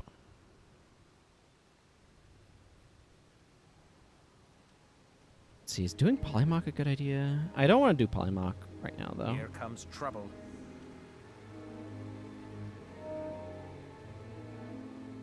Meet Urfin Arbor Bay. Yeah, this one is just like fight a bunch of destroyers and get an Essence of Celerity and Mindbender. Essence of Celerity is, I guess, useful, but less excited about the others, technically speaking.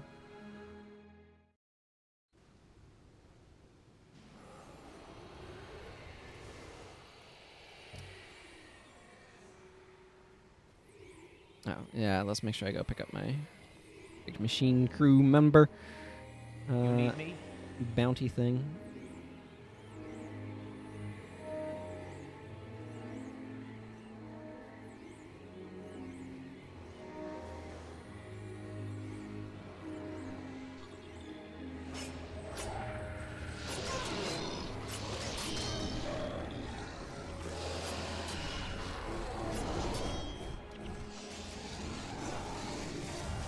Definitely want more Dwarven Wrap. Power up my Brawler's Headbutts.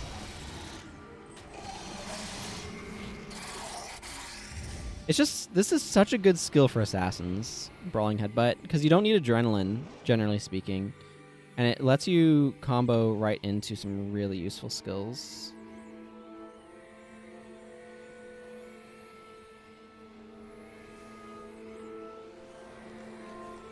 Okay, well, we're gonna fight these crate. Okay, that guy's metamorphosizing. Which is annoying, but not the worst possible thing that can happen. Kind of expected. Okay, we just need to go to the final area now. Gonna fight some more crate, because of course we are. That guy died before he was able to get off Metamorphosis. That'd be nice.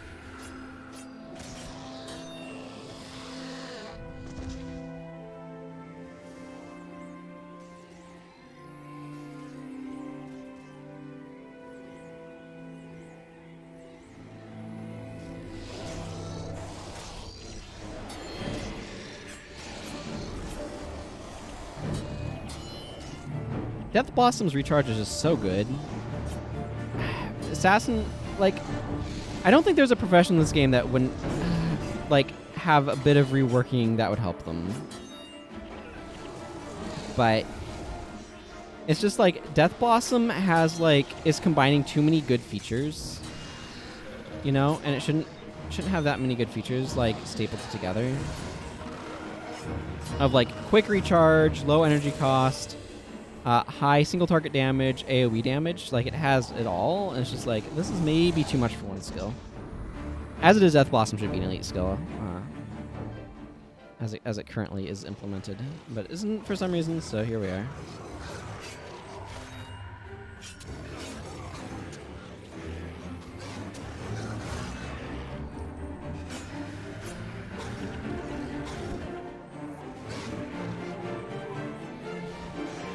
Ooh, interrupted lightning touch. That's nice.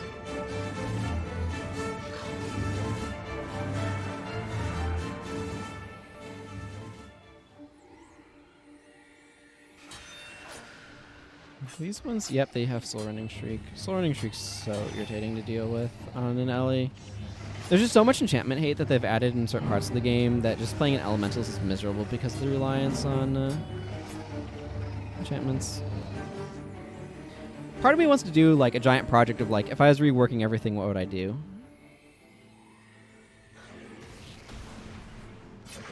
You always thought Assassins had a very strange tool bag of just some really always good stuff and then a bunch of sometimes okay if you meet the criteria stuff. Very mixed bag.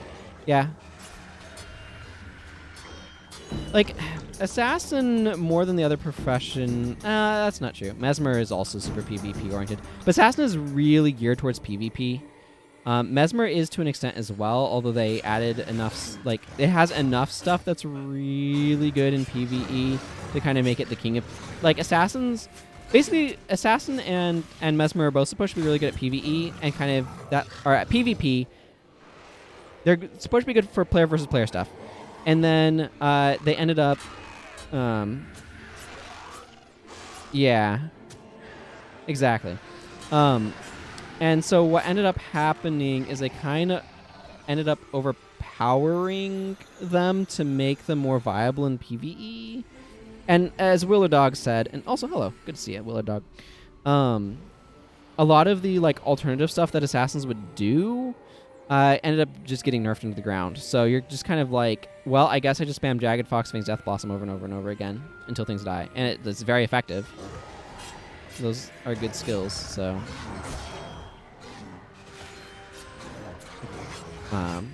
I'm obviously adding a few more wrinkles into it because I have the Falling Spider and Falling Lotus off of Brawling Headbutt, but I feel like I'm going here in a very unusual way compared to how I normally get here. But Assassins have a lot of cool combo stuff. A lot of it just has too slow of recharges for PvE, or is frankly more than you need in PvE. Some of the really oh, this is a 5-6 skill combo chain. There's no reason to do that in PvE. Because, enemies just die too quickly to kind of build up to that properly. So, you know, you've got that going on too. Let's see if I keep my lockpick. Did I keep my lockpick? I did not. My lockpick broke.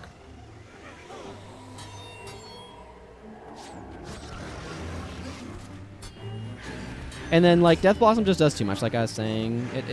It fits too many roles, so there's no reason to use any other dual attack. Yeah, balance does become a nightmare, but it also becomes an interesting challenge, too. I think the biggest problem with trying to balance a mountain of skills is you have to figure out a philosophy that allows you to be able to do it. And at this point in time, I'm kind of convinced that they didn't have one that did that. I don't know, what their balance philosophy was, but... I mean, yes, there's a plethora of creative options, but 70% of them are bad, and sometimes 2 of them are way too strong. Yeah, it's a difficult thing. I don't think you're ever going to get into a point where every single skill is good all the time, but you kind of want to be in a spot where it's yeah, this skill is at least good here, or at least has a niche use. I feel like you want the stronger stuff to be kind of more, I don't know, synergy based a lot of the time. But like, again, I get the impression, like, especially looking at what they did going into Guild Wars 2, that they didn't really like what they had to deal with trying to balance Guild Wars 1. They wanted to make things simpler. I feel like they kind of flubbed it going into Guild Wars 2. But that to me is like a sign of where their headspace was at, if you know what I mean. And I like, my general feeling is that with Guild Wars 1, they weren't really leaning into the way that the systems worked well, and I think they need to take more of a Magic the Gathering style balanced approach. And I kind of feel like that's not where they ended up, like, going 100%. I don't know. I personally would love to balance a game like Guild Wars 1. I think it'd be a lot of fun. It'd be an interesting challenge. On the primary issues with skill balance and skill bars in Guild Wars 2.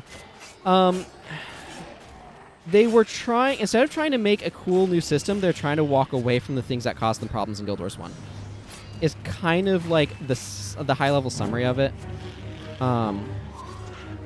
So I think they have some cool ideas, but everything is a bit too formulaic, in my opinion. So what I mean by that is, basically, when I play a profession, I don't really feel like it's that terribly different from any of the other professions at, like, the core of what I'm doing. And I think the biggest problem is that they were trying to push for stuff and not, like, compensating. So what I basically mean by that is, like, trying to facilitate no roles, like, no, like, distinct roles, so people are, like, being role fluid and stuff like that, but, like, what they're trying to accomplish in the game, and then solo play being, like, a thing. That's not reliant on, like, ridiculous skills or whatever. It's just, like, the standard play. Means that you have to figure out how to make DPS different on everybody. And because when DPS is basically the same, like, thing executionally on everybody, it kind of... Here, there's a couple of things here. So, Slightly Sprightly said, I appreciated the sheer volume of skills in Guild Wars 1. Because they went a ways toward world building. Yeah, they do go a ways towards world building. And they also just give you, like, interesting things to play with and figure out how things fit together. Does fixing skills with weapons play into that, you think? I kind of like that system. I like the skills on weapons system as well. I think that's a really cool system. I'm less concerned... Like, okay, so... One concern I have with the overall structure... like... The shape of the skill bar I don't necessarily have a problem with, although I'm not the biggest fan of ultimate-style elites. So, like, from, like, a MOBA, or basically Warcraft 3 style ultimates for elites. Yeah, skills 6 through 10. I'll agree with that. They balanced the game to be hyper-offensive because they didn't like how defensive Guild Wars 1 was. That's something I remember seeing Isaiah Cartwright complaining about. Is that Guild Wars 1 is a very, like, defensively strong game. And part of it is it's really, really hard to balance when skills... Like, they didn't give themselves enough balance knobs. This is actually something that I ran into in an RPG Maker game I was working on called Astral Collision, where I was going to need a lot of different skills, and I just didn't have enough knobs to differentiate them very effectively. It's like, I guess this one costs more energy and does more damage, but, like, they don't even have energy in Guild Wars 2. So,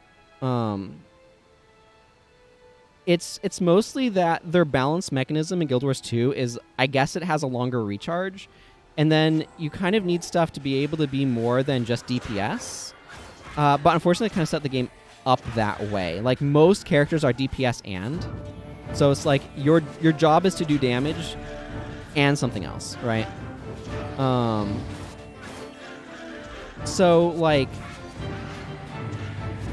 they don't have enough knobs to balance skills and differentiate them in Guild Wars 2. So it's always just going to be the best skills are the ones that people are using. Yeah. Intuition for Thieves and energy for Revenant, right? But it means that, like... Exactly. No energy means you can't balance things off energy cost. Exactly. So they don't have a backbone to their system anymore. Like, in Guild Wars 1, your energy regeneration is a massive backbone to the system. It dictates the pace of combat and all that sort of stuff. And, like, that's why something like BIP, that Blood is Power that lets get around that, is so valuable, right? And why so many of the primary attributes are effectively energy management. Mysticism, expertise, critical strikes, leadership. Those are all energy management. But like when it's just like, okay, these are competing on recharge and everybody's basically just DPS. It's like DPS and then like some stuff that can help you, I guess, but they're just not up often enough, so you're not using them. Like the frequency at which you use your skills in Guild Wars 2 is very low just because the recharges are high. So it's like, oh yeah, this is a 45-second recharge. I can only use it once every 45 seconds. Compared to this game where it's like 45-second recharges are almost unheard of. And if you're like playing Monk, sometimes your 4-second recharge skills, you're like, this is too long of a recharge. Ooh, that is a wall of text that I want to read when I'm not in combat. Ooh, Destroyer Core. Happy to see those. Disregarding your current mechanics discussion and personal opinion, the game would have been more fun to me if it was not called Guild Wars 2. In your opinion, they overpromised, underdelivered on a lot of features at the start. Like the whole no quest thing. Dark quests were still plain old quests. I'll agree with that. Arena was overambitious. I also agree. Calling it... It's a problem that I think happened with Dark Souls 2 as well. Like, there are some mechanical issues with... or like, design issues with Dark Souls 2. But I think one of the big things is calling it Dark Souls 2 sets people up with a certain expectation of what Dark Souls 2 means. And I think that happened with Guild Wars 2 as well. Like, we were expecting something based on that name. And I think that they were too ambitious. They're trying to venture too far. And yeah, so they're trying to like put band-aids on a system that had problems because they needed to teach people how to approach a new system, and it is very difficult. They made something too different without like heart quests. But you personally liked not having energy in Guild Wars 2. I liked how it simplified things, but at the same time, there's a cost to simplifying the system. Lack of complexity. Complexity is important because it gives classes and skill types the real estate to differentiate. Yeah. And like being able to differentiate among skills is really important. I think there are ways that they could have approached that better. The way that they did the trait system could potentially have done that if they'd focused on individual skills instead of classes of skills. The system that I actually really wish Guild Wars 2 worked like is actually Middle-earth Shadow of War. If you look at what that game does, there's a lot of superficial similarities to Guild Wars 2 in some of its structure build-wise. The issue is the name is a continuation of the same world and the same story. Guild Wars 2 wasn't a great name. What did they call it? Blank Wars? I mean, frankly, I'd probably have changed the name to something with Tyria in it anyway. But yeah, it does. Like, the problem with Guild Wars 2, though, is, like, it implies a continuation mechanically. Yeah.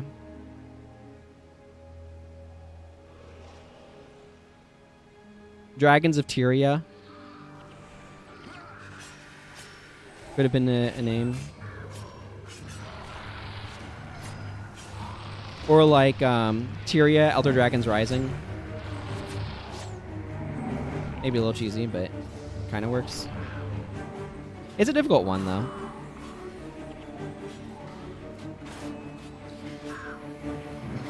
It's just like... It's a sequel in the way that a movie's a sequel, or like a book can be a sequel, but because it's like mechanically different, it's not a mechanical sequel, and that causes problems. And again, like that's the problem with Dark Souls 2. Yeah. Exactly. I feel like there's something else that we're talking about. Oh, yeah. So if you've played Middle-earth Shadow of War, they have basically like traits that affect individual skills. And I think something like that would have been great. It was a bit sour when they had the personality system that was meant to change your character's dialogue and delivery, but it fell through and never came to be. Yeah, like, I mean, this goes back to ArenaNet was basically overambitious. They were... What's the right way to phrase this?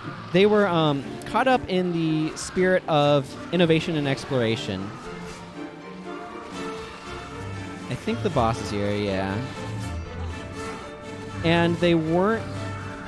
They were being like, oh, I am lag spiking too. That's not great. They were excited about the things that they wanted to try to accomplish. They wanted to have a BioWare-style RPG, right? They wanted to have these epic world v world battles. They wanted to have a competitive... it's not even marketing getting ahead of engineering. It's just they had really lofty, like, exciting ideas. It's like what happened with No Man's Sky, where that's not marketing per se getting ahead. That's them being excited about what they wanted to do with a new engine, and like believing that they could deliver on more than they actually could. They were biting off more than they could chew. Yeah, Cyberpunk right now. The WVW large scale. PV stuff was pretty cool. I think it's a really cool idea. I think the problem that all game developers make is they overhype for that initial sales boost without realizing that underhyping features changes player expectation and results in everyone getting blown away. Yeah, I mean, it's a difficult thing with trying to figure out how you want to handle that. I will say this, though. A lot of our expectations for Guild Wars 2 were being set based upon what the developers wanted to attempt to accomplish rather than what they were able to actually achieve. So, like, they were trying to make... Like, World v World is a game by itself. SPVP is a game by itself. The personal story is a game by itself. The open world is a game by itself. And so they're trying to make, like, 4 or 5 different games there, and they could probably have pulled off 2. But with that many, they were just trying to go too wide. Do I have Essences of Celerity in here anywhere? And because they were trying to accomplish so much, it just outstripped their ability to actually accomplish it. And, like, I understand. Like, I've been there. I do some game development stuff, and it's really easy to be like, oh, man, this is such a cool idea. And this is exactly what happened in No Man's Sky. Right, is No Man's Sky, their designers came out there and said, these are the exciting things that we wanted to make. But then they weren't able to actually accomplish that for the release. Yeah,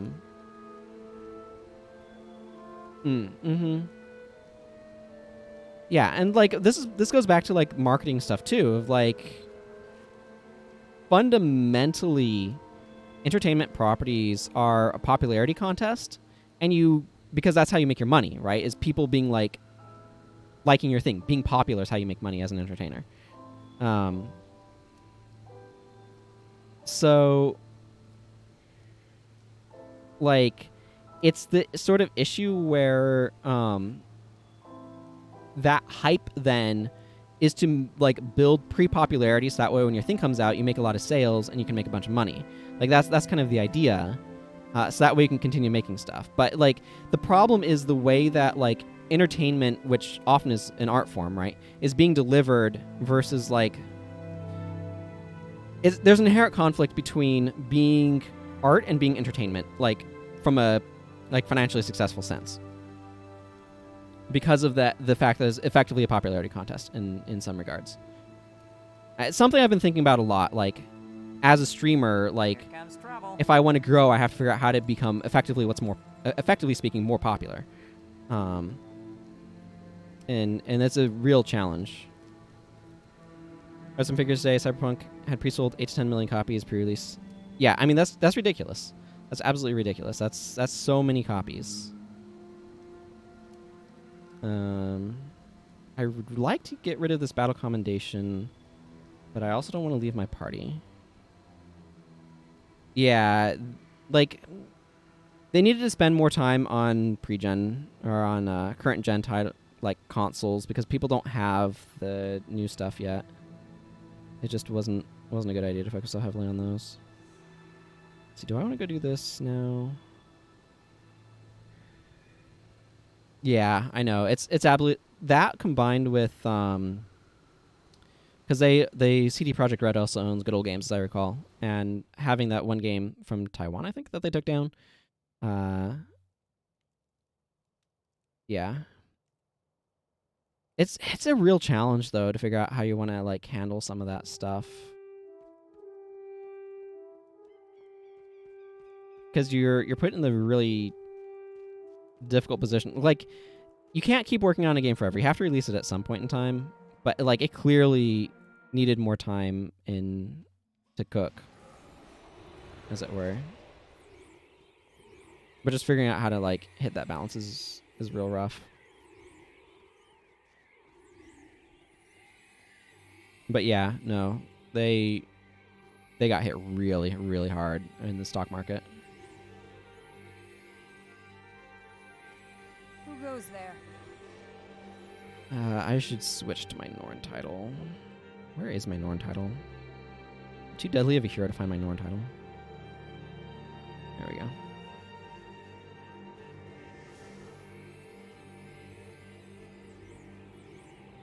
I think part of the issue is expectations from perspective of video game developers. Yeah, I mean, I do want to go this direction.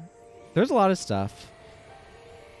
I mean, it's because it's the challenge of business too. They announced it 8 years ago and only brought it in Keanu Reeves in 2019. There are rumors though they had to change the story around big time to give his character a major story part after he bought in.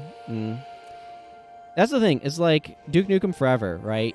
Like, if you're spending 15 years in development and you're having to change engine multiple times over the course of that, you're not going to have a coherent... Like, it's just a massive rework of things, and, like, you're not adding, like... I don't know. I guess you could theoretically have a game where you're, like, just adding stuff, but you're running behind on tech if you're taking too long to develop, and that's always going to, like, mess with everything. It's like there's this game I backed on Kickstarter years ago. Yeah, there probably is. That was for the Wii U that was trying to be an RTS, where you'd have people on the TV screen. I think it's called Hex Heroes. But they'd be, you'd have one person being like the RTS, like, game master, issuing orders and stuff like that on the gamepad, the Wii U gamepad, and another person on and then the players on Wiimotes, right, going around. Is like something that's actually exploring the unique form function of the Wii U. The game's still in development,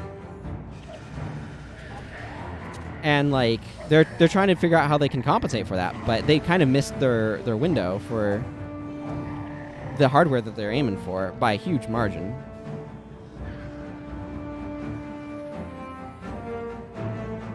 Let's see. At the end of the day, they're just software developers, no different than if they're programming some random corporate software. Gaming development and gaming culture is really laid back and relaxed. Well, like, here's the thing, though, is it's not the same as writing corporate software, because corporate software doesn't have to figure out how to be fun. And that right there makes game development significantly more difficult. Because with game development, you will sometimes do like, okay, we've laid out our plans, we figured out how long it's going to take to make, we've like done all of our due diligence, and then we've tried stuff out, and it just sucks. It's just not fun. It's no good. Nobody likes it. And what are you going to do at that point, right? Like, you have to... You don't want to just release it like that, so then you kind of have to like back up and start over. But you don't know. You don't know what's going to work until you actually try it. Like, that's the thing that one of the things that I've learned is theory crafting only gets you so far. You have to actually like try it. And the issue is that developers need the time and creative energy to create the product, and corporate boards do not understand that. How to satisfy a wide range of shareholders, including some not very tech-savvy ones. Yeah, I mean, it's the thing. It's like, the money people always get in the way of everything, but without them, nothing ever happens, because you need the money to make things happen, because that's how this world works. Like, it would be a better world if people didn't have to worry about earning a living and could just pursue the art and the things that they're passionate about, and teams could come together to make cool games and cool art, and not have to worry about making money from it. But unfortunately, that's just not how it works. So at the end of the day, you're kind of accountable to that financial end. Time, creativity, and fun doesn't necessarily deserve the additional pay. Consequence of spending more time on product. Yeah. And that's certainly part of it.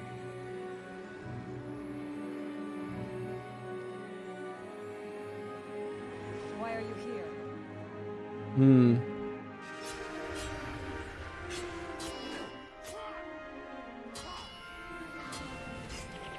Who sent you? It's just the difficult reality is everybody's trying to figure out how to fundamentally work a system when what a lot of what we're making is technically extraneous.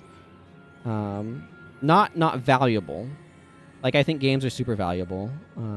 I think art is super valuable to the human experience. But fundamentally, you don't need it to live most of the time. There's some psychological stuff, but... So it's all about, like, how do we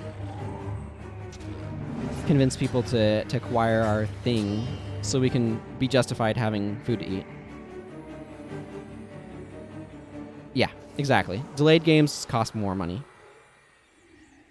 That is because you have to keep paying the developers. And sometimes that pays off, right? But again, that's because your revenue is not based upon time spent making it. Your revenue for entertainment is based upon popularity. It's based upon how many people want to see it. And how much people want to see it. And that's where marketing is all about creating demand by building hype and such. If we're going to avoid fighting that guy.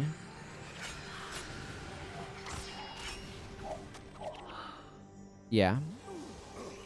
Exactly. And, like, rightfully so, because if it fails, like, look at BioWare, where they've had several, like, projects that have not gone well for them in a row. Like, that's... They need this next Dragon Age to do well.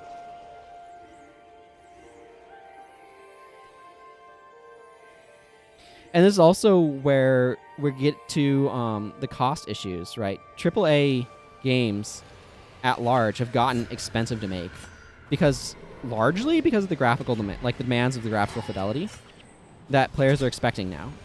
Like, it requires a lot of art time, of art to be able to hit that.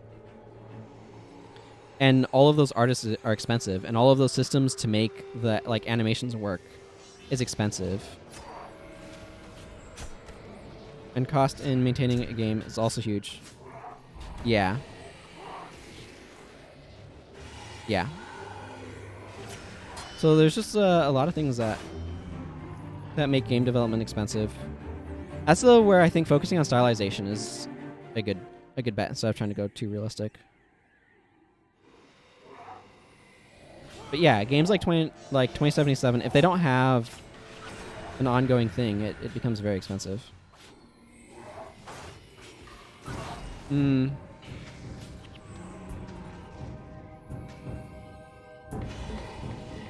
That's all because, like, stuff has to be monetized somehow.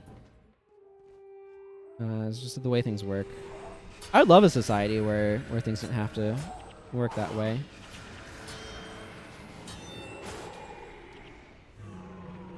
But that's not the one we have.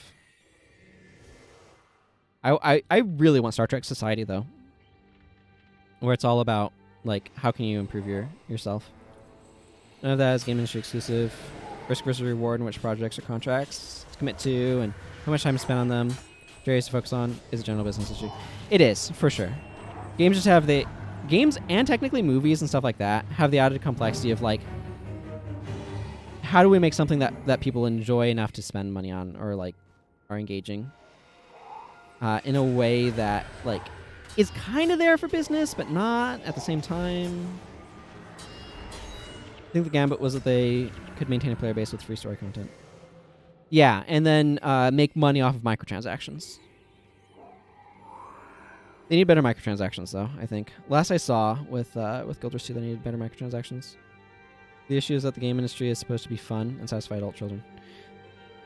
I mean, the other thing too... I don't know. It's like, what can they do to make their microtransactions more palatable? It's all like challenging. Unfortunately. Let's just give Ursh's staff to Master of Whispers instead of the Hourglass staff. This is why video game worlds are so appealing, because they don't have to obey the same constraints our world does.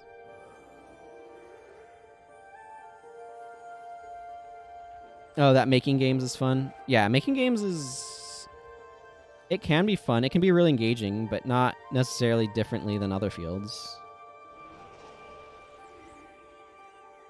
Okay, I need to do Blood Washes Blood.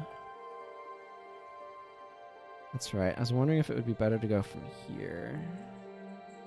You know, I'm going to go from Long Eyes Ledge.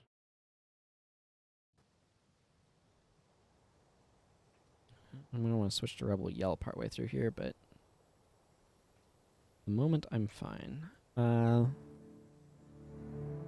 Where's my Shunlai storage? Here.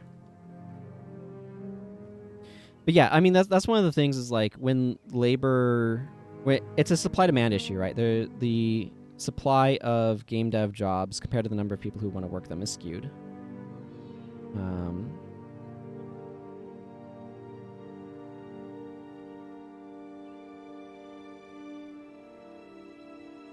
That was a weird way of going about that.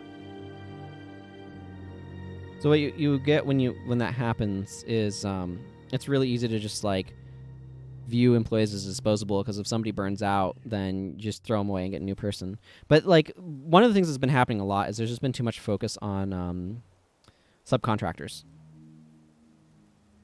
as well, which is not helping anything, because there's no like retention and everybody's constantly looking for a job, and it's very stressful.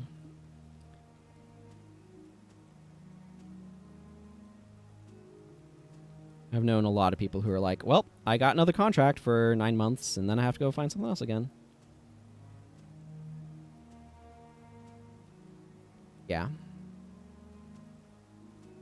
And then there's no consequences, because it's not like you run out of people to hire. It's like, well, when these people burn out, just hire from the next batch of college grads, and doesn't matter.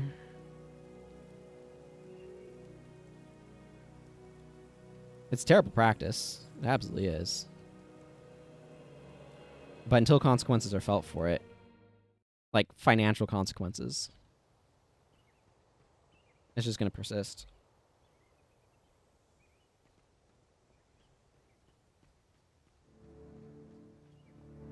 And it's not like indie can really be better, because indie's usually like scraping by sort of thing a lot of the time.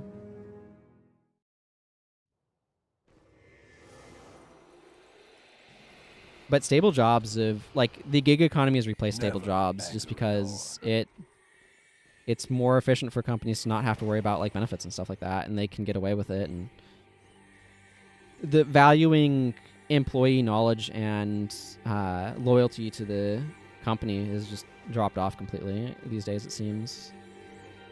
So what you gonna do? That's not 100% true everywhere, but it's too pervasive.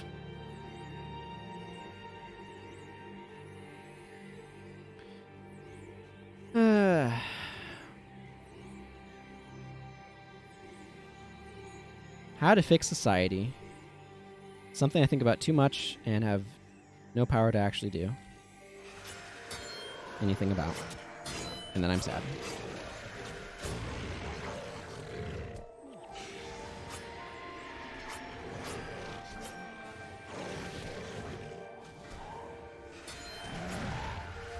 I think it makes the most sense to drop I'm Unstoppable for bear form.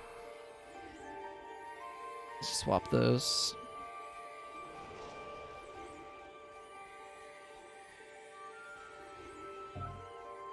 Happens in every business industry that matures after the initial takeoff.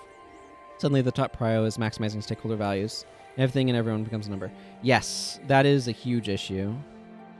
Why are you here? And this is something that I think has like obviously, well, not necessarily obviously, but as like a citizen of the U.S., I'm thinking about a lot of this stuff from that perspective. So I can't comment on other countries, which I know a number of you are from. But one of the things that I see as, let's just go this way, maybe Mandragore or EotN, maybe EotN. It's this huge issue where there's been too much focus on short-term profitability. And I think that's causing a lot of problems in the economy. Because the focus on short-term profitability over long-term value means that the investment basically that companies are doing it's all about like enriching Wall Street and not actually making things better. Yeah. And it's the point where the Chinese government has basically figured out how to game capitalism to be able to make us reliant on them by saying, our labor is cheap and our markets are large. And so they're able to have cheap labor to encourage all of these capitalistic countries to go and invest in their labor supply because their labor is cheap, relatively speaking. And then they have a huge market, an absolutely enormous market, and so they're able to exert cultural influence based upon that enormous market. At least that's what it looks like from my perspective, anyway. And so it's like, what happens when suddenly there's a pandemic and we don't manufacture our own medical masks? And it's like, oh, suddenly this is a problem that we don't make things. We come up with ideas and hire other people to make them from other countries. Well, what happens when they decide, no, our things are for us now? Suddenly we're screwed. And it's important for a nation to have a certain degree of self-sustaining. Like, you don't want to try to, like, not have allies in the world, but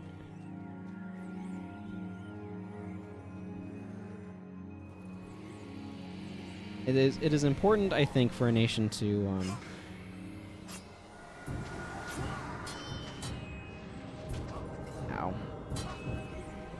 to make sure that it is able to take care of itself in a crisis as much as it feasibly can.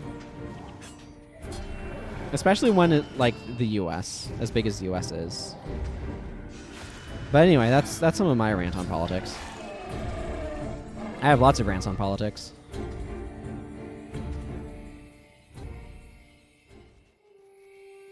I find it a thoroughly rant-worthy topic. Who sent you?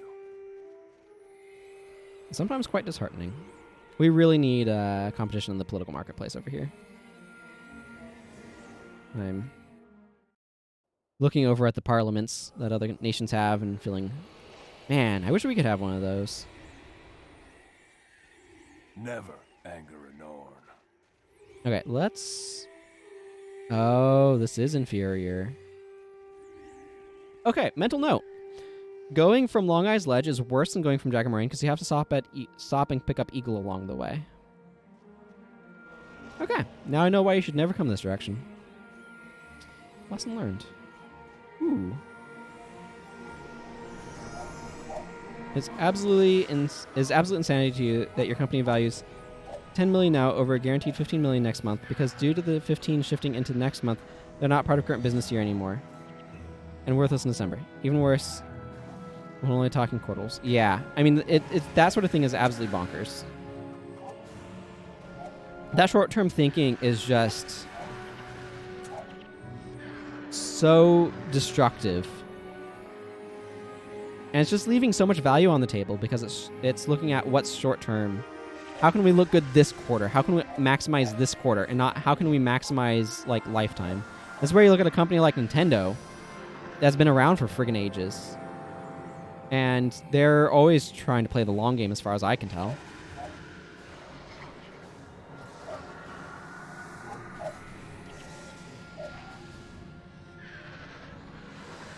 And all of the focus on, like, short term, like, has to be out this quarter for this quarter's results is bonkers to me.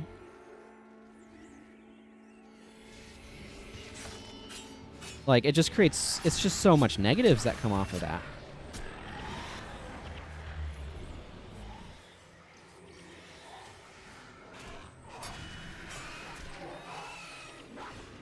And yeah, like what you're saying is like 10 million now because of where it appears on the quarter. Because it's like, oh, this quarter we made this much money, is better to them than 50% more money if they waited a month. Just because of how it appears on the reports. And it's just like, really? Really? How can that possibly be true? And yet it is. That's what they've been taught they need to value. Yeah. Stock market needs to matter less. I know what it comes down to. What you gonna do? You need to just change business culture.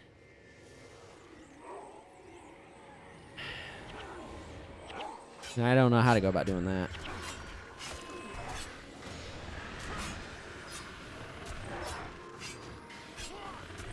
Boy, that sympathetic visage is getting me.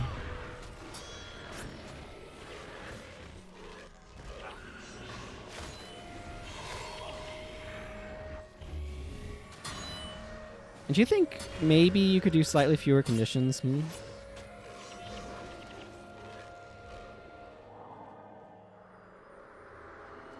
Oh, I'm sure. I believe it. I absolutely believe it.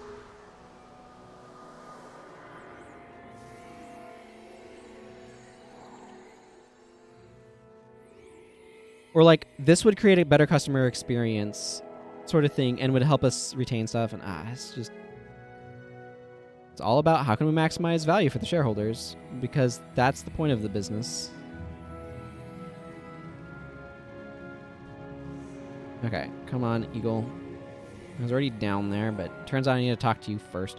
I think if you're just going back to replay this mission, it probably doesn't matter too much if you go from Long Eyes Ledge or from Dragon Moraine, but if you're doing it for the first time, you definitely want to go from Sifala.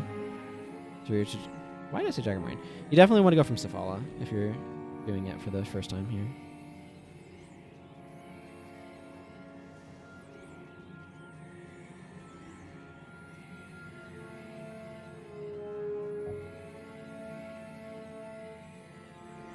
Yeah. Man, that just sounds really frustrating for you.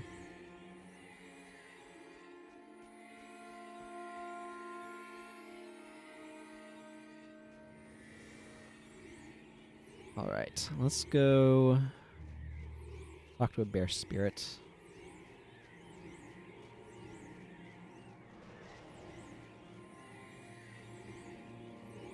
Get ourselves into this thing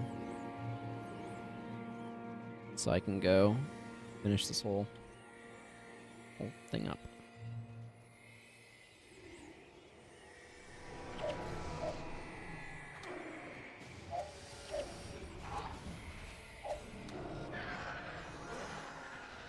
Another spectral Viteer over here.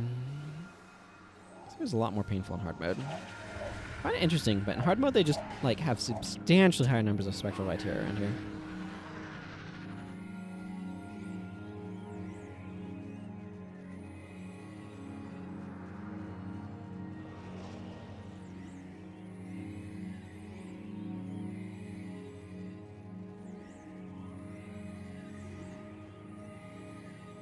Okay, now we just need to take care of these Arctic nightmares.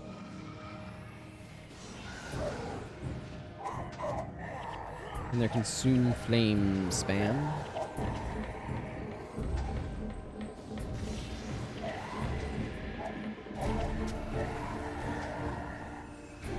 Do they even have any skills other than consume flame?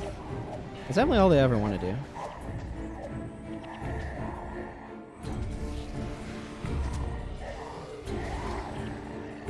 Let me scroll up here. Real case, we were negotiating exclusive contract extension over several years this month, like a real long contract for IT. We gave up negotiating points because top management pushed us to get this thing signed in December instead of January. Contract is valued a lot. And a lots of money. Yeah.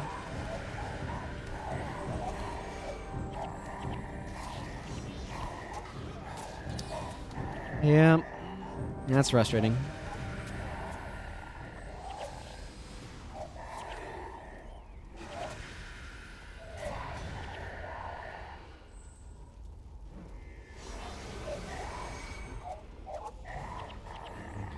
I mean, people are working through their incentives, so you need to change the incentives if you want people to do stuff differently. So that's where you need to, like, disincentivize the shareholder price. Is that important if it's December or January? If it's for several years anyway? To them, yes. To them, yes. I mean, that's the only conclusion you can come to, right? Okay, now I've unlocked this, and I can go take out some char. But yeah, no, it doesn't seem like it ought to. It seems like it should just be, hey, this is where this is at, and...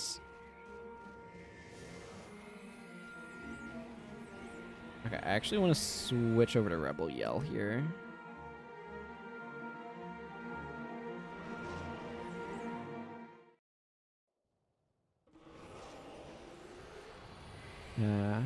But it turns out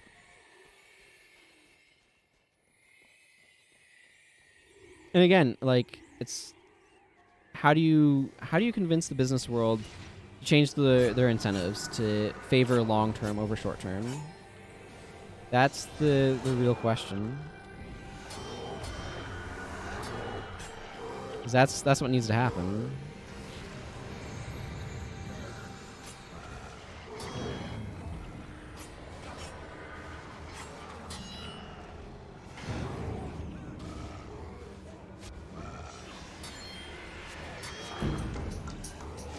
I know my dad, when I talk with him about the subject, puts a lot of blame on the McKinsey Institute, which is a consulting company.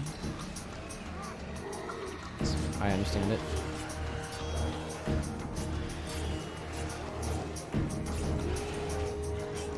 Yeah.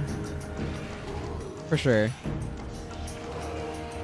They force you to make a bad compromises, and then it's your mess to clean up.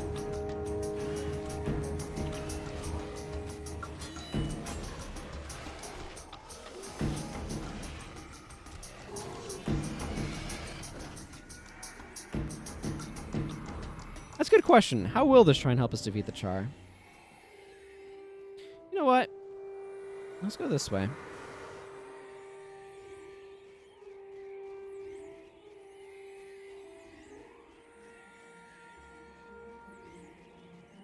I always go the other way. Let's go this way instead. Yeah. Oh, those are all gone now.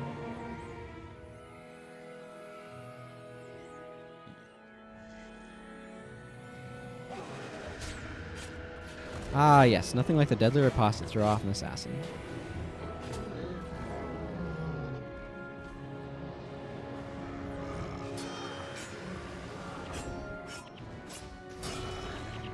I don't mind if meteor showers end up on Eagle Fire Teller instead of my party. That seems like a pretty good trade-off to me.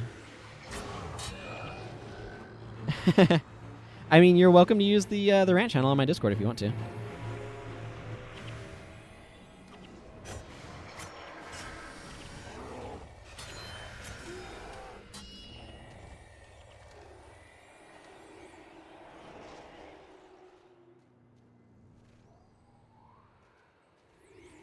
Let's see, I want to go over this way.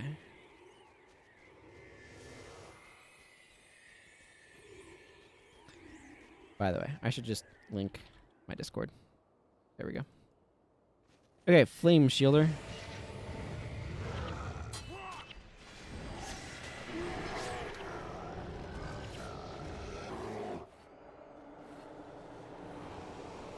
Got some frozen elementals. I think the avalanche is a little bit more threatening. I like that Shiver Peak music so much. It's a pity Northerner never became anything.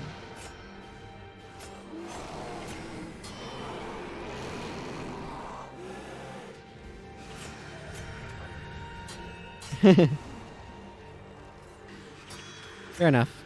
Fair enough.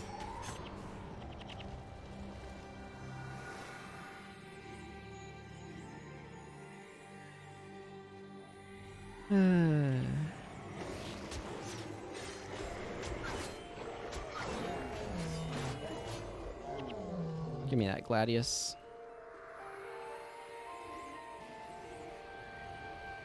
Nag Flamethrower. I have been considering changing the topic considerably. Like random streams without face cam. Just like spontaneous type things. If I were to do that, what would be like later than I normally do from my perspective? Like right now it's 4:34 in the afternoon. Or 15:43 or whatever. I think I read that wrong backward. But anyway, like what would be good times for other people?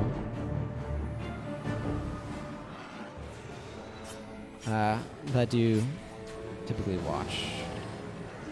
Because like the other time that I'd basically be thinking of is like what would effectively be morning, I think, for a lot of y'all over there if I did stuff in my evening.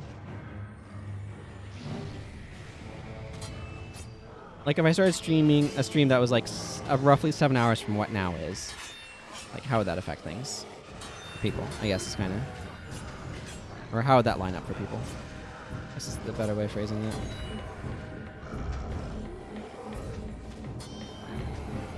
I don't know.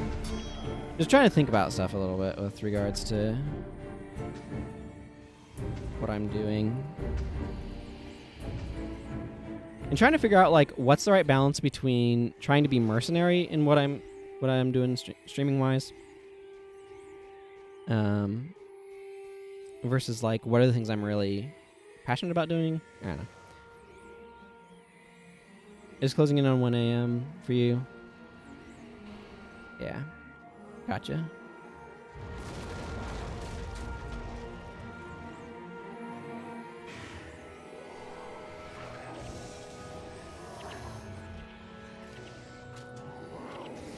Yeah, I don't know how much people would watch streams in the morning is part of it. I usually think of that as more like, oh, people are getting ready for work and stuff.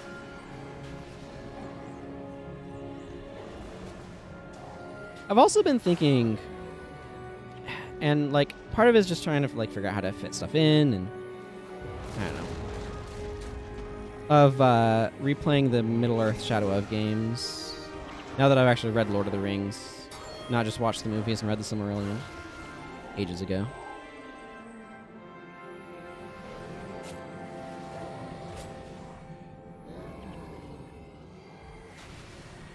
Mm-hmm. Yeah, for sure. I mean, to some extent, that's still viewership, but I do like the interaction.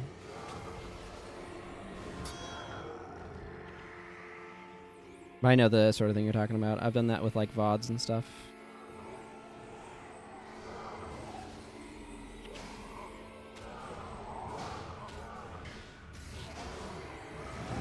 Ward Keeper.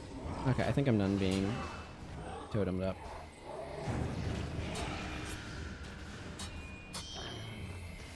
Yeah.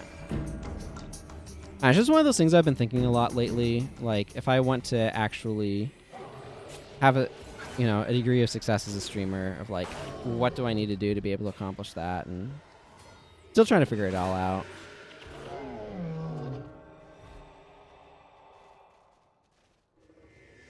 But it's kind of a crazy proposition in many regards.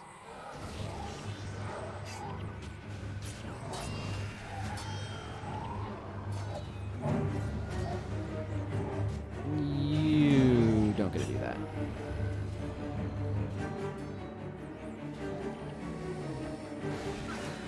And like trying to find games that have the potential to grow big and then how to grow there, it's all just a big mess. I really wish Twitch had stuff for like specifying streamers based on their like streaming style and how they approach stuff. Because I think that would be really useful for people to find new streamers instead of just by game.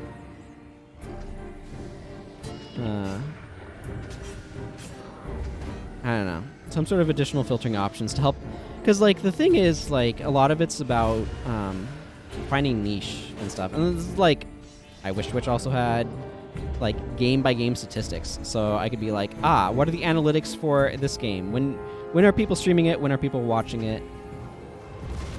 Is there potential opening in the market? Because you have to think that way, because that's how it works.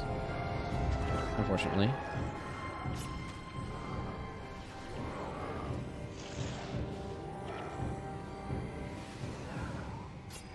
Can we maybe not have my backline get meteor showered? That would be great.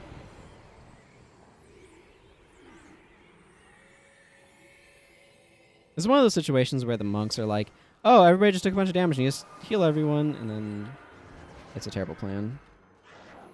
Pretty sure just being myself does way more damage than Urson could hope to do.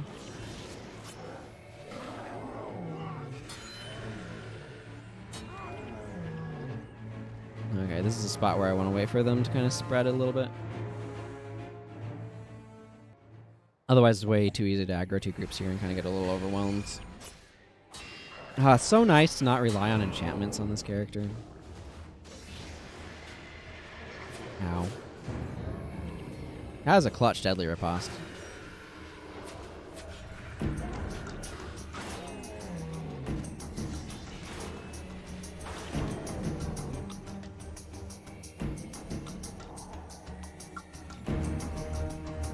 It's kind of neat coming in here with a bunch of Rebel Yell power.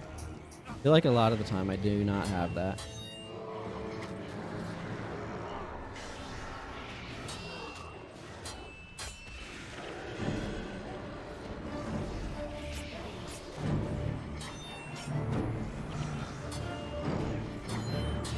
Okay, this Char Dominator needs to go down. He's got resing capabilities. I really don't need happening.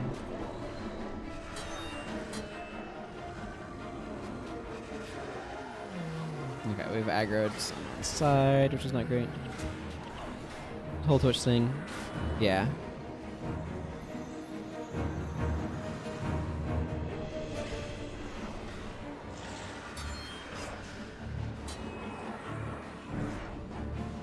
Yeah. That's fine. Just kind of thinking out loud. Hello, Gunner's Hold. Okay, so that wraps stuff up for Northern Allies, and I need to go talk to Giles Ironhammer for my reward. We're gonna accumulate stuff. I feel like I might have been collecting char carvings somewhere.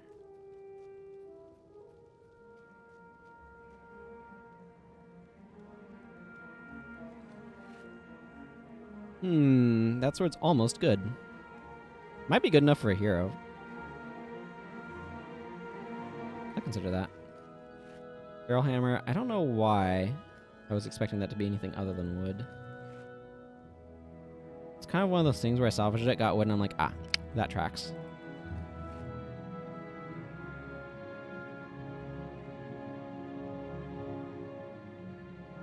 Let's see.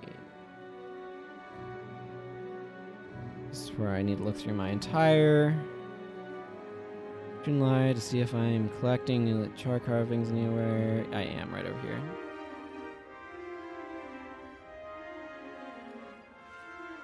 Hey, leather square. Okay.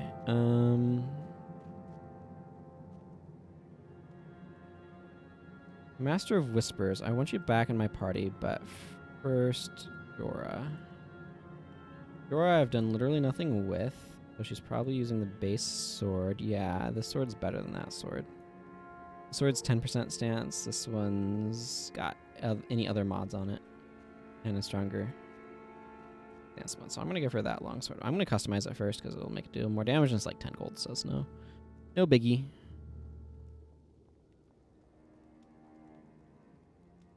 I might not be able to interact with the weaponsmith here now that I think about it.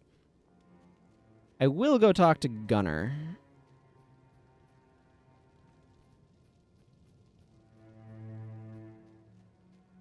I wish female Norn armor looked more like this.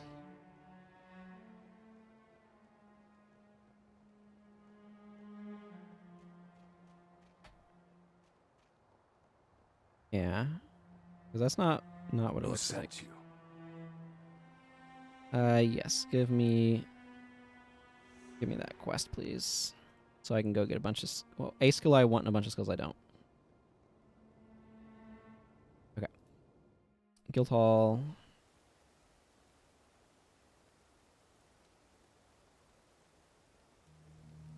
Oh, yeah, it's the parting gift right now.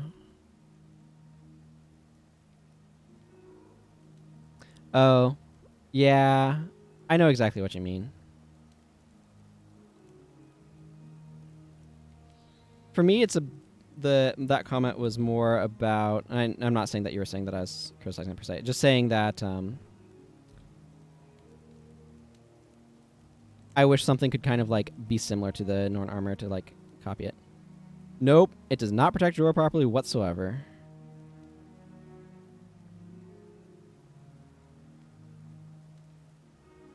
And I do not care. A lot of people do, but it's all about like what does it say about her? Yeah, because this is not effective armor. You're leaving your entire like everywhere open.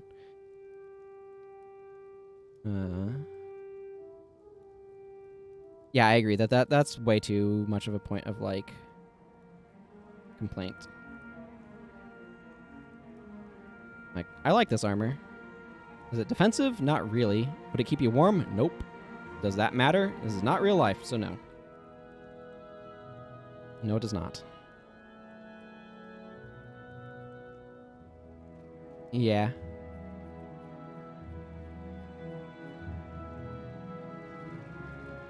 I think that there's a lot of merit to wanting variety of armor, but complaining that a style of armor exists is another thing entirely and gets very tiresome. Okay, so we're gonna go fight Cinder the Mountain Heart. Is there anything I want different here for doing that?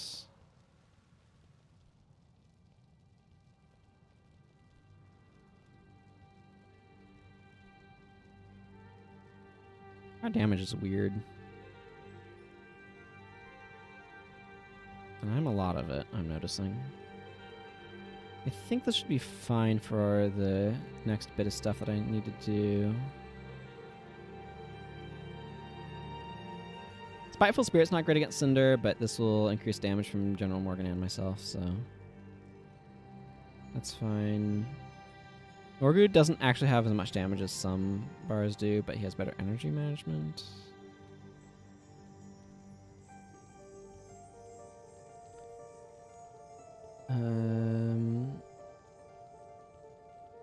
Yeah, I don't even have E-Surge if I wanted to.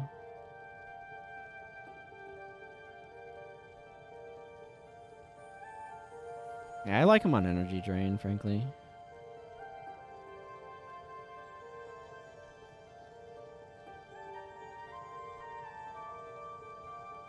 Frankly, I wish the more of the Ebon Vanguard armor looked like members of the Ebon Vanguard.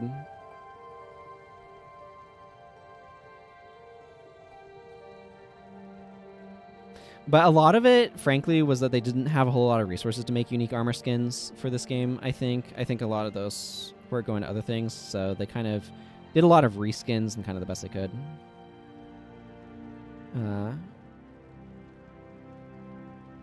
Something you do more for some kind of annoying fun than real care.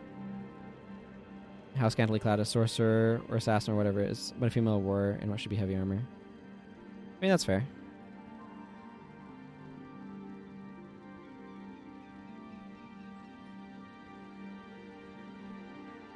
Yeah, like Gladiator's armor in this game is not really what you could consider defensive for either male or female. Hey, Lieutenant Thackeray.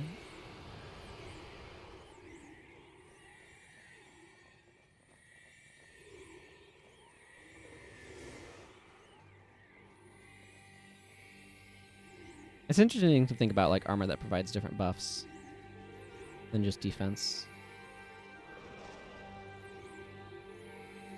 Yeah. It is also what is protecting myself.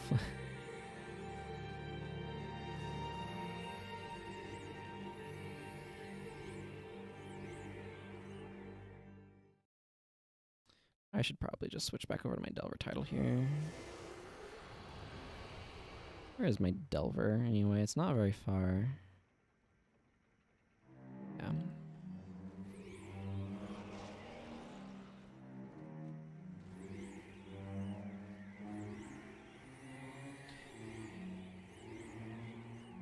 Okay.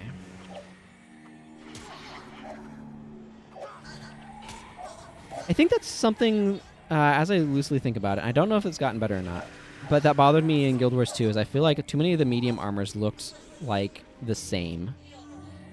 It's like, here is a coat.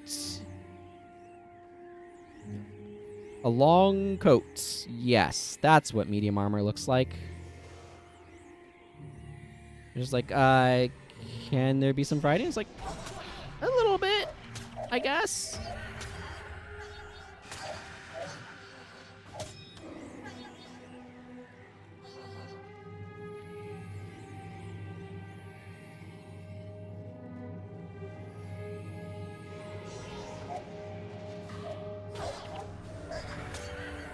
Quickening Zephyr. Everybody's favorite. None of your skill. You never have any energy. Skill.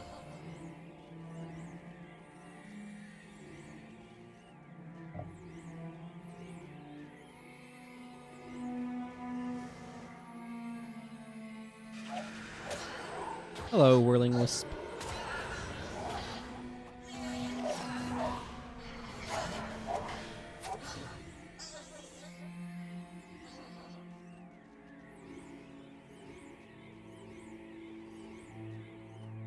Although, with Rangers, male Druid and female Druid are very different armor sets.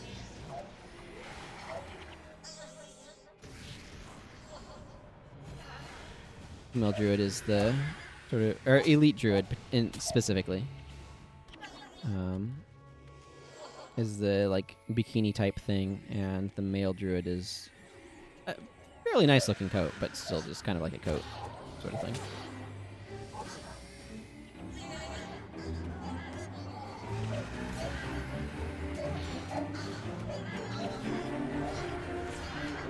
Onslaught's a great skill.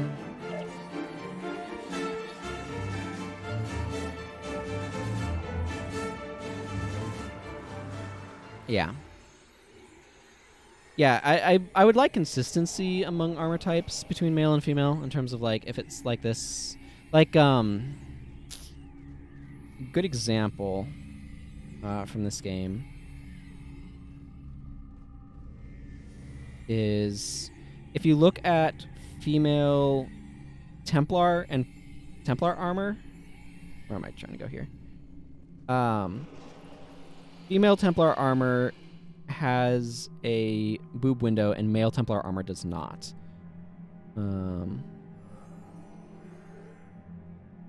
Plate mail is pretty solid on the male. On the female, yeah, the female also has kind of a boob window type thing. Like it's got a bit of a gap right here. So it's like, I understand, like, an elite Templar is just like, yes, we want even more boob window.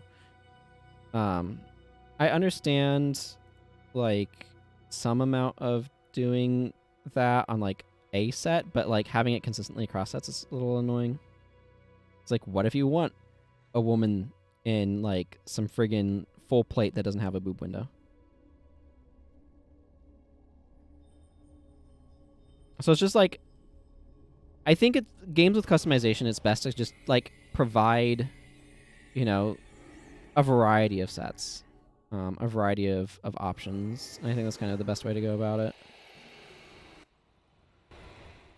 But otherwise, like, if it's not like a game with customization, then, like, what's this character's personality and what does their clothing say about who they are? What does their clothing choices say about who they are? There There is much to do. Thank you, Jealous. You seek the dwarves? What news of the war? There is much to do. Let's see. Oh, right. Friggin', this is the most annoying thing, is you have to go back to the Hall of Monuments to get the final vision to be able to advance the stuff. Hail, human. Yeah, I'm ready.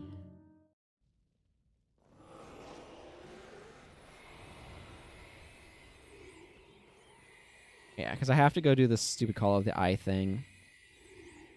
Yes, please You seek the dwarves. start the attack on Jealous's camp.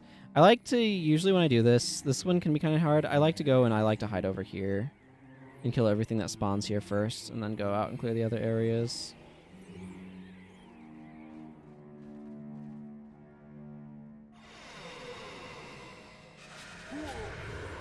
And, like, for what it's worth, too, I appreciate that female elite druid exists. I just wish that male elite druid, or I feel like male elite druid should probably be similar.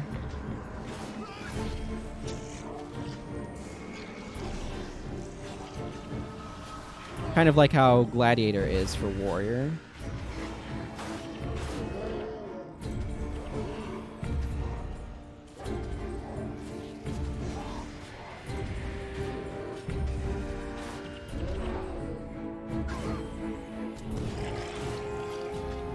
And, like, I think it's good that there are some female armor sets that are shaped around the bosom. I think that there should be some that are not, and that are just boxy. Because that's also a very viable aesthetic. So it's like,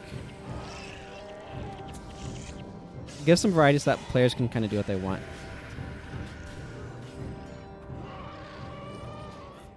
There, I think that's basically my piece. Let's stop this Nasher from doing things.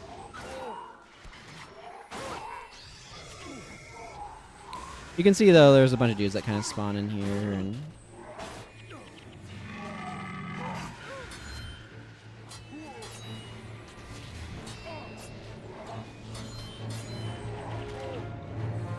take them out and go on our business. Ooh, red dye.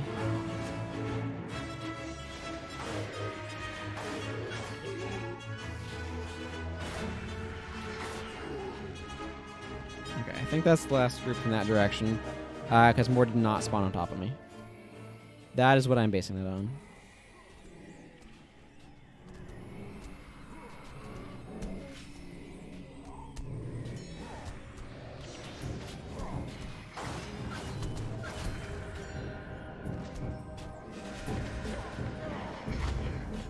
Where did that guy get poisoned from? Must be a dwarven soldier or something.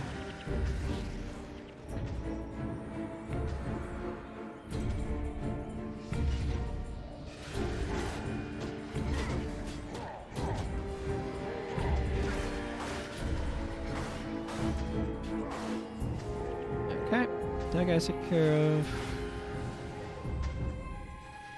Might be a little quiet for a bit here. I've been talking too excitedly and my voice is getting a little sore.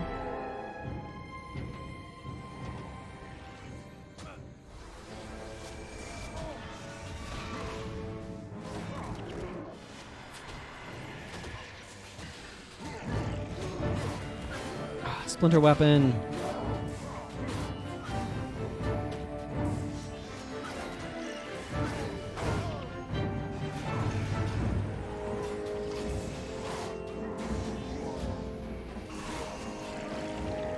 Okay, but like for serious, these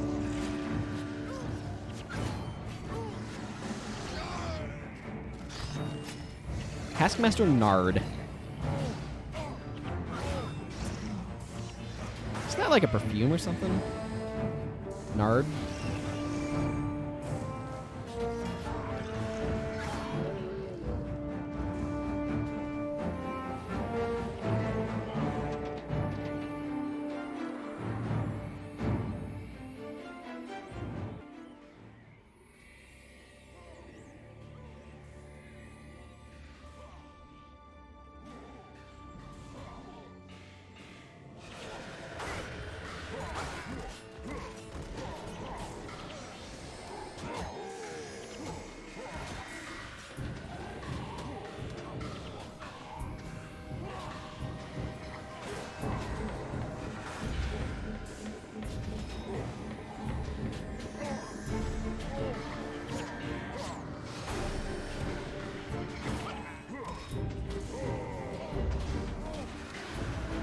There's so much clumsiness.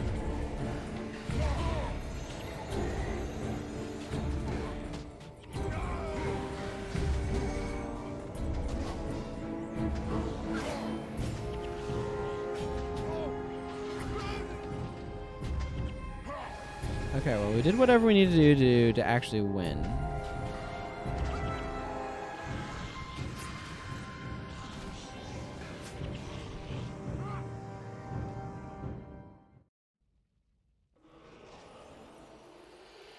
So let's go talk to Orazar Highstone. Hail, human.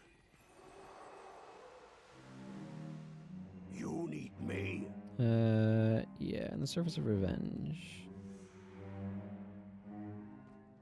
Okay. Alkar's concoction, some fruitcake.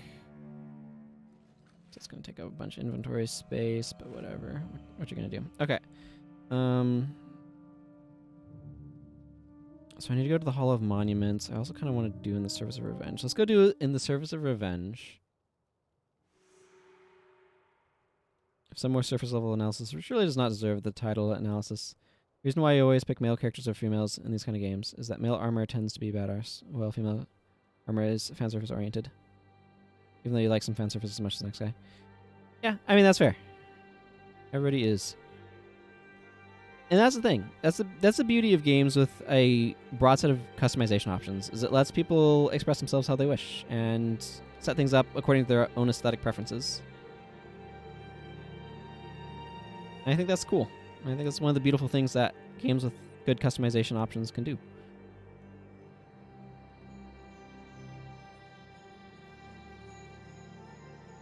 Maybe I should go there first, just to get rid of this monumental tapestry from my space. Who sent you? I forgot to ID that one because I ran out of ID points. That's okay.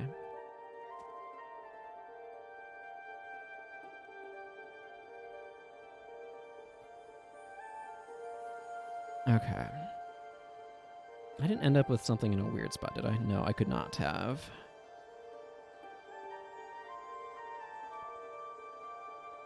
Don't know what I'm going to do with my Luxon set. I also want to get this guy Vabian armor at some point. Gonna require a few more rubies and sapphires, though. More winds of change for me, I suppose. Okay, let's go put on my Slayer title. I need to go out this way. I do wish there was more diversity of appearance with Paragon armor. I feel like a lot of Paragon armor is very similar. And I'm not quite sure what I'd be looking for, because you do want them to be visually differentiated from warriors. So I'm not quite sure what I want, but Why are you here? I would like something to feel a bit different with them somehow. I feel like a lot of them are too samey. That's something else, though, that you run into as just a general problem with a game like this is as you make more professions and you're trying to make them visually distinct, you have narrower, and just like when you're trying to make them mechanically distinct, when you're trying to make them visually distinct, you get narrower and narrower definitions of things. I think that they would have been better off, instead of introducing new professions, introduce like new skill types and stuff, but difference within sets. For some reason, you do like the fact that female mesmer armor tends to be fancy dresses. It is a nice, refreshing change, isn't it?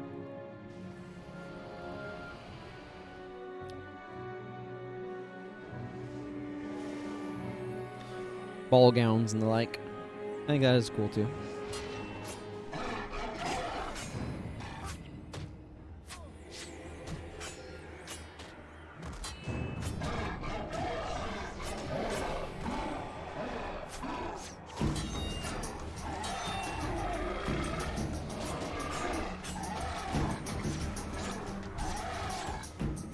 Yeah, exactly.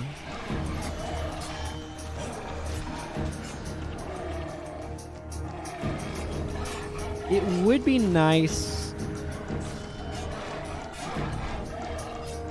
I don't know. Like, there's the idea of mesmers wielding swords. It'd have been interesting to see that executed on better.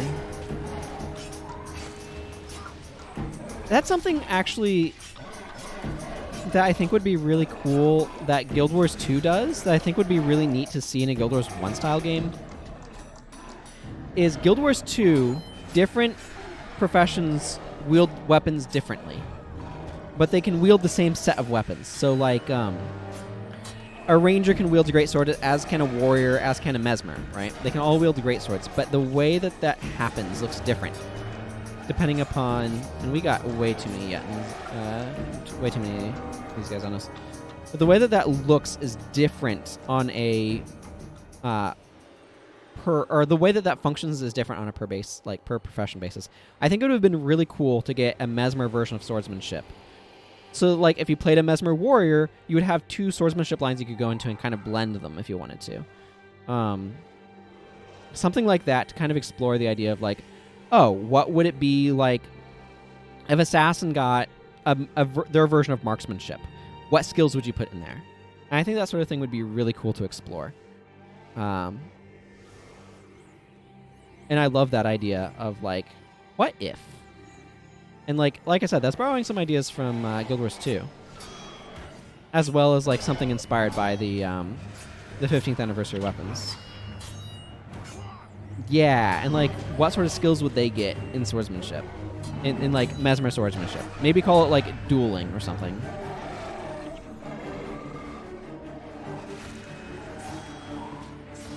I just think it'd be really neat to explore.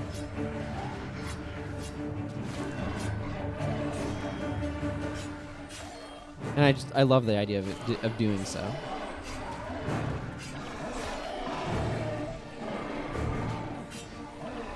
Yeah, this weakness is wrecking my energy.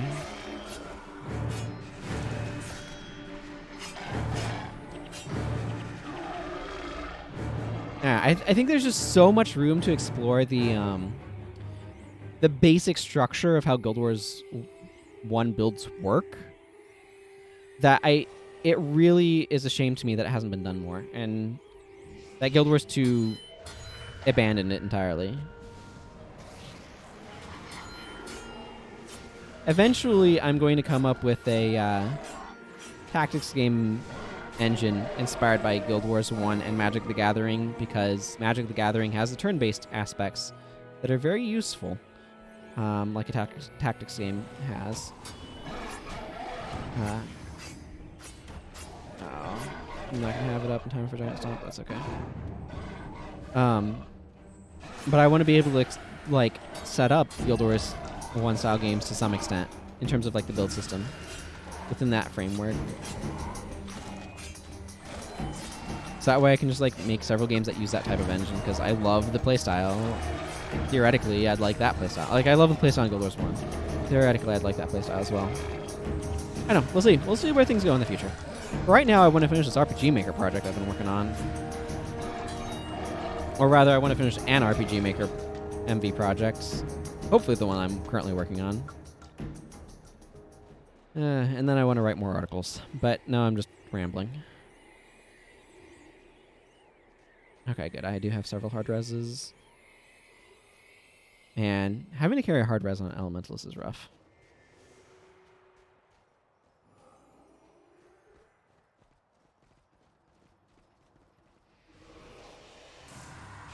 Two-hand sword, witches in Path of Exile.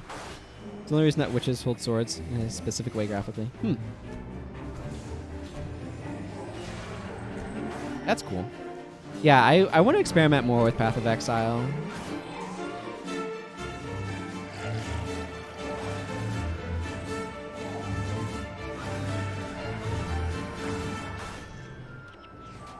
That's a game that I want to spend some more time in. I need to look into the filter stuff as well.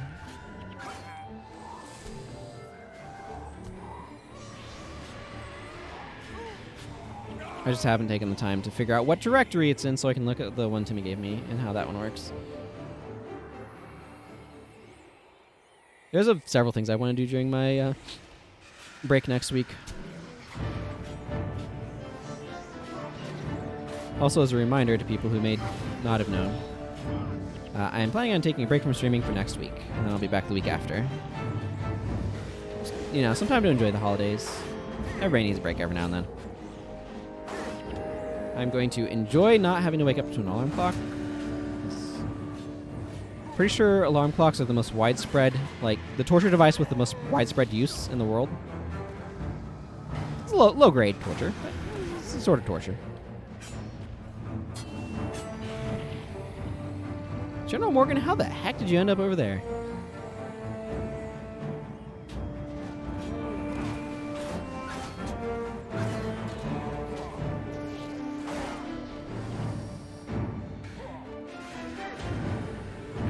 Not as full as it felt like I was getting. Got you. Aha! Good interrupt.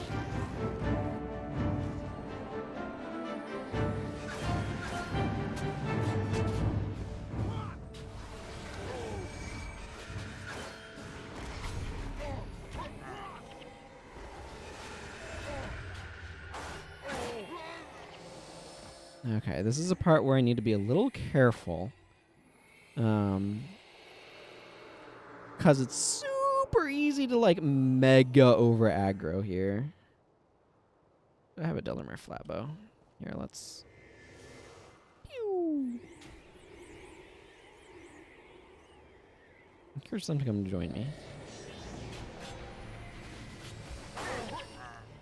Oh, I'm looking forward to the next anniversary event when I can get this guy the bow. That'll be good.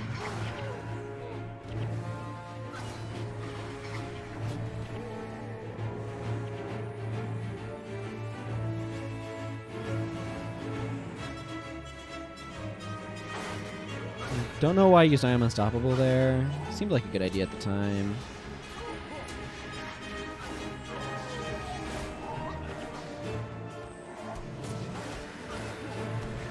Do these guys even have Giant Stomp? I haven't seen them use it yet, I don't think.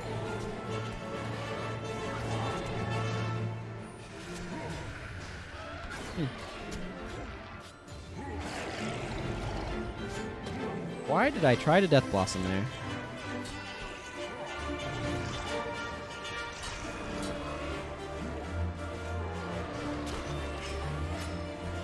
Hadn't used the prerequisites.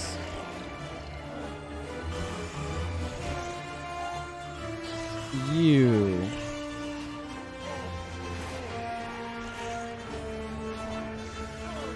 There we go.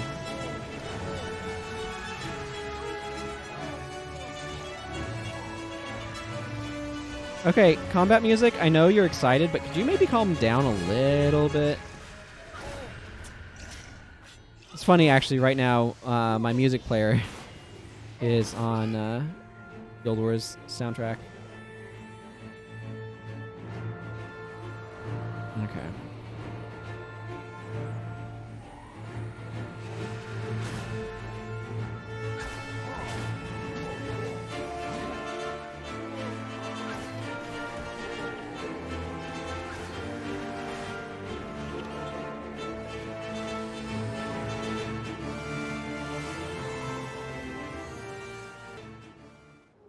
Is this Rampage bonus? It is. That's nice. It'd be even nicer if I had a higher hunt rank, but...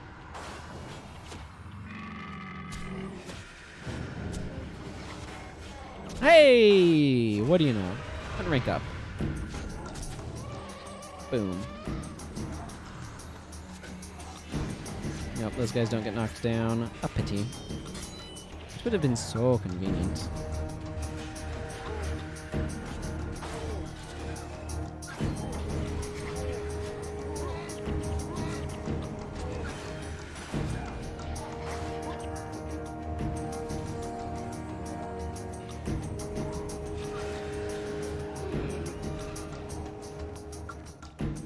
Okay, you guys, over here.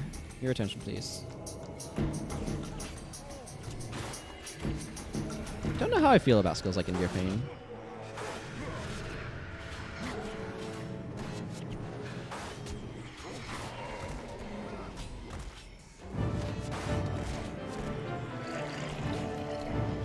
From the standpoint of, like, I don't see much use in them, but maybe they're better than I think they are.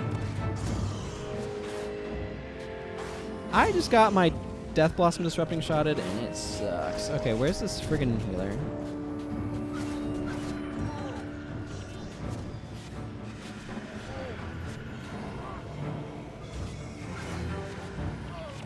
There we go. Is there another healer around here? There's a Nasher.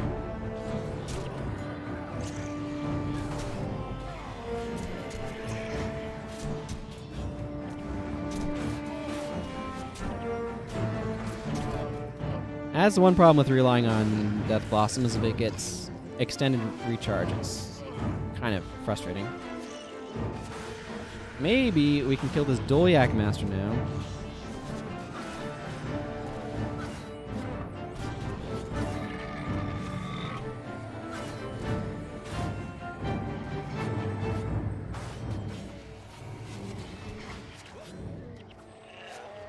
I have no idea if that boss is still running around or not, by the way. He is. He's over there. He's harassing Norgu.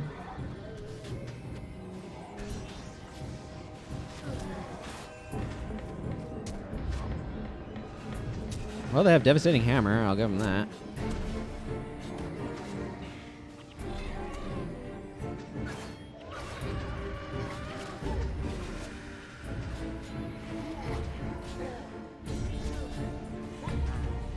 There we go. My goodness, he did not. Like, this whole group was... we took him, though. Hey, Hawk. Good to see you. Indeed I am. Let's see. Yeah, I don't see you on right now. Good to see you, Hawk. Hope you're doing well. I am attempting to get revenge for a dead dwarf. Ah, yeah. Of course.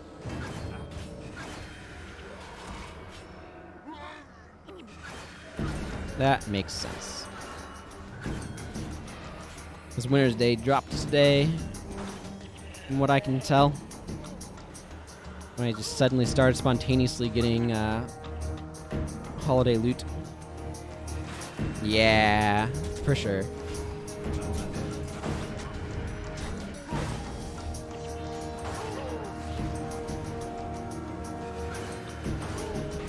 Yes, that is noon my time. I don't know about your time zones.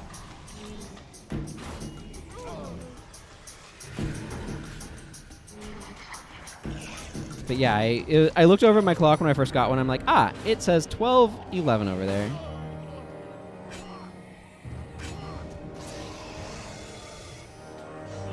And that's when I knew Winter's Day had begun. Hooray! I have successfully avenged Earl. Boy, that was a heck of a push. Man, there's so many other like random things I want to do, but right now I want to go the Eye of the North. Hello, Eye of the North. And show off for one monumental tapestry. The Hall of Monuments.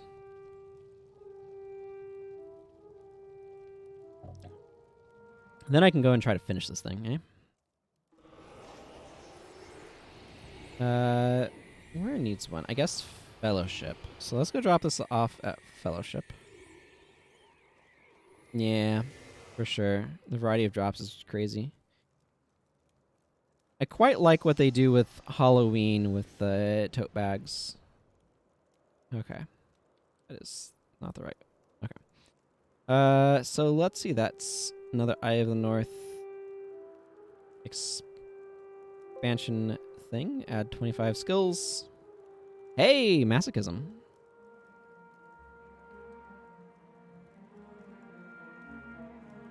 Yeah, just drop gifts. Yeah, exactly. Oh, I already had Masochism for this character. Wop wop. Knee cutter, volleys is nice, I guess.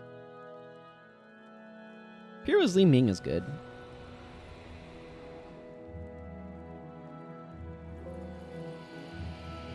It's not like I'm changing stuff up a whole lot at this point, but You never know if you'll get something truly useful or not. Okay, let's advance the scrying pool. Where Vex says, I know where that is! Because he knows where it is. Okay. Thank you. Now I can go advance stuff. But I need to drop stuff off at my bank first.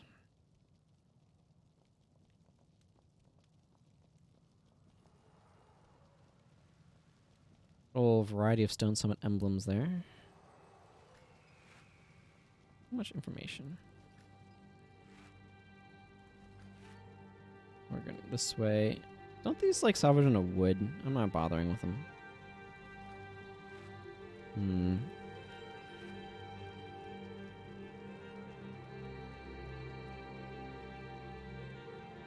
Who goes there?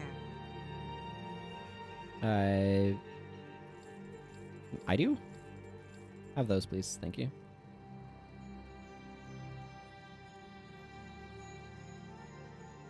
Okay. Now it's just time to head out. I need to get this Essence of Celerity to Dar. Okay, but we're not meeting for another 2 weeks, right? I think. Except we might do spontaneous HA. That'd be fun.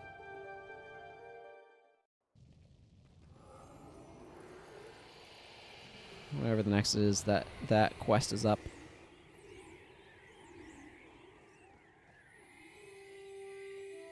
That quest is good Ziki stuff.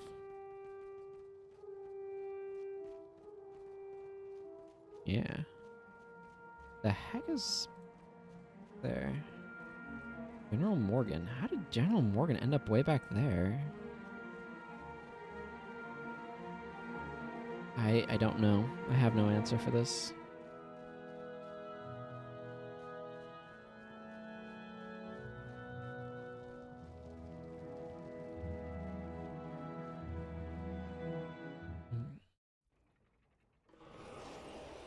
This is such an annoying trip every time I have to make it. I don't know why they couldn't have put it closer to one end or the other. They had to kind of put it in like the worst middle ground spot. Where it's like you have to walk. The closer, like the easier entrance to get to the battle depths is far from where they are, or the dwarven encampment is. And the one that's right where the dwarven encampment is like in a really unfortunate place in Varjar Fells. It's like, can you pick up middle ground, please? Nope. No, indeed not. Oh well. 'Tis how it is, I suppose. Not much more for it than that.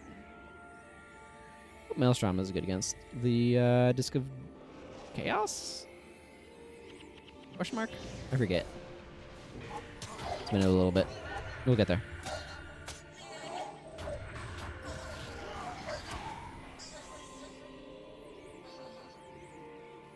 We will get there. By we, of course, I mean me. I'm the one playing. Anyway. Chat participates by being interesting. Or watching, which is valuable. I'm looking forward to breaking this Alkar's concoction on a destroyer's head.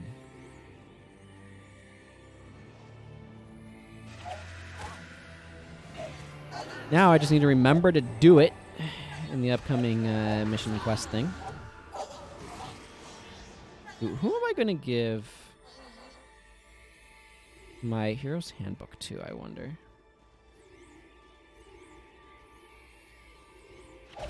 Let's see, so we do that one, come back, they transform, then we go fight them. This is a long trek. I'm glad that they put a merchant kind of partway through in that, quite frankly.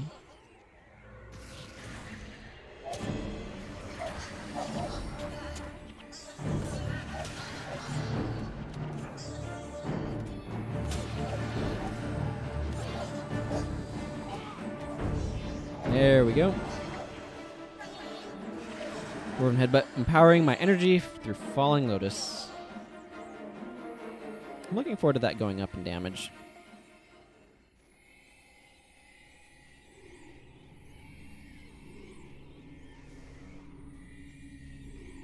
Telzar Ironjaw. Now, I kind of want to hang on to these because these salvage a decent amount of dust. Hey, Orazar. You seek the dwarves? Thank you. I kind of want to do stuff with these mines and the ranger elites. Trapper's Focus. It seems like it could be kind of fun. Okay, Jalis Ironhammer. Hail, human. Heart of the Shiver Peaks, the mandatory dungeon. AKA needed to come the other way, but you know what I mean.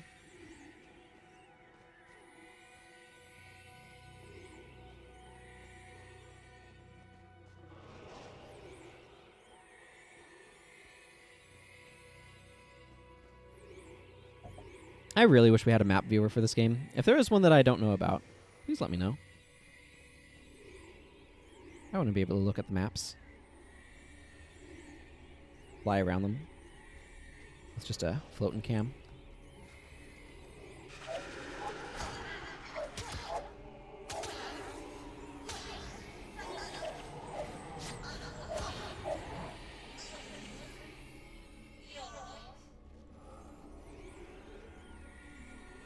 It's really annoying that it feels like there should be a director out there, but there isn't. And by really annoying, I mean, wonder why there isn't. It feels like there should be.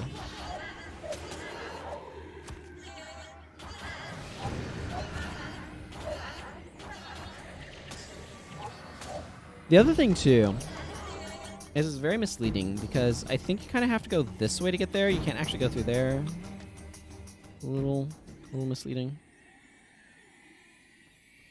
That looked unpleasant. Stuff looks real cold. A lot of chromatic drakes around here. Very deadly. Okay, Heart of the Shiver Peaks time. You can also get here through bog routes, but then you're at a very different part. I did that trek. On this guy, in fact. I went through the Heart of the Shiver Peaks to get to bog routes, and then got to Gad's encampment that way. That led to a really cool looking map.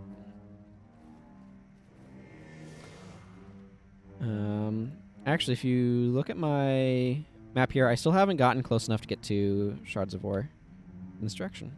So, that's kind of cool. That was a long walk, though. That was a very long walk. Yeah, these guys have Shield Bash. Shield Bash is just... Oh, my goodness. Nope. Now I can't do anything. Shield Bash is just so bad for assassins.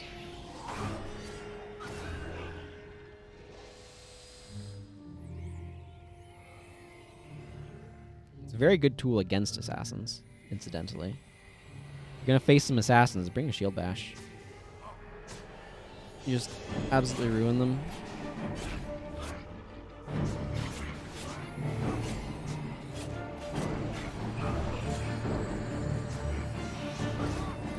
And why would you?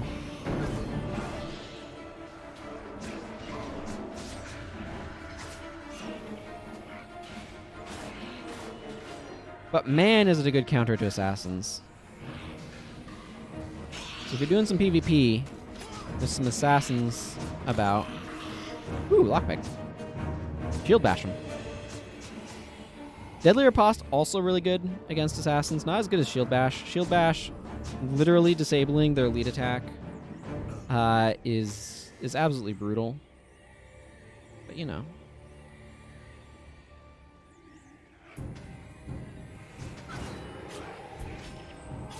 Yeah, disabled for an additional 15 seconds. Like, what am I supposed to do if my lead attack's disabled for an additional 15 seconds?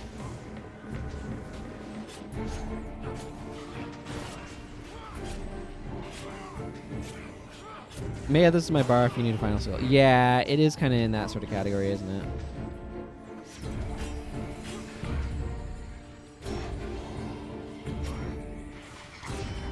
Well, it's a highly effective counter to enemy assassins, so that's something you can keep in mind, I suppose.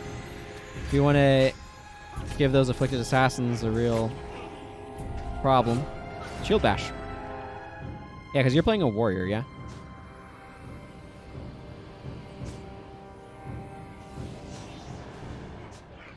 Oh my goodness. Wrecked. It's like, I can stop Shield Bash's effects, sort of, by using I Am Unstoppable and Assurance Scan to get through their block, and prevent the knockdown. But, like, my skill still, like, gets an additional 15 seconds of recharge and is absolutely awful.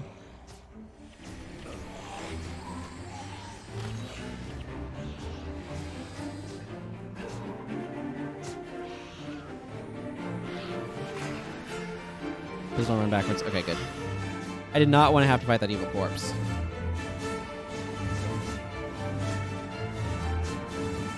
As opposed to what other type of corpse, by the way?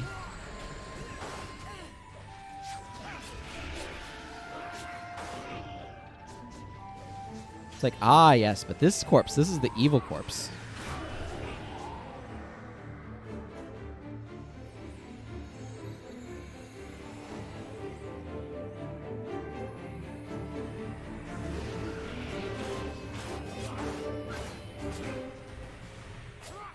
It's like Wary Stance. Wary Stance is also a really good counter to assassins. These guys use Balance Stance? No, they use Flail. Maybe they use Balance Stance. But if they do, they also use Flail.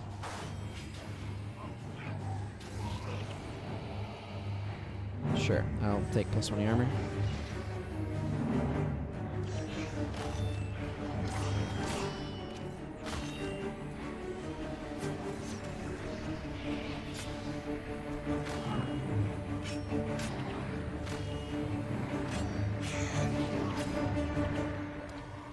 Maybe I should have focused on the priest. I don't know.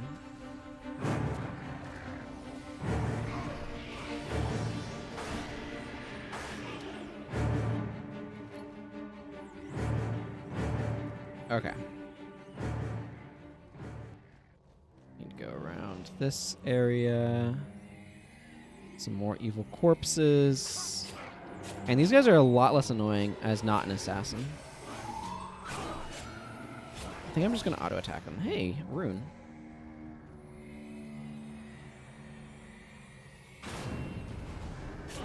Here, get knocked down. See if I care.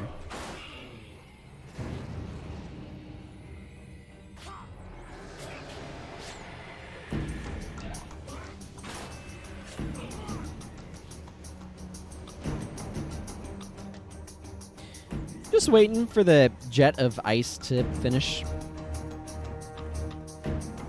You know, normal things. Do I have enough kills? Hey, 20 dwarf reputation points. Of course I have enough kills. Ricardo the Putrid. This area is absolutely brutal, with all these zombie brutes that suddenly aggro on you when you go after that guy. Plus, he's got a lot of damage. I recommend not going after him. Map's just not worth it. I could have brought Light of Deldra more in here. Probably gotten some hidden chests, maybe? What news of the war? Thank you for the free ale. You seek the dwarves? I do seek the dwarves. Or rather, I sought the dwarves and I found them. It was very successful. Very successful dwarf seeking campaign.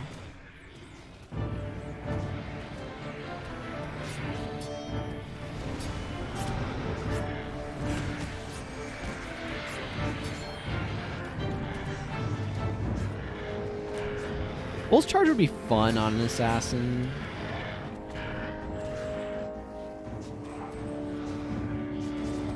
Budger, you're body blocking me, Budger. This duration is real low without any investment in strength, so yeah. Sometimes primary attribute skills are totally usable with no investment. Sometimes they are decidedly not. Maybe on-site's a good example of that. Oh yeah, I don't blame you for that. Like, not being able to use skills during it is real painful, and its 50% uptime is kind of brutal. But the effect seems like it'd be... The thing is, like, being able to, as an assassin, chase after something and then knock them down and then get your thing off seems really cool. Although assassins do just use Bull Strike, so...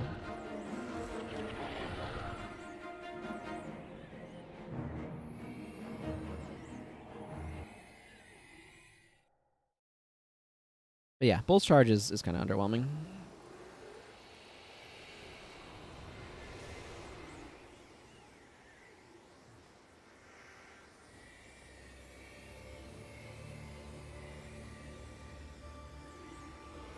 It'd be better if it's designed more like Charging Strike.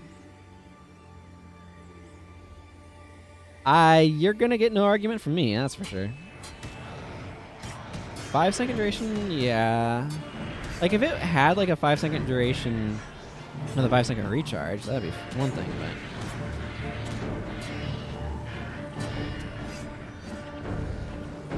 you got some fun build around me's. But a lot of them is just like, here's your attack, I guess, for this weapon. That's kind of it. You need me? Yeah, that's kind of it.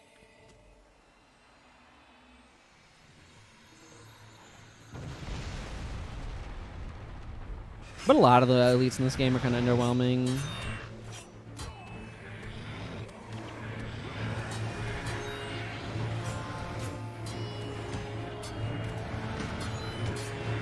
I mean, this bar doesn't even have an elite on it.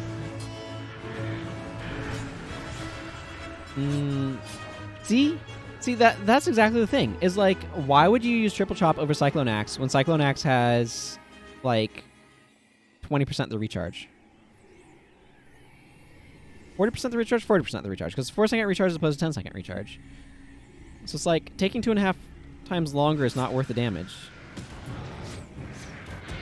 Yeah, because Triple Chop is that 10-second recharge, and Cyclone Axe is 4 seconds, I think. So it's just like, okay, why would I use Triple Chop then? Yeah. Absolutely. Absolutely.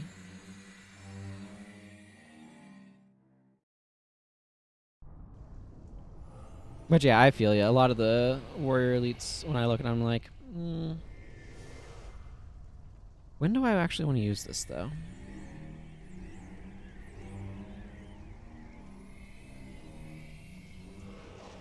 Where are you, Budger? I need your black powder.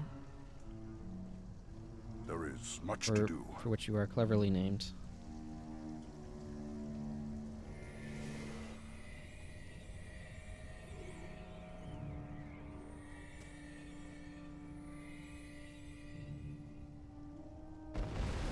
There we go.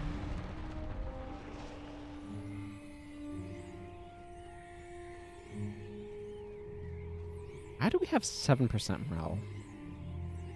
It's a very unusual figure.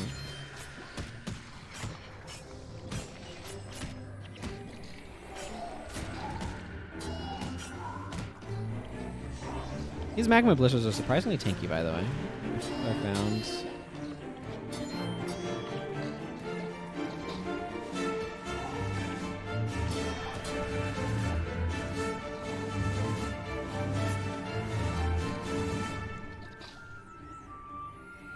Let's see.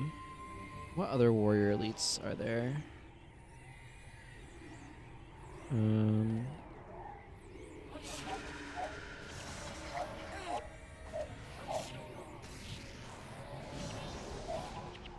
Like, of course, there's the weapon-specific ones.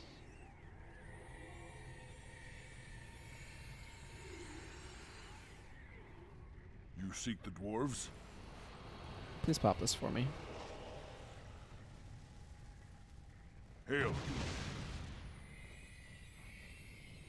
Okay. Beacon of Drakner. It's disappointed me. I only have 10 kills. I tend to use Warrior's Endurance a lot. There's some interesting ones, but so many of the Warrior Elites are just so much more interesting in PvP than in PvE. Like, Auspicious Parry is fun to mess around with in PvE, but the other thing, too, is...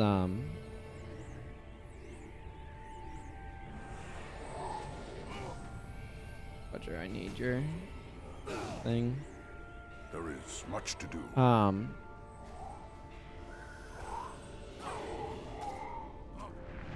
I don't suppose you could come a little closer to where he is, Budger? That would Hail, human. be nice. Oh, that's not good.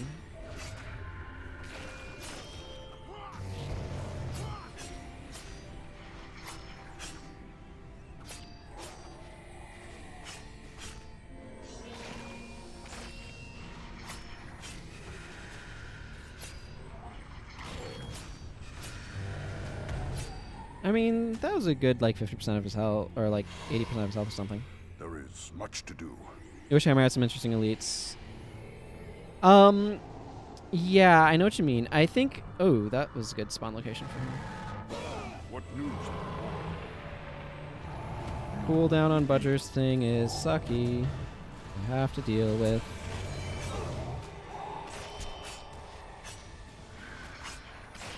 There we go.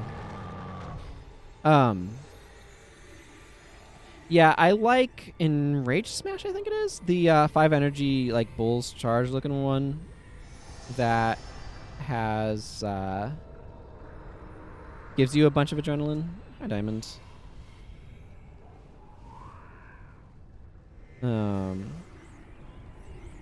I think I'm going to take a short break right now. I want to finish Eye of the North on this character today, and I'm pretty close to it, but I have I want to wait out this timer so I get dropped back off at a useful location. So, on that note, let's identify this. Ooh, minor prop purse might be worth something right now. I'm going to take a short break. So I will be back in a couple of minutes. Just waiting for this timer to count down. So, BRB.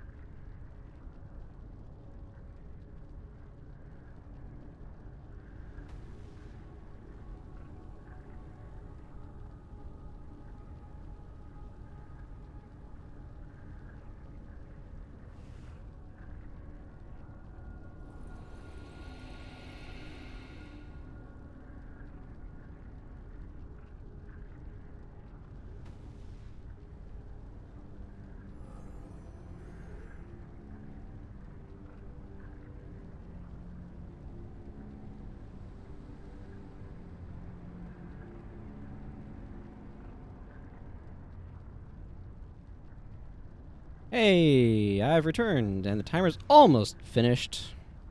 Almost.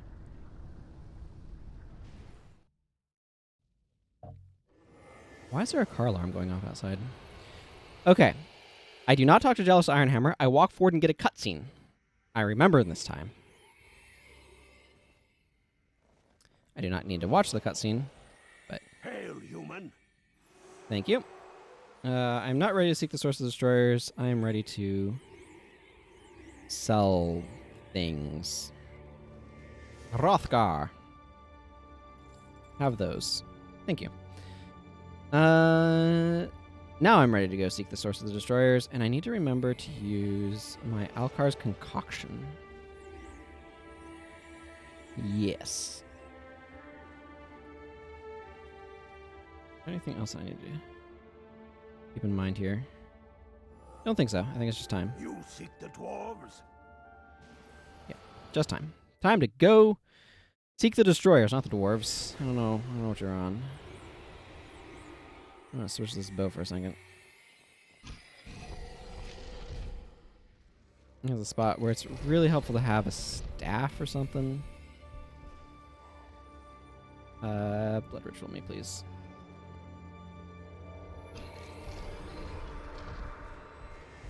Okay, I guess I need to go this way. I'm gonna leave my inventory open. It's very space consuming, but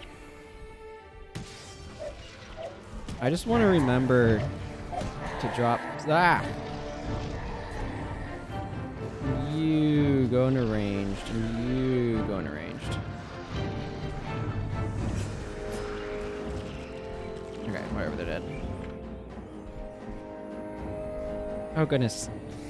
Friggin' things up in the camera. Okay, I don't know why they all got knocked down, but I accept this as the inevitable course of history. Because that's now in history.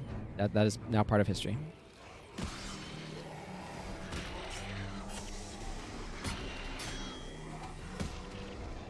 Hey, candy cane shard. You know, candy daggers are probably okay. Just because, like, the daggers... The damage on your daggers doesn't matter nearly as much as the plus damage that you get off of them. But... they're still... not great. There we go. Alkar's concoction used. I can now go report to our good friend that it works. They do look cool. I will grant you that they look cool. But I would prefer my novelty weapons to be used like good damage or like damage normal. You know what? Whatever those words are supposed to mean. Like the banana scythe. It's like, hey, what if I wanted to wield the banana scythe? Well, it's utter garbage. Oh. But I feel like the evergreen daggers could maybe be usable. Because you can mod those. And like I said, dagger damage is like less important.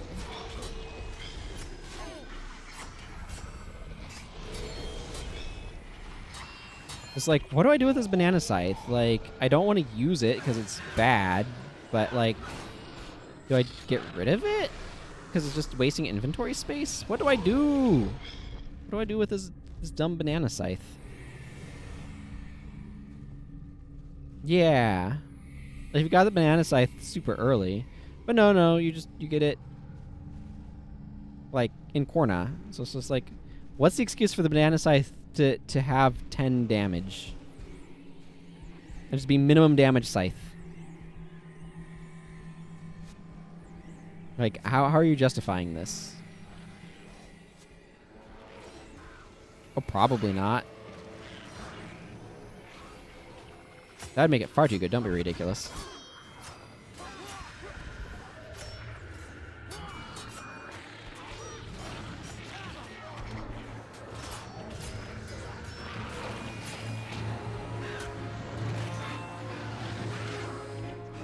So it's just like one of those things, you know?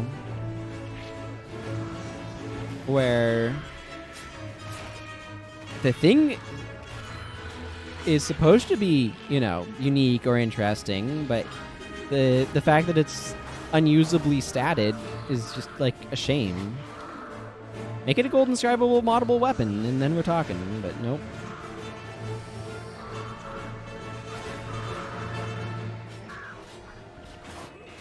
I have some candy cane weapons floating around eating up inventory space too. I don't know why. I finally made use of my evergreen wand. I have an evergreen wand that I set up to be the high energy wand for one of my monks. Chantry, actually. That specific monk.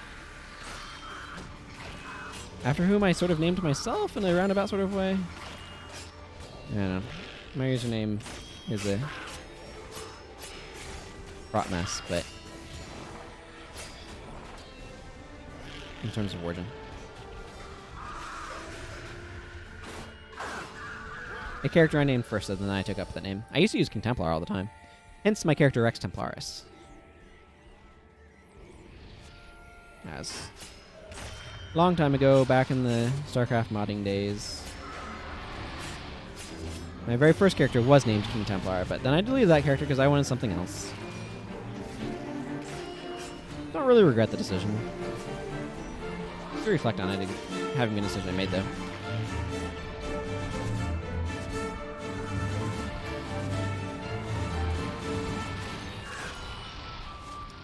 Destroyer of Thoughts. I need to get you out of here so that way I can actually have a Surin scan on things. So I need a Surin scan on things so that way I can hit them through their lightning reflexes that they like to use. Like so.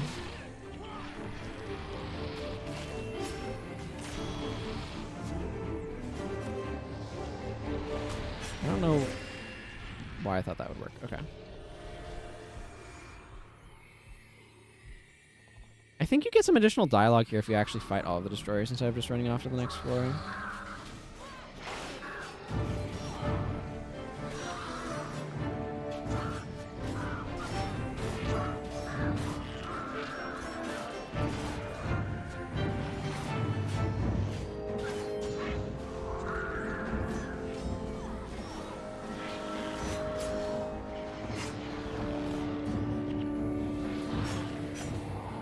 And assassins are so much better against destroyers than other professions. Than some professions are. It's just their innate high armor ignoring damage. It's the same reason why Mesmers are going to be good against them. I can't tell when things are going to knock down destroyers and when they're not. It's a very random feeling. Hey, I leveled up in my dwarven prowess. Yeah, I'm still doing 11 health now. Excuse me. And more noticeably is doing 60 damage with my brawling headbutt.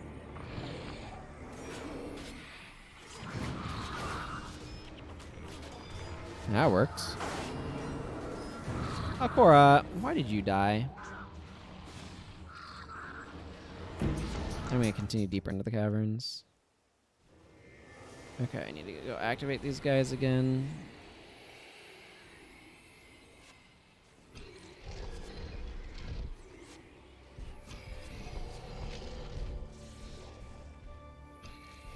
There we go.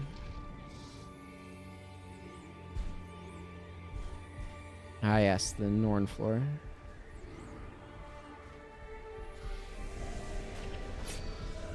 I guess this is kind of the Norndorf floor? I'm not sure. I don't want to divvy that up, maybe.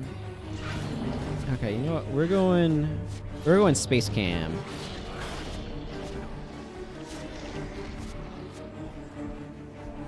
Zoomed way out. I see why I don't have any energy.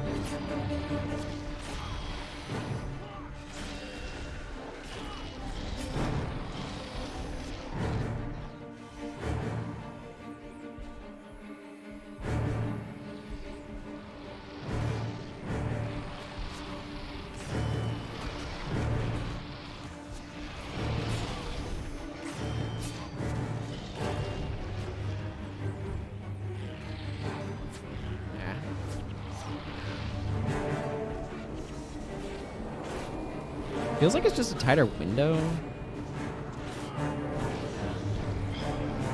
I don't know. It's very weird.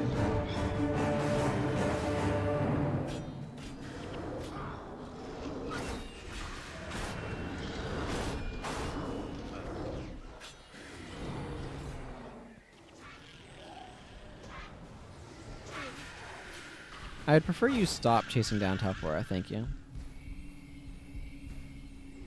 All right. Some some Driders. Want to hex the snot out of us. Suppose they're allowed to want to do that.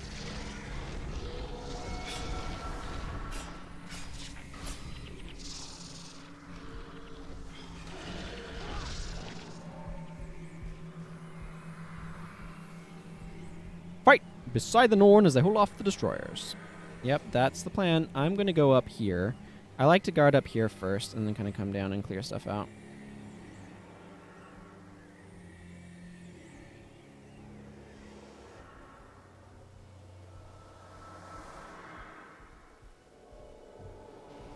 It just feels better to me.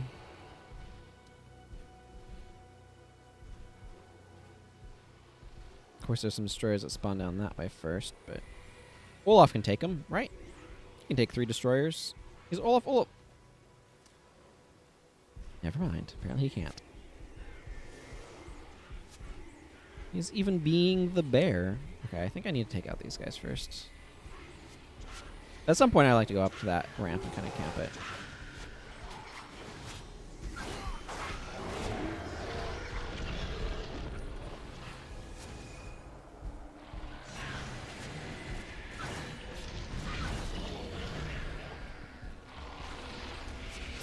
Inner fire.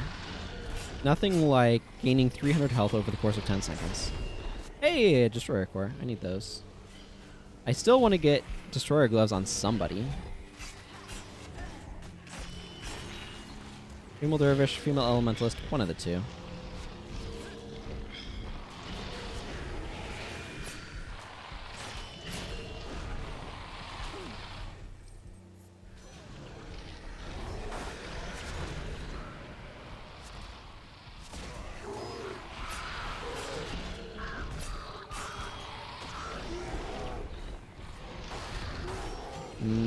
Destroyer of thoughts. Those need to go down.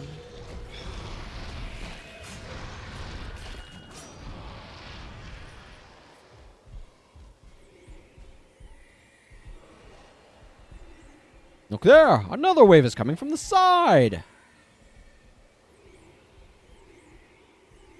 He is a Norn.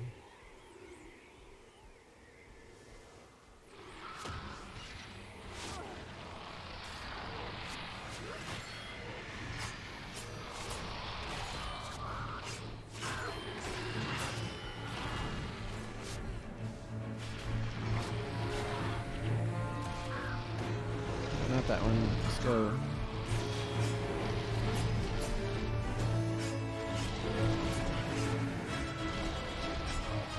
Back in here.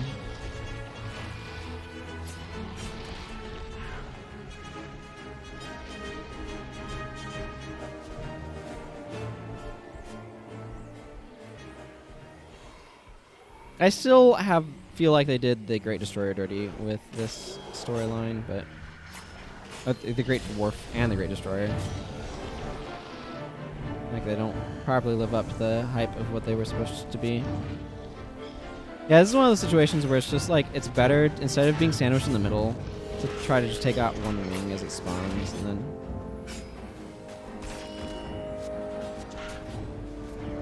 deal with stuff.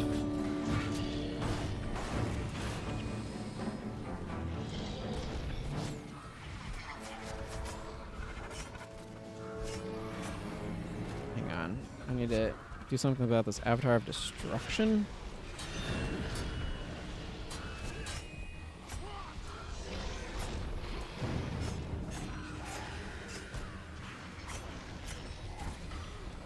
There. Now we'll see who's an actual Avatar of Destruction now.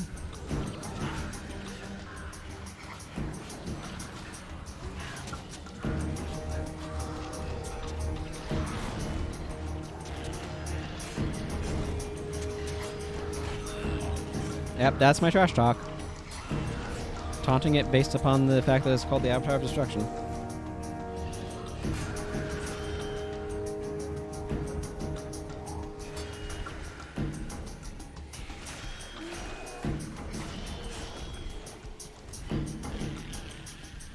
There we go. Well, I've had that go cleaner, but I've had that go way worse. I feel like back in the day, I used to just consistently in that area end up just wiping and having to like keep smashing my face against it several times until I actually finally succeeded. And I feel like these days I'm a lot more consistent about actually like not having that happen and getting somewhere. Okay, Olaf. Yep, that sure can be how that animation works.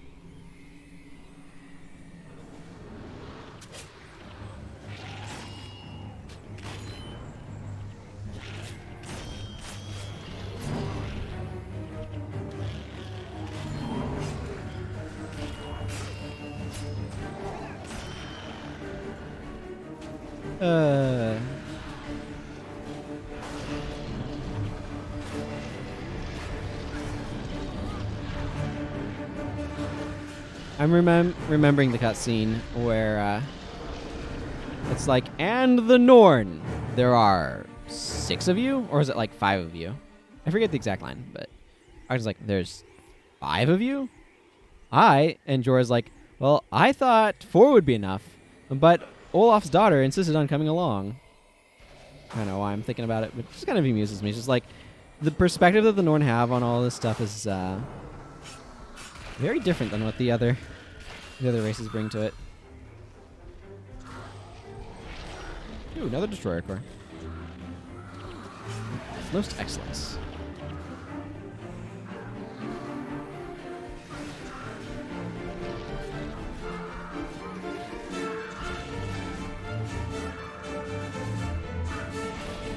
Good, I do have room for eggnog in my inventory, but I may already have eggnog in my inventory.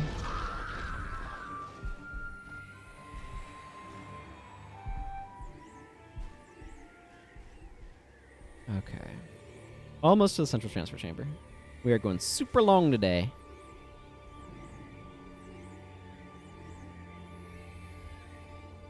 That's just how it's going to be. They like to give me spears and staffs, I'm noticing. Be a lot easier to clear this out once we get to the... Anyway. Oh, look, I'm Shiro Tagachi. Good old Shiro Tagachi. I think we have finished the dialogue. This portal doesn't actually work until the dialogue thing's finished, so that's just why I was kind of standing there.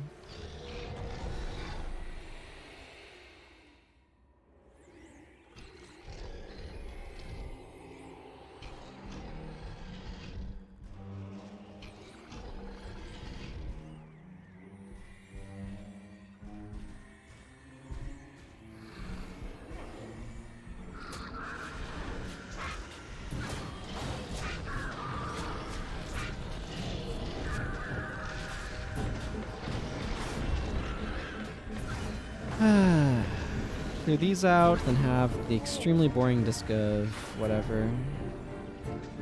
Although, we maybe don't have enough disruption to make it really boring. If you have dazed with you, such that you can keep it like perma-dazed, it does literally nothing. Just about, but maybe we were not quite that disruptive to it.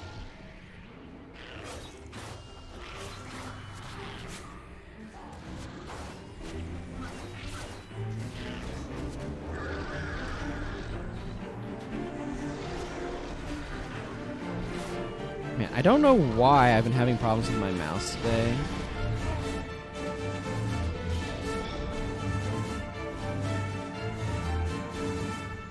Or just like stops being functional.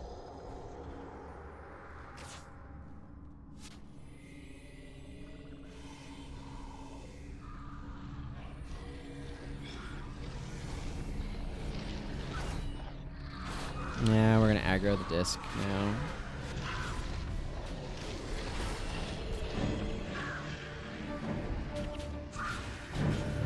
Kinda need to clear out all of the other things, but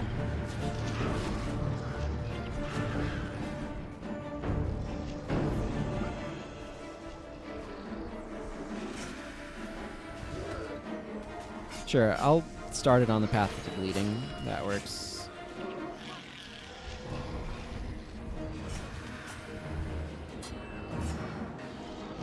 Does it knock down? It does! Fantastic.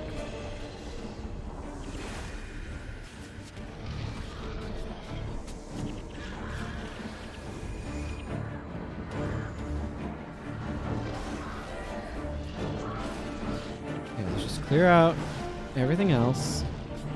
And then we can focus on the Disc of Chaos. I know my party is kind of dying. It's okay. We can't actually... Like, if we wipe here, we just respawn, so... There's like a resurrection shrine at the top of the stairs sort of thing.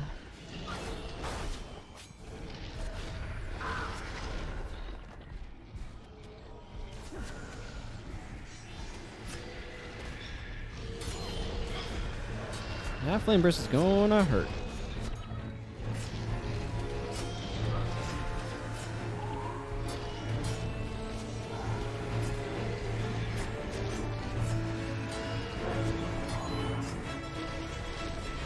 This is where I have a nice cycle with my dagger attacks. So I can cycle in energy management with Dwarven Headbutt providing a lot of additional lockdown.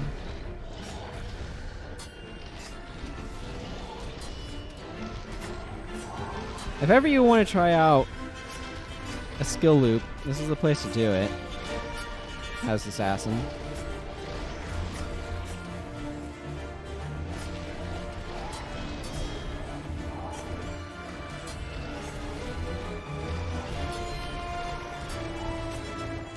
The thing is, like, I'm locking this guy down very regularly. There we go. Now all we need to do is clear out these Destroyer of Lives on either side, and we're good. That didn't go too badly. And thankfully, like, this build has enough damage that it actually went down relatively quickly. Overall. That guy can just be a royal pain.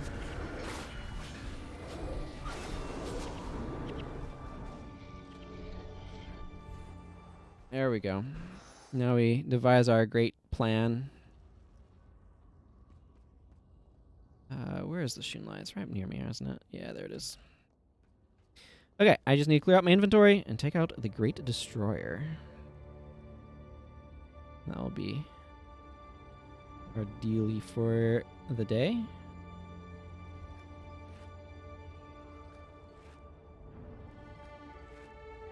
I want my piles of elemental dust.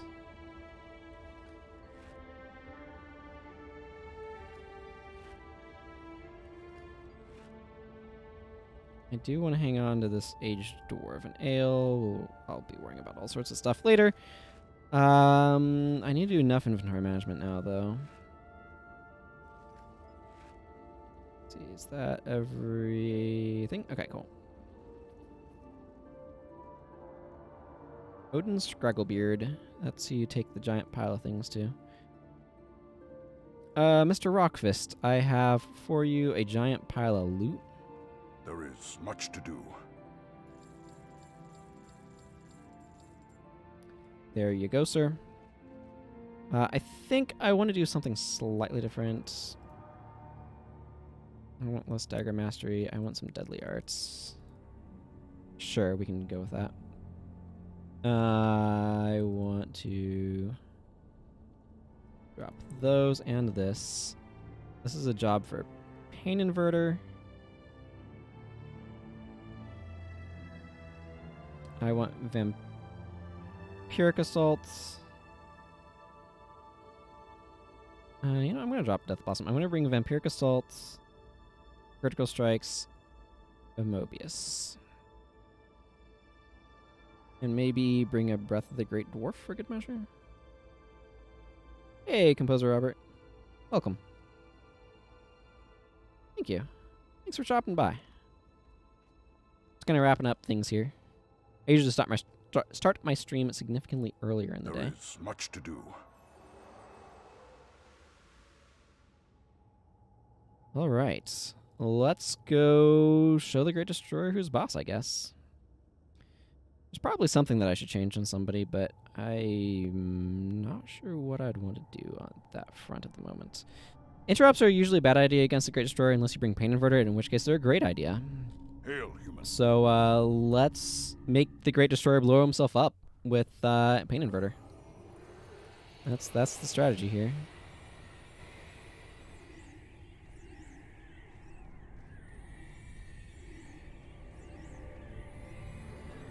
Some of these Destroyer of Lives taken care of.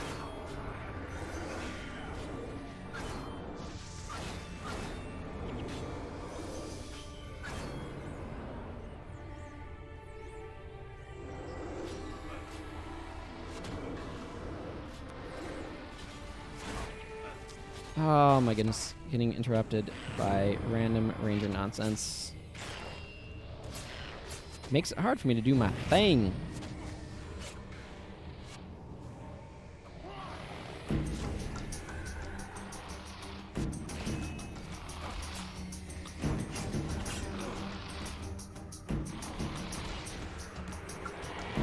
Yeah, these rangers are a gigantic pain in the rear end.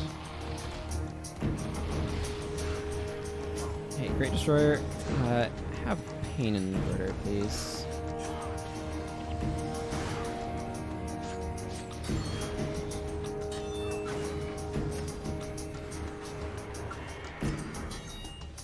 Lifesteal still works on him, by the way. So, that's cool. I need to go kill some minions, theoretically. Yeah, there we go. That's what that's supposed to look like.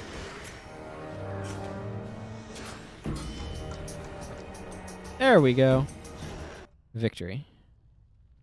You know what? I'll let this play.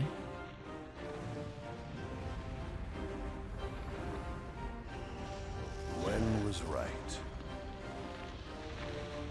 With the death of their master, the destroyers lost their coordination. Is that really their master? Chalice and his dwarves pursued them into the depths of the earth.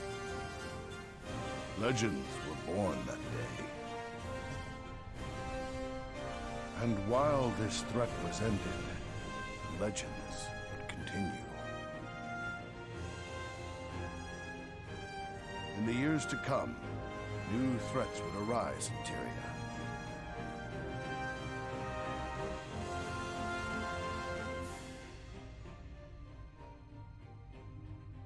New creatures would stir.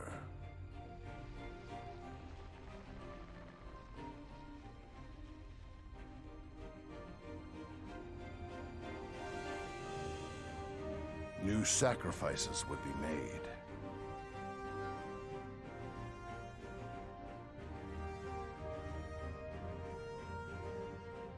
And the greatest threat of all was yet to come. A threat that would consume the entire world and call upon the greatest of heroes, the children of the legends.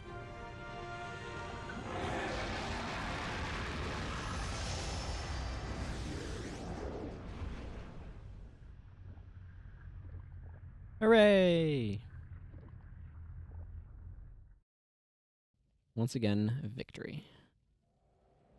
Hey, Draknar. I have no idea if I want anything from him right now. I might just hang on to this key. You seek the dwarves? Oh, yay. I will take 10,000 experience and some Woofer reputation. You seek the dwarves? Thanks, Draknar. Hello, Sao Long Qua. Welcome, welcome. Yeah, probably best to just hang on to it. I forget what you can get here. Sundering Flatbow. Oh, this is all just Sundering gear. Yeah. This game has such good music. Yeah.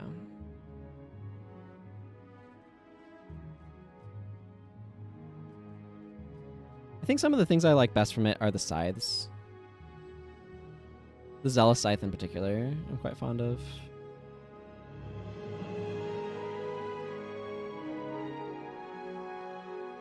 Yeah, it makes sense. I don't need these, so I already have all of those slots filled.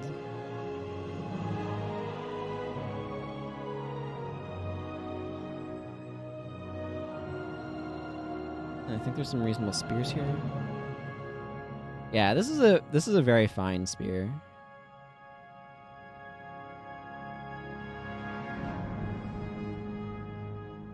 Hey, Ogden.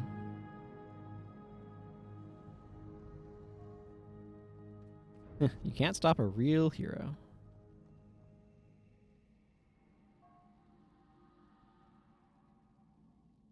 All right. Well, this is actually longer than I'd normally go a stream, just because I wanted to finish Eye of the North.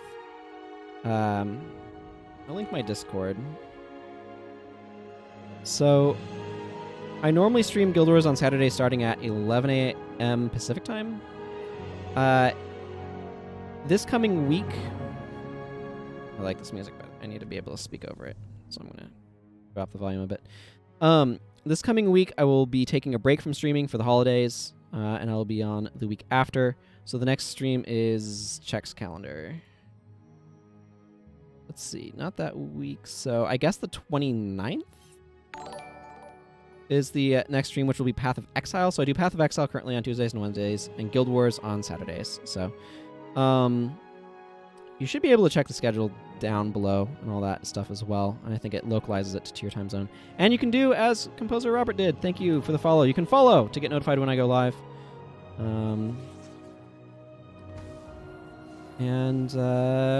Yeah, I think that's most of it right now. It's always kind of weird. I feel like wrapping up stream should have more things to say, but it doesn't always feel like it does. So, my next main plans for Guild Wars 1. So I did some playthroughs that were slower, more lore-focused, of Prophecies through Eye of the North. And I think my plan for like the next major thing to do in the game is to start doing that for Guild Wars Beyond stuff. So, starting with War in Kryta. So that's my plan. I don't know if I'm going to do that for the next Guild Wars stream or not. Actually, let me look at because it's possible that I might do Winter's Day stuff. That'd be the second. It might be over by that point. So, I've done Winter's Day stuff in the past, so you should be able to find stuff on that on my YouTube if you want to, where my VODs go on my YouTube. So I think that's a lot of it. Like I said, Path of Exile in about 2 weeks, a little under, depending upon how technical you want to be. And then in 2 weeks, Guild Wars will resume. And I think I'll be doing War in Kryta at that point. So, starting Guild Wars Beyond. So, yeah, that's going to cover things for today. Like I said, thank you all very much for watching. I don't think I actually said that, but I mean it. Thank you all very much for watching. Hey, there's Keikai Kotaki. This is great art. And until next time, everyone, thank you very much. Take care. Merry Christmas. And Happy New Year. And goodbye.